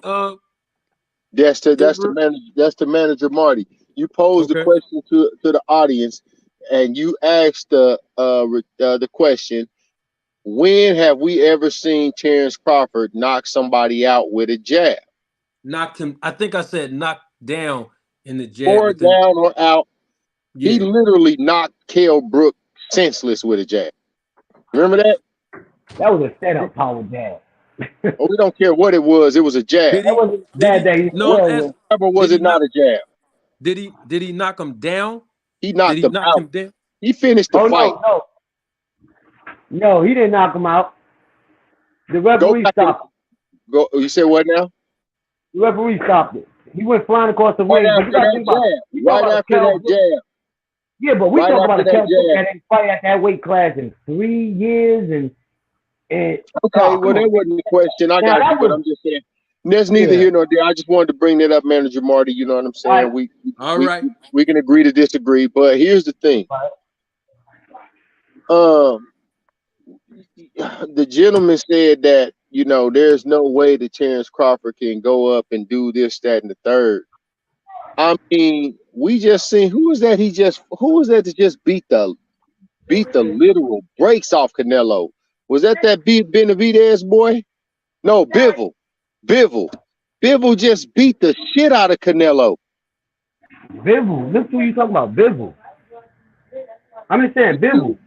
Bivol fight at 175, really. Who? No, he fights at 175. He's talking Man, about I ain't even gonna address this guy. He clearly a casual. Who, Canelo me? just got the shit beat out about his man. Literally, it was not even competitive. Just like it, in fact, it was similar to the Earl Spence and Terrence Crawford fight. If one wants to be honest, he literally one-sided. He literally one-sided Canelo. Yeah, that was a dude that was 175. That was I fighting at don't care 175. what weight it was. Y'all sitting here acting like not y'all. I'm gonna put this where it came from. You're acting as if Canelo is unbeatable. Floyd Mayweather beat Canelo the hell up. You know what I'm saying? We not gonna sit here and act like Canelo is unbeatable. Come on, man. Israel. Yes, sir. Yes, sir. Yes, sir. What is you saying, brother? Hold up. I Let me said get what I said. Hold up, Israel. Yes, sir. Hold on. I want to make sure that I give him a proper introduction like I do other content creators. My guy Boss Hog is here, KPO. Okay. We're glad to have. I just want to make sure I give him the proper introduction, man. Boss Hog, we glad to have you again, brother. You know you family. You come up here anytime, brother. What's up, everybody? What's good with everybody, man? Go ahead. What's going on with you? Go ahead and continue cooking, brother. So Boss Hog, Boss Hog, another one of the famous Bud haters. You know what I'm saying? I don't get the hate. Y'all say it's not hate, but at the end, I'm sorry.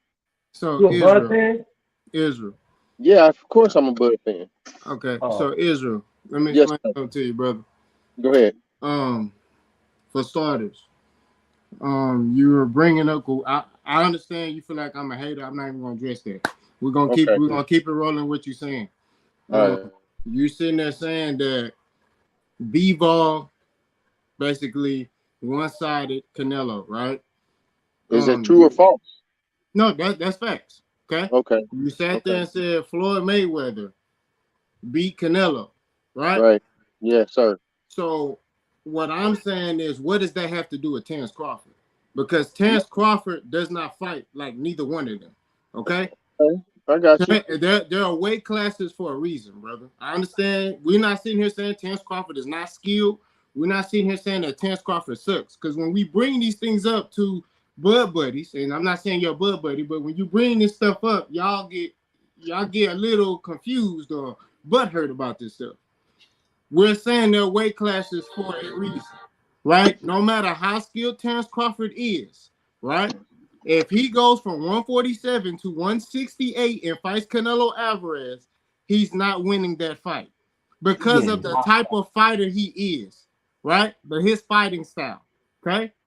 Canelo went up to 175 and fought B-Ball, right? And B-Ball couldn't even knock him out, right? That one-sided beating that he received, he couldn't even knock Canelo out, right? So all I'm saying is you're talking about Terrence Crawford, a small-statured guy, going up to 168 to fight Canelo Alvarez with not acclimating to any type of weight, right? It's not like he's coming from 160 to 168 or anything like that. He's coming from 147 pounds and you're saying that, oh, he can go up there and beat Canelo, because that's what I'm guessing you're saying, right? I'm not. Okay.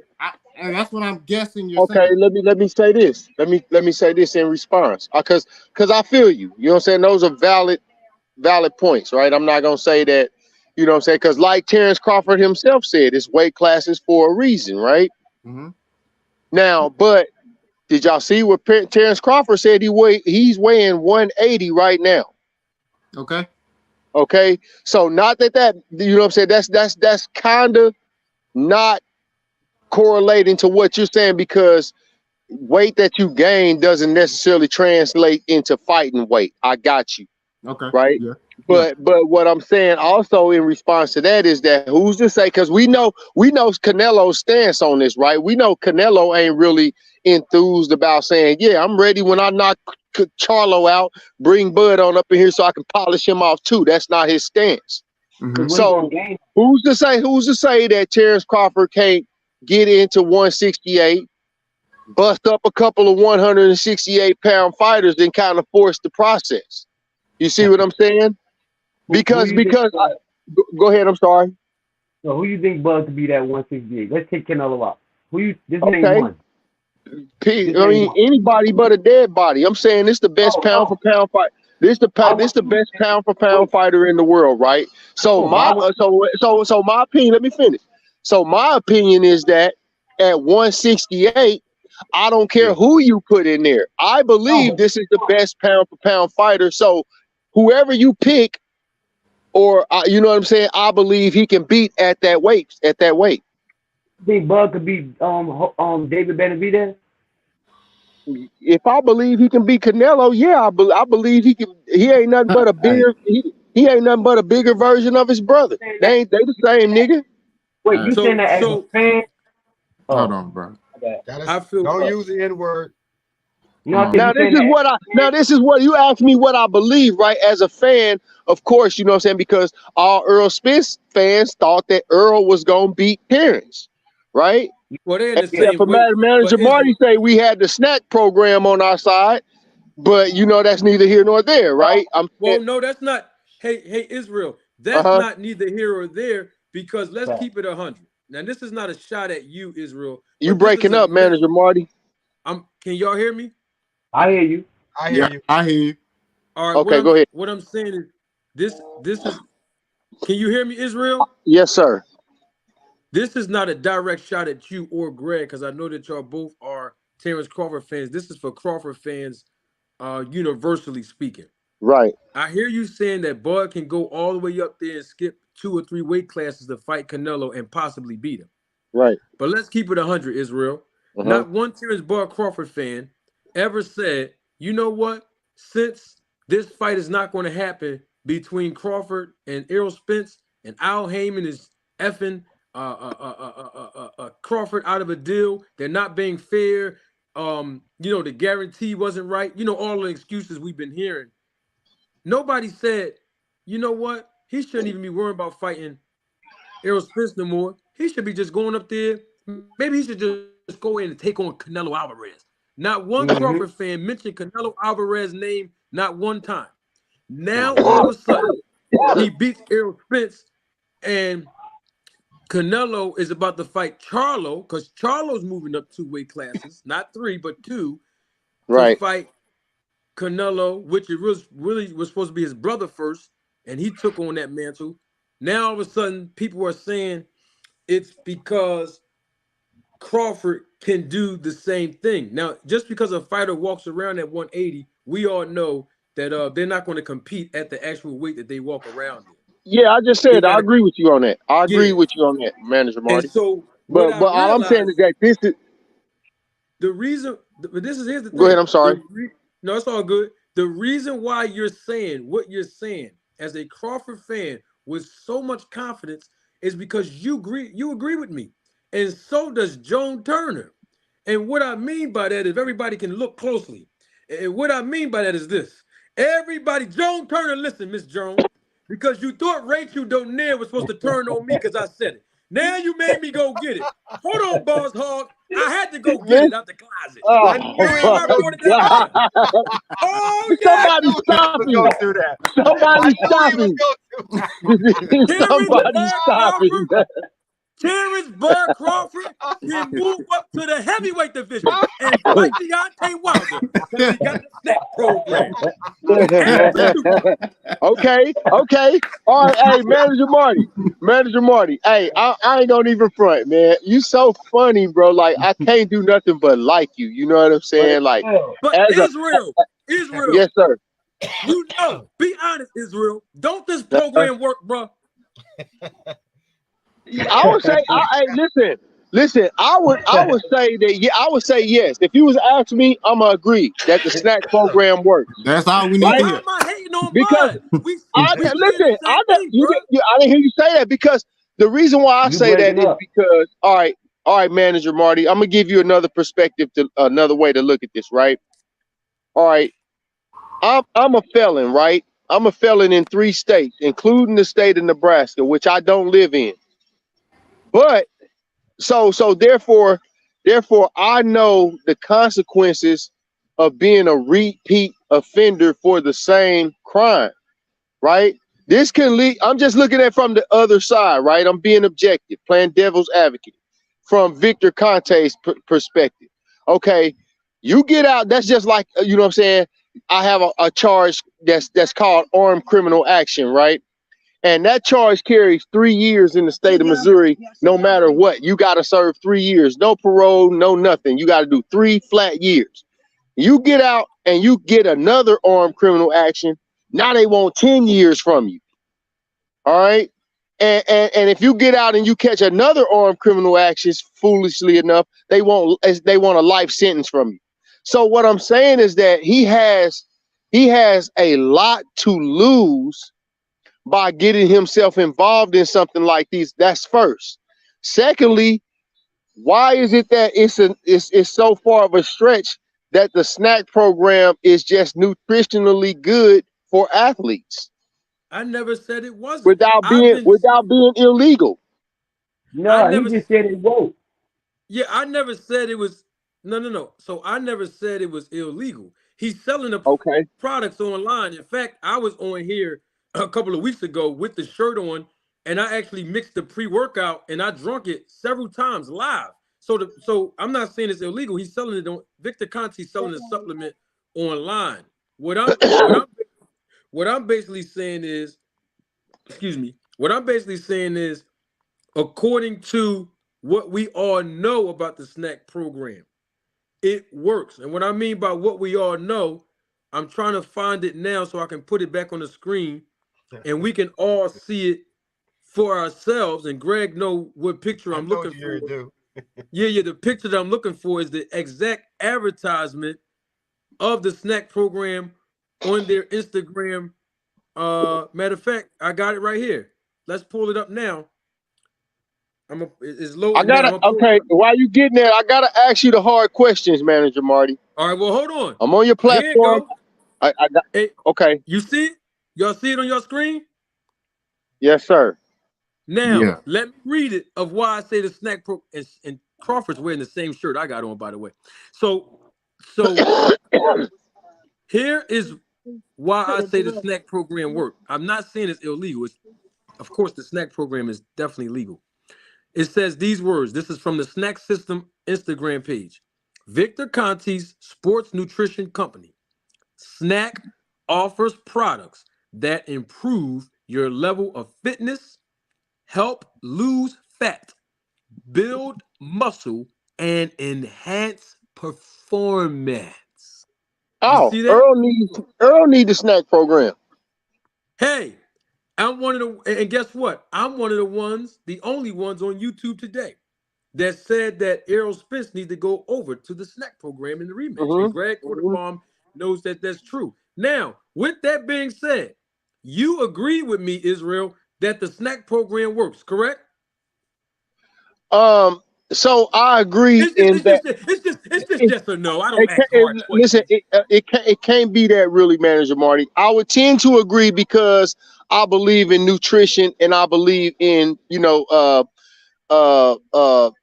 things that you put into your body are definitely going to reflect your performance, depending on what you take it into your body. I don't understand, Israel. I don't understand. No, bro, do it work or The, not, the bro? snack program. So listen. So put it back up on the screen. Then let's do it for the layman's term. Put it back up there, Manager Marty. Do it work? No, put it back. It says Victor Conte Sports Nutrition Company snack offers products that I really don't see very good. Improve your level of fitness, right? So Yes. it's a nutrition company. Yes. So if you're putting nutritional products into your body as opposed to things that are not so nutritious for your body, it would stand to reason that any program that offered nutritious supplements and things of that nature for you would be an enhancement for your performance. Would you not agree with Right. that? But Crawford didn't go to any nutrition company. He Right. went to the snack. And you still haven't answered the question Okay, answer it based again. on what you read. Okay. Based on what you read. Uh-huh. Does the snack program works? Yes. Hello? Huh? Yes. Yes, sir. Yes, sir. Okay, Based on what, now but to be fair, how many fights do you know of, Manager Marty? According to what you understand, how many fights have Bud Crawford fought under the snack program that you're aware of? 3? Okay. Sean Porter, David Evanesian, and Errol Spence Jr. Okay. So 3. So what about all of the performance and all the knockouts before that? Nothing. He wasn't on the snack program. That Exactly. I know So of. that doesn't help. That hurts your argument, not help it. No, No, it helps because my he That's argument. right. Now listen to me, because if what you're saying is true, then you know what I'm saying. But Terrence Crawford would not have been as effective as he has been in his previous career before the snack program. Hey, Israel, it's Yes, sir. proving all of my point, brother. And Okay, I'm gonna show give me it to how. you right here. Boss Hall, can you hear me, boss? yes, sir. All right, here it comes. That's the reason why he should have never went over there in the first place, because he didn't need to go to the snack program if he'd have knocked out and TKO everybody before them last 3 performances, bud. So what did he go over there for, Israel? He getting older. He did 36 this year, Manager Marty. Exactly. No. No, what did he go? No, hold up. What did he go over there for if me and you agree that he basically looked good without the program before he fought Sean Porter? Have we verified that there's no monetary value involved in this? Hey, it ain't nothing to verify when you see that Netflix special. You know he's working out at the gym. He taking the supplements, and hey, we verified it. Joe Rogan asked Terrence Crawford. He said the guy Victor Conti, the snack Okay. guy, you on that program? And he didn't say, "Oh no, I'm just getting an endorsement check like Jerron Boots Ennis." He said, "Yeah, I'm on a program." He's telling you he's on a supplemental program, brother. Okay. I That's don't think it's a Crawford bad words. thing. That's I don't think it's Crawford's words. okay. So ultimately, shout out to my guy, Coach Malachi, man. I know y'all don't see eye to eye, man, and I wish y'all could work out y'all differences, a little more professionally. You know what I'm saying? Because Wait. y'all are bringing information to people out here that don't sit back and take the Who? time to do this Who's information. I'm talking about you and Coach Malachi. bringing back? And everybody that gets into heavy and people that get into confrontation about these things. I think that y'all bring a good service to the boxing community, because it's a lot of people out here that are unaware and don't think about these things objectively enough. But I think that just as black men, man, y'all should kind of rethink how y'all approach that situation. That's just my food for thought on that, Yeah, man. that's No, yeah. I'm all for the black community, but go run and tell him that, cause he's scared to yeah, come over I here in my will. If platform, brother. absolutely, He's if I get a scared to come chance, over here, bro. okay. He's Well, I scared. can't. I can't. You say he's scared? He is scared. I called him on the phone and asked him to come over, I cause I heard that. you heard that, right? I heard that. That show. I don't know what that's about or nothing, but I I know just what think. it's about. Hey, Israel, I know what it's Okay. about. Cause when he come over here, I'ma sit him on that hot seat. I'ma sit him on it, and he ain't ready to deal with it. Cause he tap dancing for the white man, Rick Mason. There you go. Coach Toby So they tap talking about. dancing. Hey, listen, Hey, before I get up off Marty. here, let me say this before I go. I know everybody wants to get on. I personally think if Terrence tried to go up to 168, that is a daring attempt. I don't think the snack program is going to be super effective. Where he going to be? I don't. I think Terrence is too small for 168.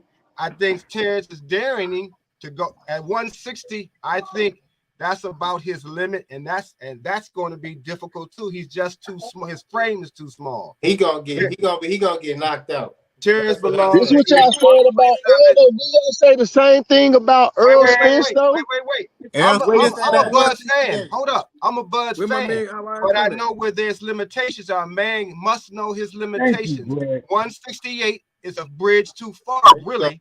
But I know he wants to be daring.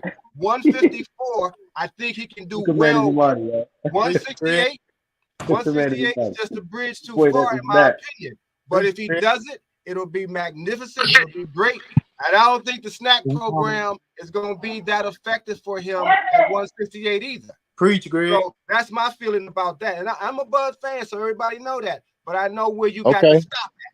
You got to stop. Okay. Well, we've had people that move up weight classes in the history of boxing. This is not the first time this has happened. Not saying yes, it is. 3 weight classes. No. Terrence is too small for 168 though. His frame okay, is but small. The muscle I mass even believe he'd have to put on 22 pounds of muscle mass. That's what he actually has to lose weight now to get to 168. But I want to say that's a different. We talk about yes, sir.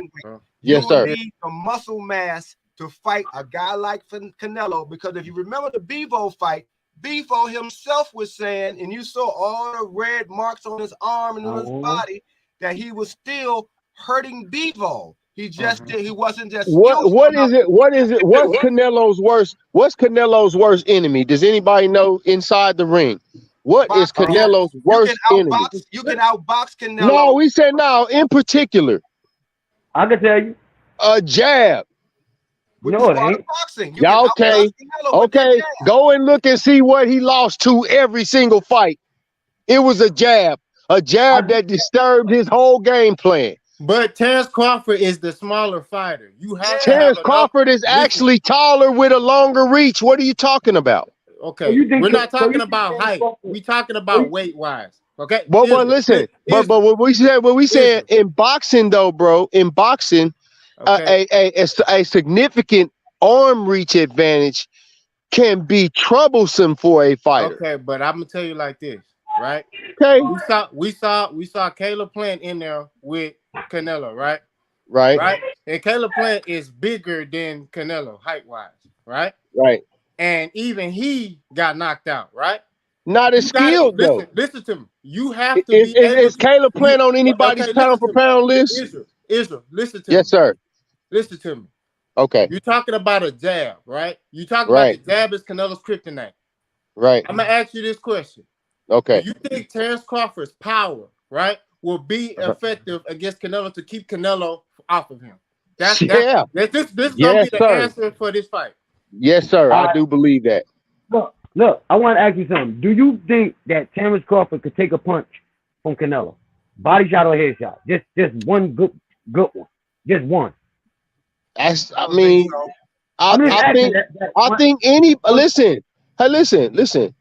I think anybody can go and take a punch from any fighter. Terrence Crawford. I said, do you think Terrence Crawford could take a good punch from Canelo? Yeah. A body shot or a head shot? I'm talking about, like in between, just one good shot coming through. Like yes, and let me tell you why.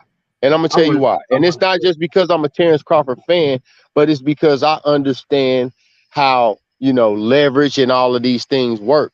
Anytime that you have to go to war, I don't care what type of war it is, whether it's hand-to-hand combat, whether it's, military combat, if you have to fight uphill, you're at a disadvantage out the gate. Period. I don't care what your weight is. I don't care about any of that. Fighting uphill is a disadvantage, which Canelo is going to be doing against Terrence Crawford, fighting uphill. He's a bigger fighter. He's not the big. He has a bigger frame. I'll give you that. That's But what he's I'm not saying. taller. But he's shorter, and he has a significantly less Israel, arm reach. answer this question. Okay. Terrence Crawford is pound for pound, right? Yes. Number one, Okay. best in the He's world, right? number one pound for pound. Right. And Greg, you may be able to answer this question too.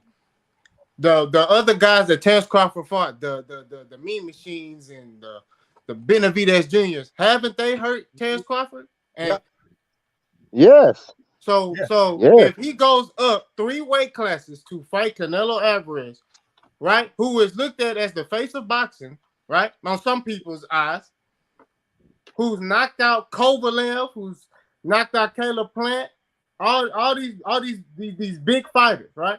Mm-hmm. You telling me that he won't be able to hurt Terrence Crawford? I'm not saying that at all. I'm not saying that at all. I don't think he belong up there at 168. Period. Personally, I just think Terrence Crawford. Well, his ambition, if he even gets to fight that fight, which I don't think he's going to get, but I don't think he belongs at 168. But if he gets that fight, he would have to have the fight with Canelo. Period. He can't fight nobody else. But I don't think he's going to. I just don't think he belongs at 168. That's a big leap. It's a bridge too far from my point of view.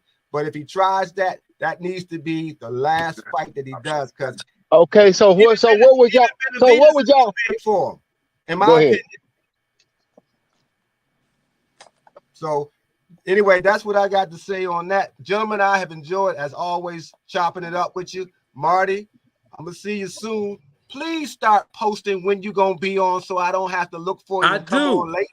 No, hey Greg, I do. I put it out there like at least 2 hours beforehand. Some people don't get the notifications. Yeah, because I haven't been getting them either.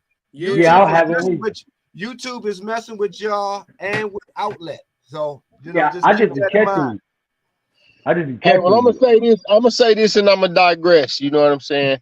I think that if you get to the point to where there's nothing really more interesting for him left to do, right? Fight Earl Spence.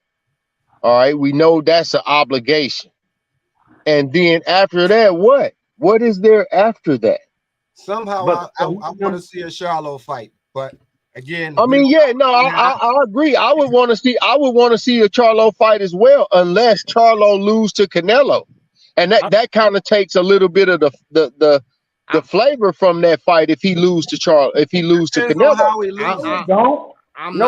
It depends on how. Now, if he gets destroyed, decimated, yeah, because he's damaged. But that's not Terrence. Yeah, I like to see the fight. But listen, gentlemen, I gotta go because the wife is calling me, and I gotta go. So I'm gonna see you soon, Marty. All you good dudes.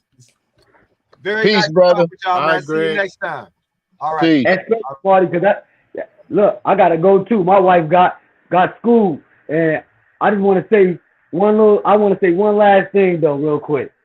Like to the what's his name is what's his name is Israel. What's going on, bro? Yeah, I just want to ask you this, like, and don't get all mad or nothing like that. I ain't got mad since I've been here. No, I'm so used to Bud fans getting mad when you ask questions that my bad. Well, look, no, but if Earl Spence and Terrence Crawford fight at 154, right? Mm-hmm. And Earl knocked Terrence Crawford out. Okay. Would you be shocked? Yes. You'll be shocked? Yes. So. And the reason why I say that, I'm basing that on, now keep in mind, I'm not going to lie, I probably would have said that if the first fight had not happened, right? But I have the first fight that I can't unsee that. And so I you know what I mean? That's just like I see,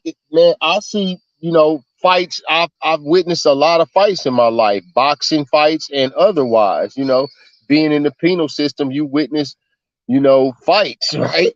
So it's hard to say, listen, hold up.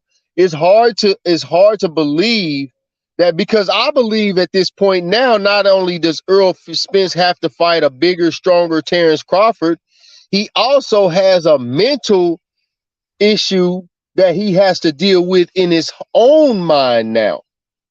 But I that's don't what care we what nobody say.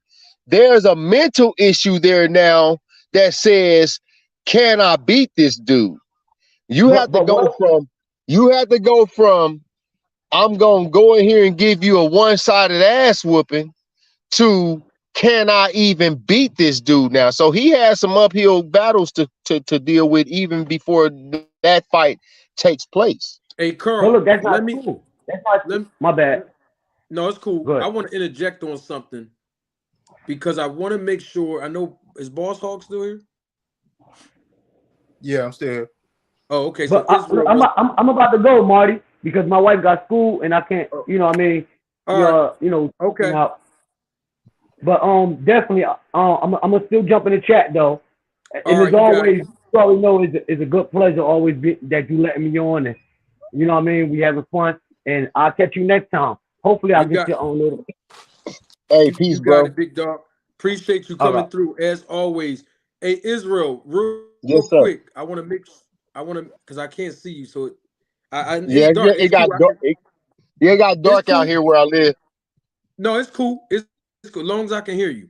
So you and I agree that Terrence Crawford looked impressive in all of his fights that he fought in the welterweight division before he fought Sean Porter. We agreed. He fought Yeah. Sean Porter on the snack program, David Evanesian on the snack program, and Errol Spence Jr. on the snack program. Right? Okay. Now, my question to you is if he looked impressive before he fought Sean Porter, before he got on the snack program, then why do you think he went over to the snack program if all of his skill sets, his weight, he never missed weight before, everything looked good according to what we've seen him do in his previous fights before Sean Porter? In your opinion as a fan, why do you think he went over to the snack program Okay. And if once everything again, else was working? I'm glad you said that because, like you said, this is my opinion as a fan, right?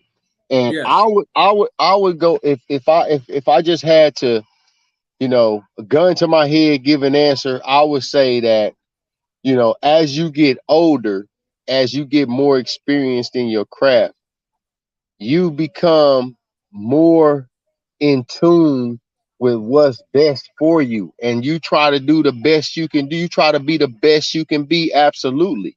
So therefore maybe he felt like his nutrition program wasn't as good as what he saw with the snack program.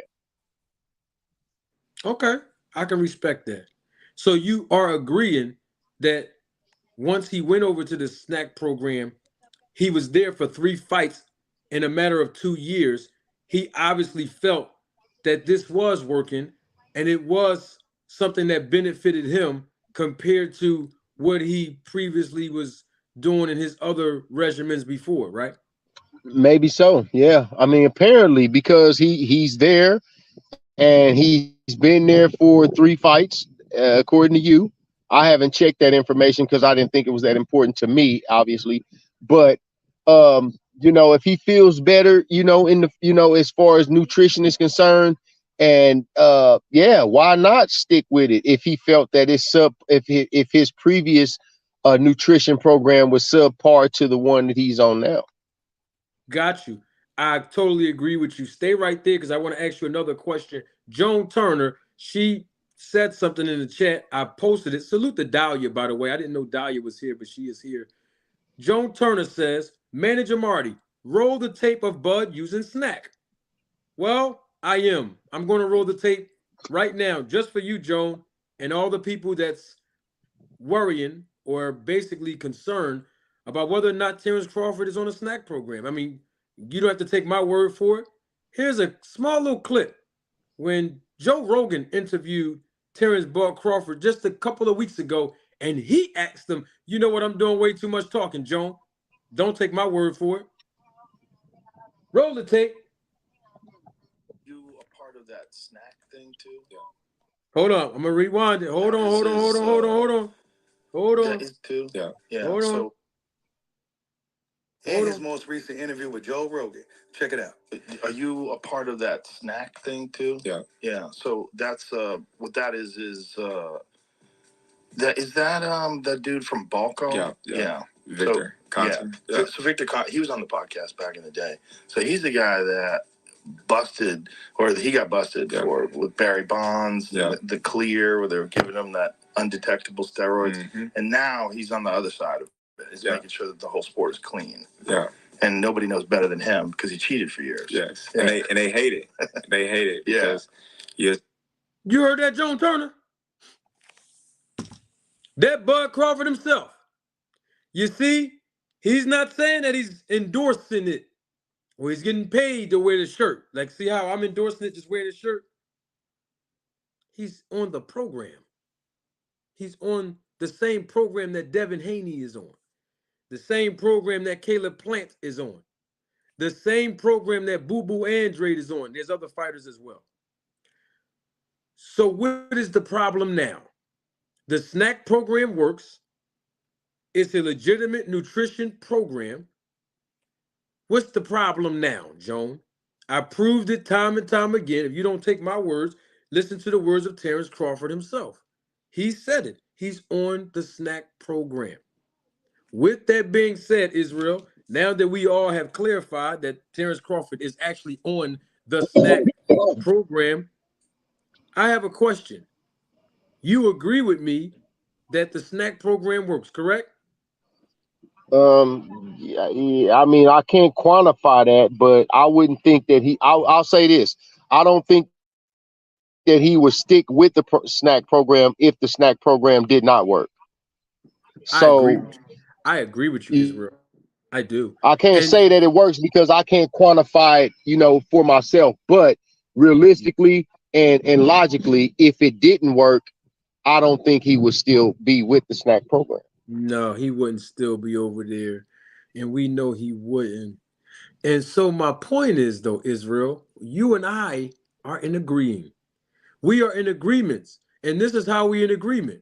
You're basically agreeing that the snack program works, that Crawford himself would not be on the snack program if the snack program did not work. In fact, if you look at your screen, you will also determine that the snack program offer products that improve your level of fitness, help lose fat, build muscle, and enhance performance. And so with that being said, you're also in essence agreeing, since you agree that it works, since you agree Crawford would not even be over there if it didn't work, since you are agreeing that the advertisement that the snack program is using on their IG account, it's true, you're basically in essence saying that if it wasn't for the snack program that enhanced his performance, he probably wouldn't have beaten Errol Spence Jr. In other words, it was the fact that his performance was enhanced that he beat Errol Spence. That's what you're actually agreeing to. You realize No, that, right? I'm not agreeing to that at all because I actually listen before this became a thing where I believe you brought this to the forefront with the snack program. If I'm not mistaken, I don't believe anybody else broke this news before manager Marty. I never really gave it any thought for real. And so therefore to say that would be a stretch, manager Marty, with all due respect. Because I believe because I have because I wouldn't lie to you about this. I didn't even know Terrence Crawford was under the snack program through any of the fights because I didn't really pay it any attention. Right. Yeah. That's why I appreciate platforms like this to bring, forth the little minute details. All right. But so my point being that way back when Terrence Crawford had the little bitty dreadlocks, I believed in this dude, right? And when he was going back and forth with Earl at the fight, and Bob Arum was there, and he told Errol Spence that he was going to, pretty much do to him what he did to him. Everybody gonna say he was drained. Everybody gonna say he was this or he stayed at the weight too long. That's exactly what happened. And so I already believed he was gonna do this to Earl Spence. So That's what I'm with or without saying. the snack program, this was gonna happen if you ask me. So then why did he go over there? I'm saying, like I told you, he may have felt that his nutrition program was subpar to the snack program. So you agree that when Terrence Crawford fought the 3 fights that he fought under the snack program, he actually did something that has never been done in all 3 fights. You agree with that, right? Right. Like What's for that? Oh instance, no, wait, no. What's that? What are those 3 things? well, first and foremost, he's the first fighter in history to I'm talking about in-ring performance to knock down Sean Porter more than one time. Adrian Okay. Broner did it once, and so did Errol Spence, and nobody else ever dropped him again Okay. in the same fight. So Terrence Crawford did that. He knocked him down twice in one fight. The Can I second thing rebut he that did, before you go to the second thing? Can I rebut that real quick? well, there's nothing to rebut. That's actually a Yes, it fact. is. Yes, it is. It's But a fact, though. here's You another can't really fact, though. rebut it. Here's another fact. A fact. What did Sean Porter's father say? It don't make no difference. He was He knocked down said twice that already. Sean didn't prepare. He didn't listen to what I said. It was all of these, right? So we're not gonna get that no credit. That No. ain't part of the reason why Sean got dropped twice. No, it was because Crawford has skills. That's what we all been saying all this time. Okay, but skills We plus can't we can't skill. discredit the Go skill ahead. set I'm of sorry. no, we can't Go ahead. discredit the skill set of Terrence Crawford all based on what Kenny Porter said. No, we can't. But that's what. Well, in my estimation, that's what non Terrence Crawford fans do. They diminish his skills and replace them with excuses. But I just gave you a fact that cannot be, it's irrefutable. He's the first person to drop Sean Porter more than one time in a fight. Now let's get to the second thing. And Vernon Forrest was the first person to knock Roy Jones the fuck out. I don't know. But I just want to stick on You Crawford. don't know? No, I don't know what's going on with that situation because I Oh, want to okay. stick on Crawford.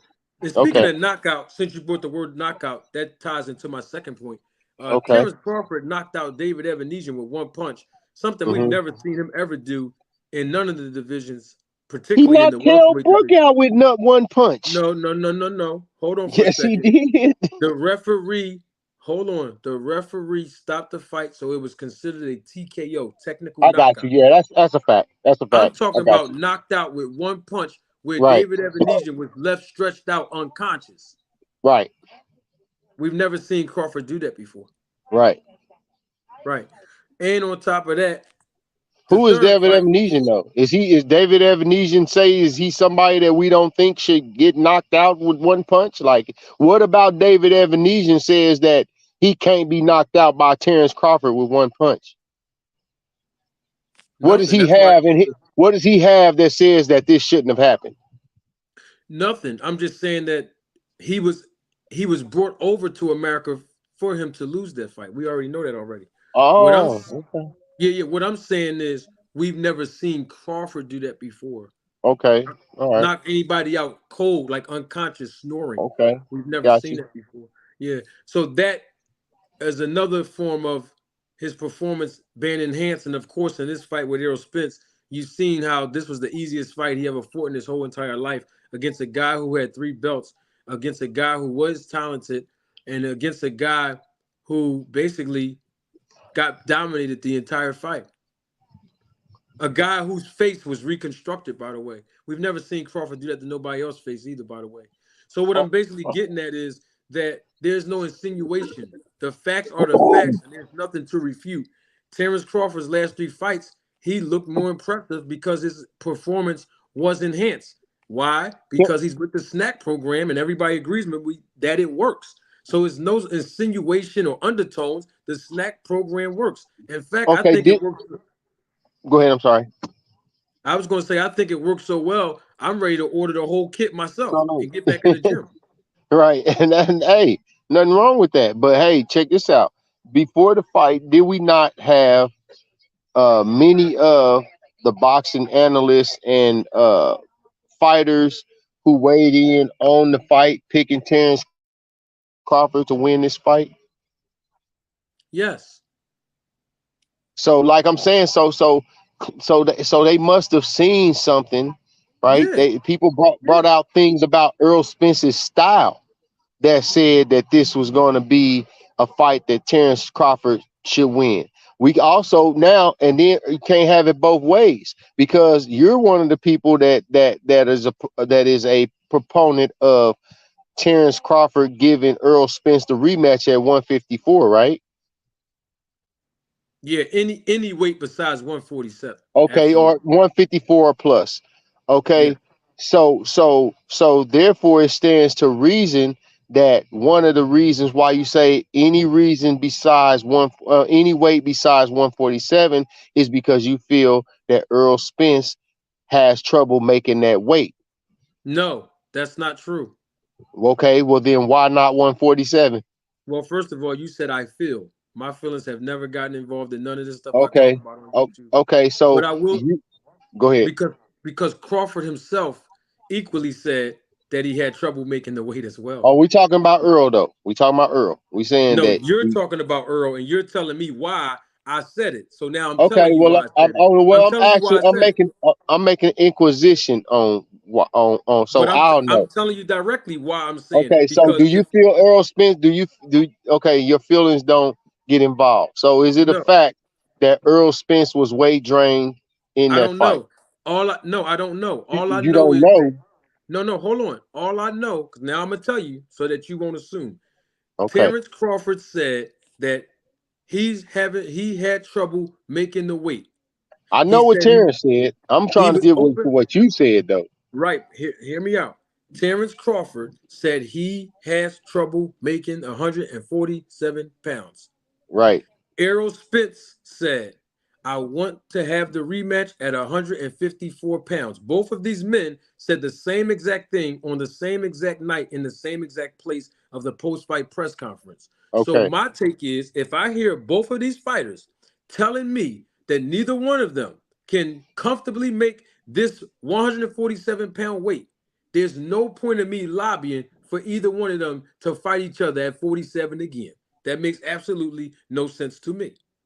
Because both fighters are saying they having trouble with making the weight in their mid to late 30s. So that's why So I'm saying that. okay. So you don't believe Earl was weight drained in the first fight? I don't know if he was weight drained. I'm Okay, all not right, sure. got you. Got you. I I all got I you. said all I said was they both look different in this fight. I never said Yeah, he okay, might I'll have give you that. I'll give you that. he I'm not might yeah he might insinuating have that you said. he might have looked weight drained, but I never definitively said that that's exactly what he was. Because Terrence Crawford to me looked bigger than Errol Spence in that ring, Me too. And physically. yeah. And I did hear you say that Terrence Crawford, if I'm not mistaken, that Terrence Crawford was not being credible by not having the fight at 154. You said credible. Yes. I don't recall saying that he wasn't credible at all Oh, okay. for Well, not what having did a you fight. say? Huh? So, what was your take on that? My take on it is no point of fighting at 47 if you can't make the weight, and there's no point of the opponent fighting at 47 if he can't make the weight. What are we still talking about? Terrence Crawford said himself, and you heard him when I wrote the tape back, that he had no problem fighting Errol Spence in a rematch at 154. Those were his words, not mine, because he's already made references to going up to 54 to fight Charlo. That's what he Right. said. So why are Right. we even talking about 47 anymore? We shouldn't even be bringing that Because up I no more. want to, because I No, wanted to no, get a not me clear. and you. No, no, not All right. Israel. No, not me and you. Why me and you Okay. not talking? I'm talking about Okay. why boxing fans in the boxing community even giving any credence to 147 pounds in the first place if both guys said they are both willing to fight at 54. Why are we even bringing this up? It's But I because think because Crawford's camp said that thank you. Crawford There is we go. That's what I right wanted to hear. at Because somebody in 147. Crawford, there you go. That's what I want to hear. Because somebody who is Crawford's friend, to my understanding, said Right. his words, not mine, in the tweet We offered to fight Spence at 147, and we hope he says no so that we can go up 3 weight classes and make history. That's what I the think tweet said. I believe I read that, and maybe not verbatim, but I take it to be the same thing. All right. So why go on a post-fight press conference on the night of the fight after you beat Errol Spence and say, I have no problem going up to fight 100 at 154 pounds in the rematch because I had trouble making the weight too. And so did my opponent. That's the words of Crawford. Then 2 months later, come back around and his friends say, we privately offered Spence to fight the rematch at 47. Why? When you publicly opened up your mouth and said, I have no problem going up to 154 to fight in the rematch. And then Well, turn would you agree? around. Would you give me a? Would you agree with me that He uh, contradicted himself, Israel. I won't necessarily disagree with that. I won't What does that necessarily mean? disagree What do with you that. mean by that? I'll explain it to you. I'm sorry, I Because dropped out of college. What did you mean okay, by that? okay, so I don't necessarily believe. Say that your again. handle is manager Marty. Have you ever managed a boxer before? I asked you a question, what you mean by that, and you asked me a question. No, this it is not related to the question. I'll give you that. But it was just to prove.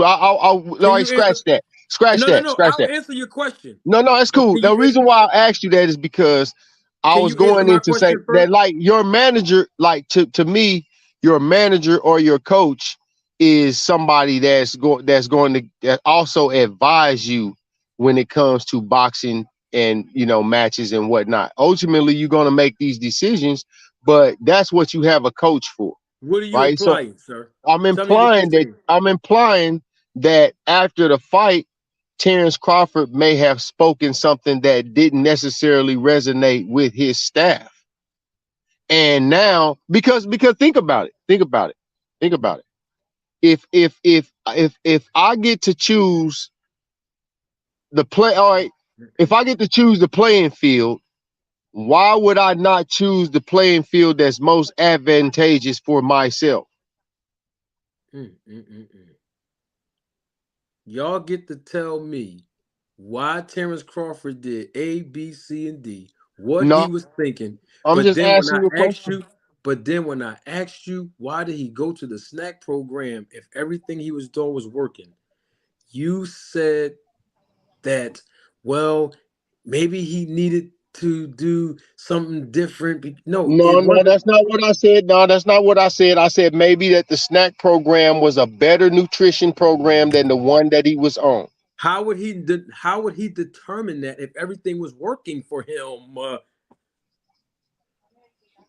If my You marriage is in good standing, I wouldn't need to go to a counselor if everything's good in my marriage. It's no purpose of me going over to a marriage counselor if I believe in my heart that everything is going well in my marriage. You agree with that, right? you believe in your heart that everything is going well in your marriage, but Because I'm living in my marriage every day as a right, man. I know understood. when things are right, right? But everything normally doesn't apply to anything, if that I makes sense to know. you. I agree with you, but I'm talking about the foundation of logic. If something is not broke, it don't need to be fixed. So if the regimens and workout plans that Terrence Crawford was doing gave him those abilities to be able to be a world champion in this division, and everything he did resulted in TKOs every single fight, there's nothing broken there. He's not missing weight. We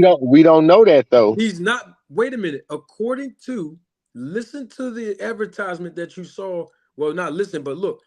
According to what the snack program offers, Crawford had no issues with these things.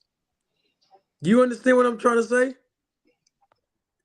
Yeah, On I your got you. screen, I totally get what you're saying. he didn't need no improvement of his level of fitness. He had that. He never missed weight. You Hold on, cannot say hold on. that though.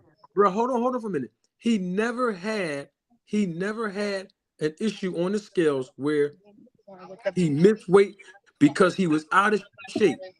Everybody that knows Crawford always say he don't smoke, he don't drink, he's in shape all year round, so he didn't have to lose fat. Terrence Crawford looked like he has muscles in all of the fights that he was dominating before Shakur Porter. So he didn't need to build any of those muscles, and he didn't need to enhance any of his performances if he was resulting in TKOs in the last 7-8 fights before he fought Shakur Porter. So if that's what the snack program provides, he don't need any of these provisions. You agree with me, right? No, I mean, yeah, no, What the because heck like I is wrong said, with this guy? Do you agree no, with me? you're getting upset. All I'm No, saying I'm is just that I'm just doing this for all I'm saying entertainment, is bro. that you I ain't don't mad. change, It's entertainment. you don't change horses in the middle of the race if nothing's wrong, right? I'm saying that So you what and did he I go can over look there from. for? That's what I'm saying. Like since we cannot answer that question, that leaves a lot to be answered. All That right. very And that's what I'm glad you said. Because you said we can't answer that question. But here it is. You're answering the questions about what Bud thought when he did A, B, and C. So that's what I'm saying. no, I remember I opened up with this is my opinion. Okay, I respect that. Now I had a question for you because you brought up Coach Malachi earlier. You brought his name up. You Shout out to Coach what? Malachi. Yeah. Enough with the Valentine's Day card, hugs and handshakes. I got a question for you, Israel. So hold on for a minute, Israel. He's a coach. You asked me about me managing. Let's answer, Uh-huh. and I'll answer that too. That You wasn't a shot though, Manager Marty. I no no wasn't no no trying to no no take a no. I shot. don't. No, bro. I'm this YouTube, bro. It's not personal. I don't take it as a shot. I'm gonna answer you. So as far as Coach Malachi, what kind of coach is he? I actually asked this earlier on his first when I first opened up the live. Is he a boxing coach? Is he a weightlifting coach, strength and conditioning coach? What kind of coach is he? Listen, Coach I've Malachi. never spoken to Coach Malachi. I watch his show. You know what I'm saying? I watch your show though. I used to watch Fanon's show, but he blocked me because he didn't like what I said. So Okay. I'm saying So like nobody knows. So nobody knows what kind of coach he is. I can't say nobody knows. I'm saying I don't know. Okay. Well, to my understanding, he's a weightlifting or strength and conditioning coach. Okay. Yeah. I don't know. Yeah. No, I'm just saying because you asked me about me managing, but you No, never and the asked him only about. and, let me tell you why I asked you that. No, Because when no, you no. Hold on. Let me finish my point. I okay, go got you. ahead. You asked me about me managing fighters. Did I ever Uh-huh. manage? But you never asked him. That's your guy. You never asked him what kind of coach he was, though. It's No, interesting to me. I once again I said I've never spoken to him before. Well, in the I've never chat, spoken with him. you can chat. You know how they be chatting, like they chatting in my comment section now. Yeah, you Right. can do that. Yeah, You put yeah, the that's phone fair. number. That's fair. That's Yeah, fair. yeah. But And he see, got a but phone. And he got a if you phone number you can call live. I just yeah, found I've that out tried, today. but I couldn't get in. I couldn't get in. But hey, but I here's the can get thing in though. for you. I can Okay. get in for you. I got Okay, well straight that's through, bro. cool. We should set that up sometime. Hey, Oh, I but already talked to him already. I already here's the talked to him. thing. Here's the thing. The only reason I Yeah. asked you that is because I was leading into if you were or if you did manage somebody, I was saying that I would ask you then as a follow-up question is do you think that you were a person that had influence on what your fighter does and didn't do when it pertains to fighting in general, like making comments about your next fighter and who you're going to fight next right after a fight? You know what I'm saying? Because I would like to think that Yes. that's a staffing Yes. issue, right? No. So if Yes. Terrence Crawford just got up here right after post fight, he's saying what's on his mind, but not necessarily consultating. Once again, my opinions, not facts. You know what I'm saying?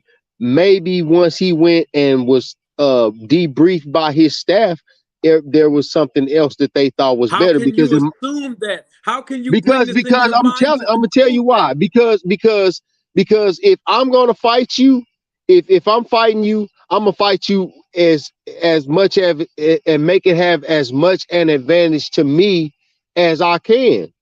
But That's why. Israel, I got you. But Israel, you just openly said when I asked you about why he go to the snack program, you just openly said, "Well, that remains to be seen. We don't really know." No, But then, I also said before that, don't misquote me. I said that if he went to another program other than the one that he was on, it stands to reason that the previous program was subpar to the one that he went to. That's what I said. And why he did it, I cannot answer that, nor can you. I know.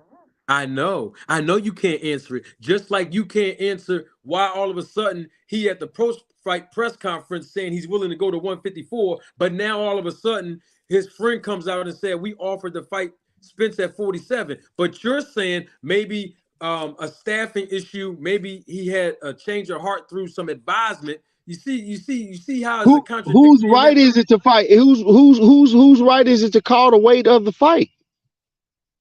It's the winners, according to what we heard. So he never said that I will fight him or I agree to fight him at 154. He never Lord have said mercy. that, did he? Did you? You got roll the tape. I wrote the tape twice already. That he He said did. that I agree to fight you at 154.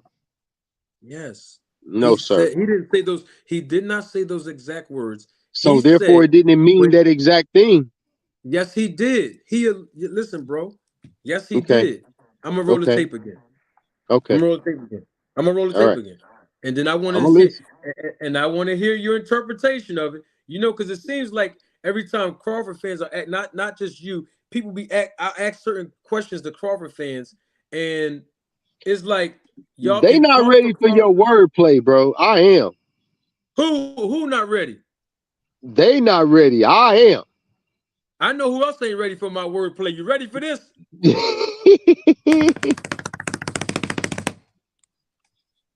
Coach Toby, he ain't ready. That's why they Road, won't come over here. They road. Hulk Hogan over on their channel. I'm Fanager, Marty, Janitor, Farty. I'm all that over there with the WWE Hulk Hogan. But when I ask the people to come over here and sit down in the hot seat and talk to me, they don't want to come over here. What's wrong with that, bruh? Why they don't want to come over and see the big dog? I'm just a YouTube rookie. That's all I am. I ain't nobody special, man. Just come on over here and let's have a conversation, bro. I don't know how y'all just don't see y'all was wrong about the fight, man. Who? Earl Spence fans I in said it's the general. snack program, and so did you. You said it was his I didn't performance say wasn't it. nah. I told you that I believe that he was gonna do that to Earl way back before the snack program. Well, what did he go over there for then? He ain't need it. That was, I mean, See, y'all can't answer that. That's what I we was. can no, nobody can answer that but him and his All camp. right. Yeah, I feel you. I mean, I'm glad he went over there. It works. I ain't no hater. It worked. I want Spence to go over there. I told you that already. All Somebody right, still got to win the fight. Yeah, hey, it don't matter who win. They both get on the snack program. It's gonna be more entertaining than the first one.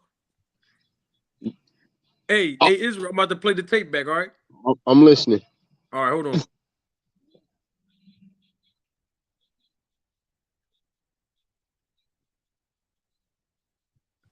All right, let's hear Crawford himself. Let's see if we all get the same interpretation of this. Roll the tape.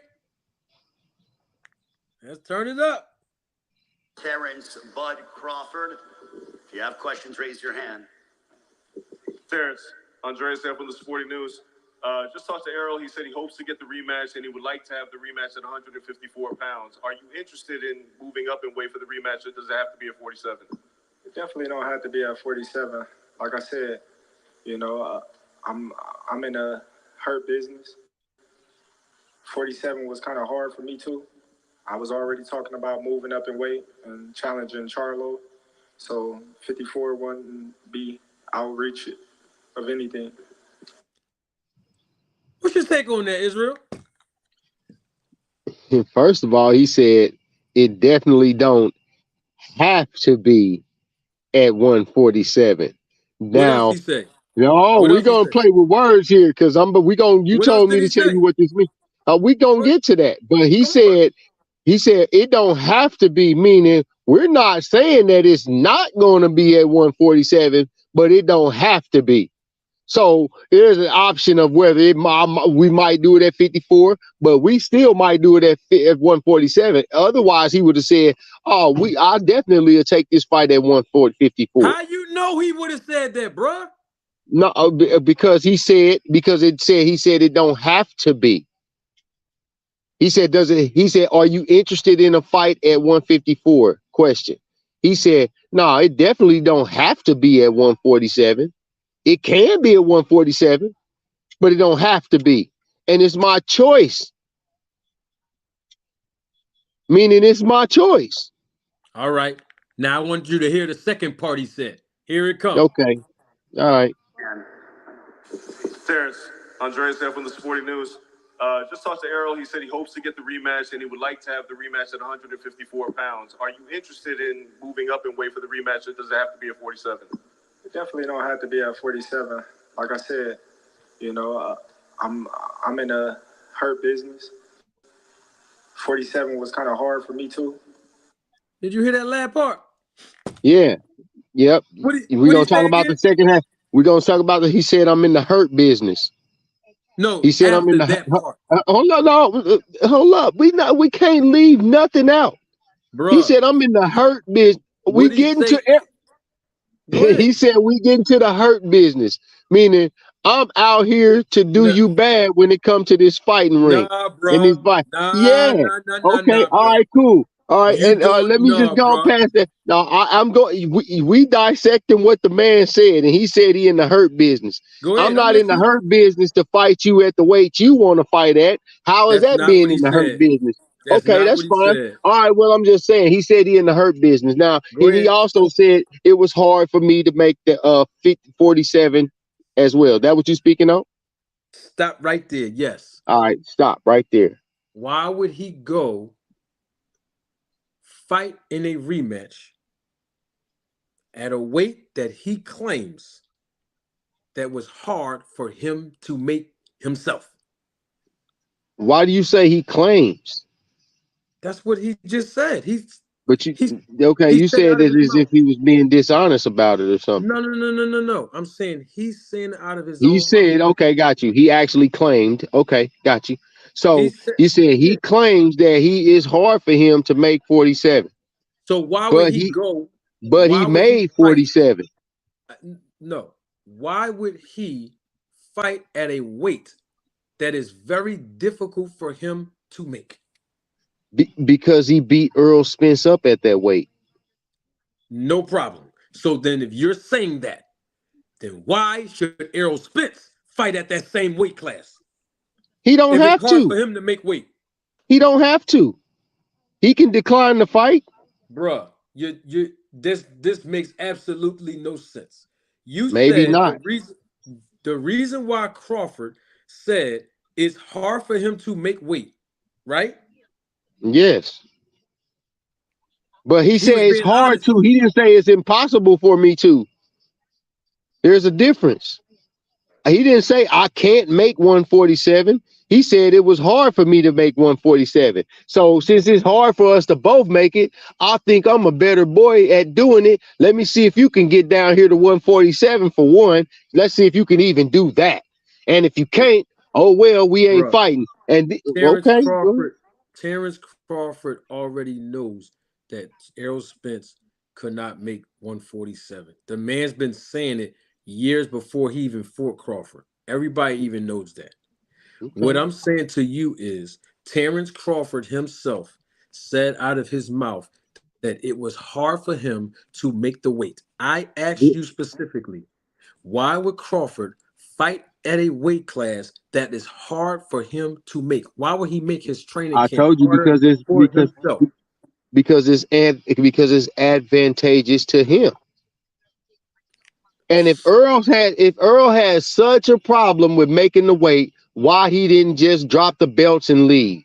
Hold on for a minute. That's a separate issue. We can get to it. Why Okay, would why would a fighter? You're saying it's because it's advantageous. If a fighter cannot make the weight or they're having trouble at making the weight, they get out of the weight class eventually. Terrence Crawford is almost 37 years old.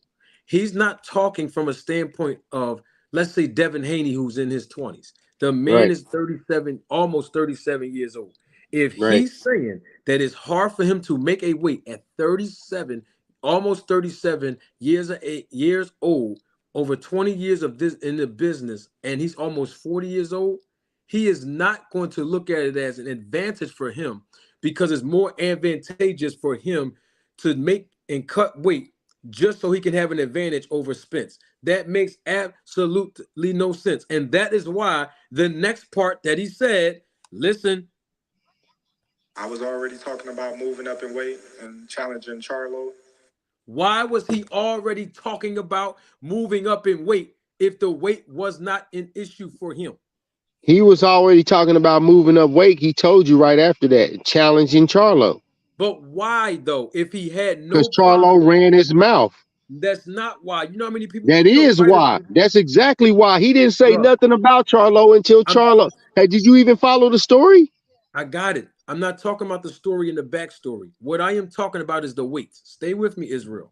Okay. If this man had trouble making the weight multiple times in a professional boxer's career, their professional boxers do not think the way you are describing. If they cannot make the weight and they have an opportunity to move up in weight, they're going to take the opportunity. They're not going to say, you know what? I have a better advantage of fighting this guy because Crawford knows that the guy is not going to take the fight at that weight. He told them at the press conference, the post press conference. He said it. Spence, I'm Right. talking about. If we do a rematch, I want this fight at 154. So Crawford, knowing that, is not going to say to himself, I'm gonna keep on making all this trouble for me to make this weight so I can have a better advantage over Spence when I don't even think Yeah. Spence gonna take this This fight for at all the 47. it's for all the marbles, man. You got to He think it's the has art all of the war. marbles. He has all the marbles, and that's why he's saying he's willing to go up all these weight classes, 3 of them to be exact, to fight Canelo. When a man is talking like that, he has no interest at the weight anymore, bro. This is classic Hey, logic. did he not say he would stay at 147 to beat up Tank? You was cool with that? Yeah. Wow. So let me ask you a question Okay, since you so it's cool with different. So it's different when Tank say he gonna scream a bigger man's name, but now it's a problem when Tank No. when No. I want you to hear my point. You said you cool with him staying at a weight that he claims he cannot make anymore. At 147 to fight a smaller guy in Tank, but yet he won't fight Boots at 147. listen, he told you why. Boots ain't gonna sell no. What is he gonna bring to the table? The same thing Crawford gonna bring to the table if he go up to fight Canelo. Facts. Oh no. I don't think that's true. I don't think that's true. I'll take that back because Crawford just beat the hell out of Spence, who was everybody's number one guy. You know what I'm saying? And so he got something way more. He ain't gonna sell. He ain't gonna sell. And guess what? He still don't sell more than Spence in this fight. We talking He about still Boots don't sell. though. We talking about Boots though. Yeah, I'm talking about I'm not Crawford. gonna Same thing. argue the Spence factor. I mean, Spence is that with Spence it is what it is. But So what I'm name saying is that so name somebody. do So you think name that Crawford's name has gotten smaller or bigger since the fight? his name getting bigger don't mean nothing. What that mean? It does mean something. What that mean? His name was already big, and y'all still wasn't buying his No, no, pay-per-views. no. Lots of people didn't know who Terrence Crawford was. Still, Yes, they did. They knew who he was. They weren't buying his pay-per-views. They weren't nah. buying his tickets. No, okay. So all I'm saying is like now he has something on his resume that says, okay, this is a guy that we should be able to get a good fight. I guarantee you, no matter how y'all feel about it and how y'all feel how impossible it is to do, I bet you the fans want to see it. I didn't say they didn't want to see it. I'm talking about do they want to buy it? I don't care if Yeah. people want to see it. Why wouldn't they? He's Why not a wouldn't good because of seller. Canelo? So they gonna buy it because of Canelo. Canelo's there, right? They gonna buy because of him, right? All right then. So if they're gonna buy it because of Canelo being the star power, what is Crawford talking about then? It's the same thing if he fight Boots then, right? They gonna watch it because of Crawford being the star power. It's the But same logic. at least Crawford brings to the table, he's a two-time undisputed champion in two That different weight don't classes. mean That nothing. means what? If Are he's you hearing what fighting you're Boots, saying right now? yes. No If man in he fights history has done this, but it don't listen, mean man. nothing. Listen, man. If Okay. Crawford listen to what I'm saying, man, about the business.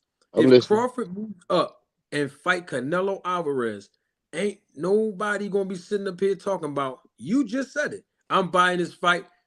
All of us gonna buy this fight because of Crawford.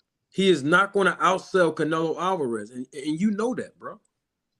I never said that he was gonna outsell Canelo Alvarez. That's not what I All said. right then. So it's and okay then. So if he's not going to outsell Canelo because Canelo will be the A side, it's the same position he's in fighting Boots. He would be the A side because Boots can't outsell him. It's the But what I'm same saying, concept. right? But what we going into is that Boots has not proved anything.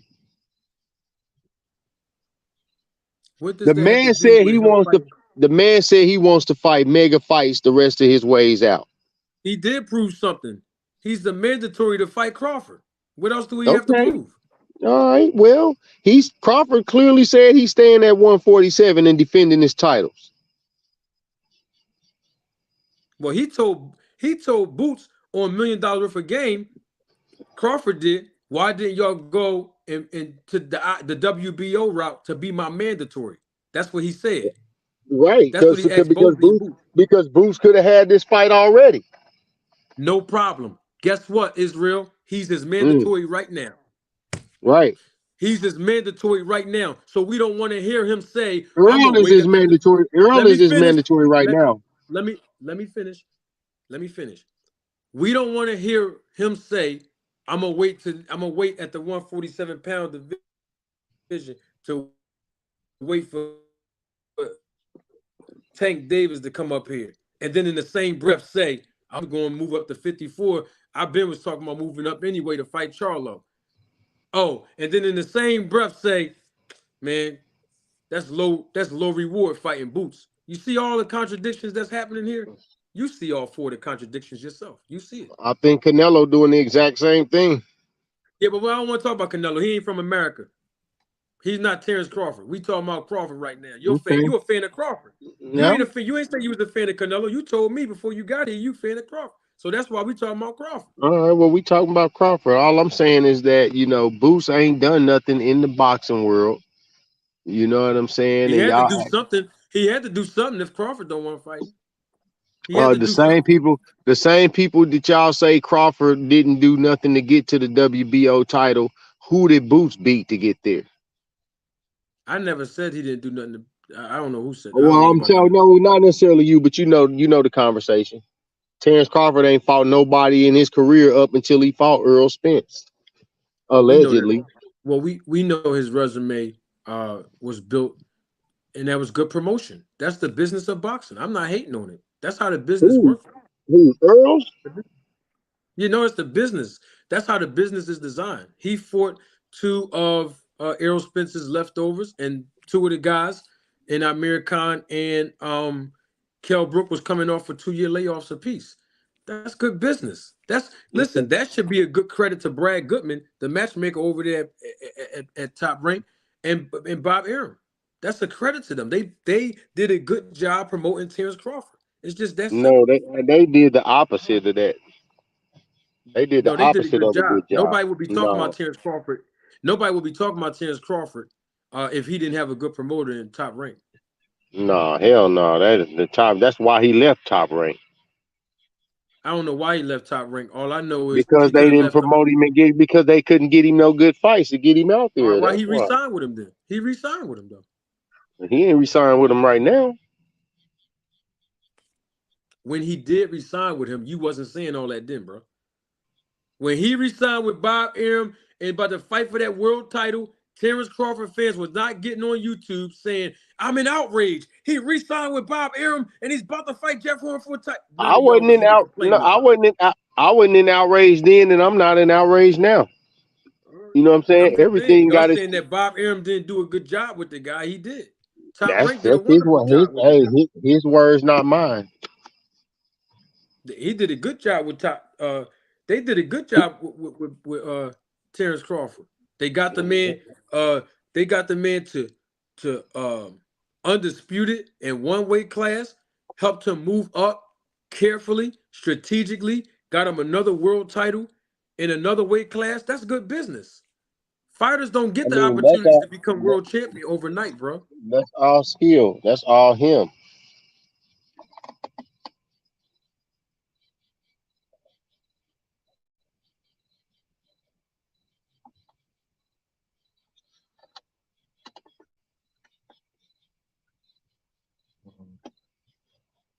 You know how many fighters that it's a team effort. It's a lot of fighters that got a lot of skills, but they don't get the opportunities, to be able to Yeah, go to the I heights agree. of a Terrence I Crawford. agree. I agree with that. Well, I'll Because say it's a this. because I'm gonna tell you. No, I was gonna say I'll tell you why. Because it's a lot of money involved that you got to put behind fighters when you're a manager and when you're a promoter. It's a lot of money. That's why Bob Arum said what he said about losing so much money.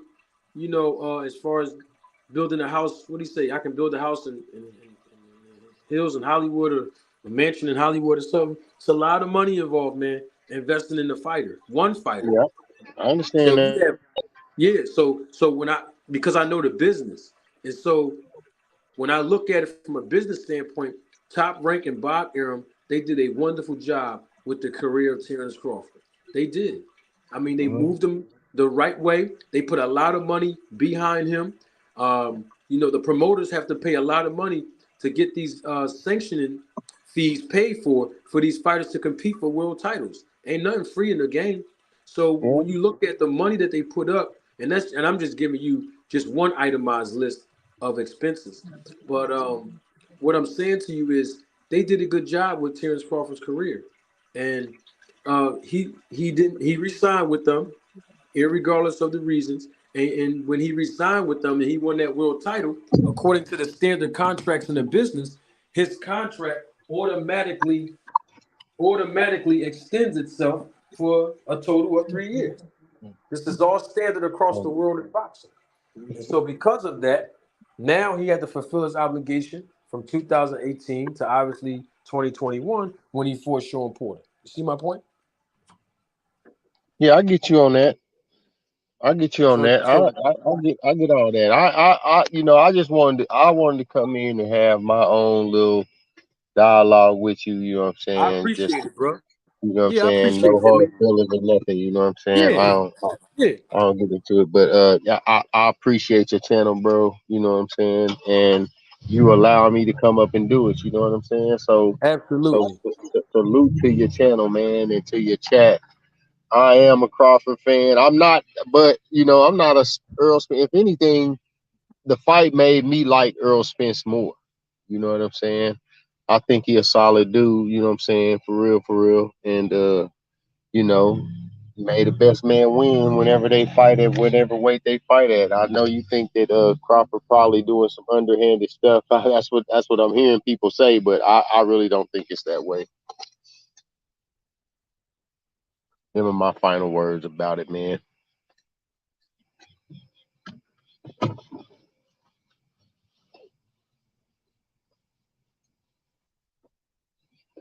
So I don't know if you're still there or if you can hear me, but I'm a slide. Uh, unless you got something to say to me, I'm gonna go ahead and bounce out, brother. Can you hear me? Can I you can hear hear me? you Can now. you hear me, I can hear, bro? yeah, yeah, I can hear you now. Oh, what was going on? No, I was saying I appreciate you coming and welcome on. Anytime in the future, man, I have no policy, man. Don't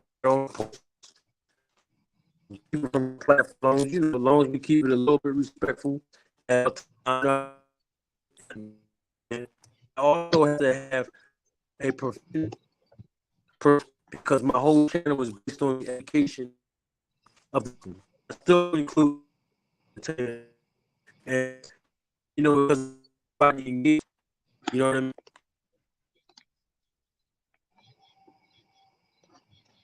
I guess I took over the show,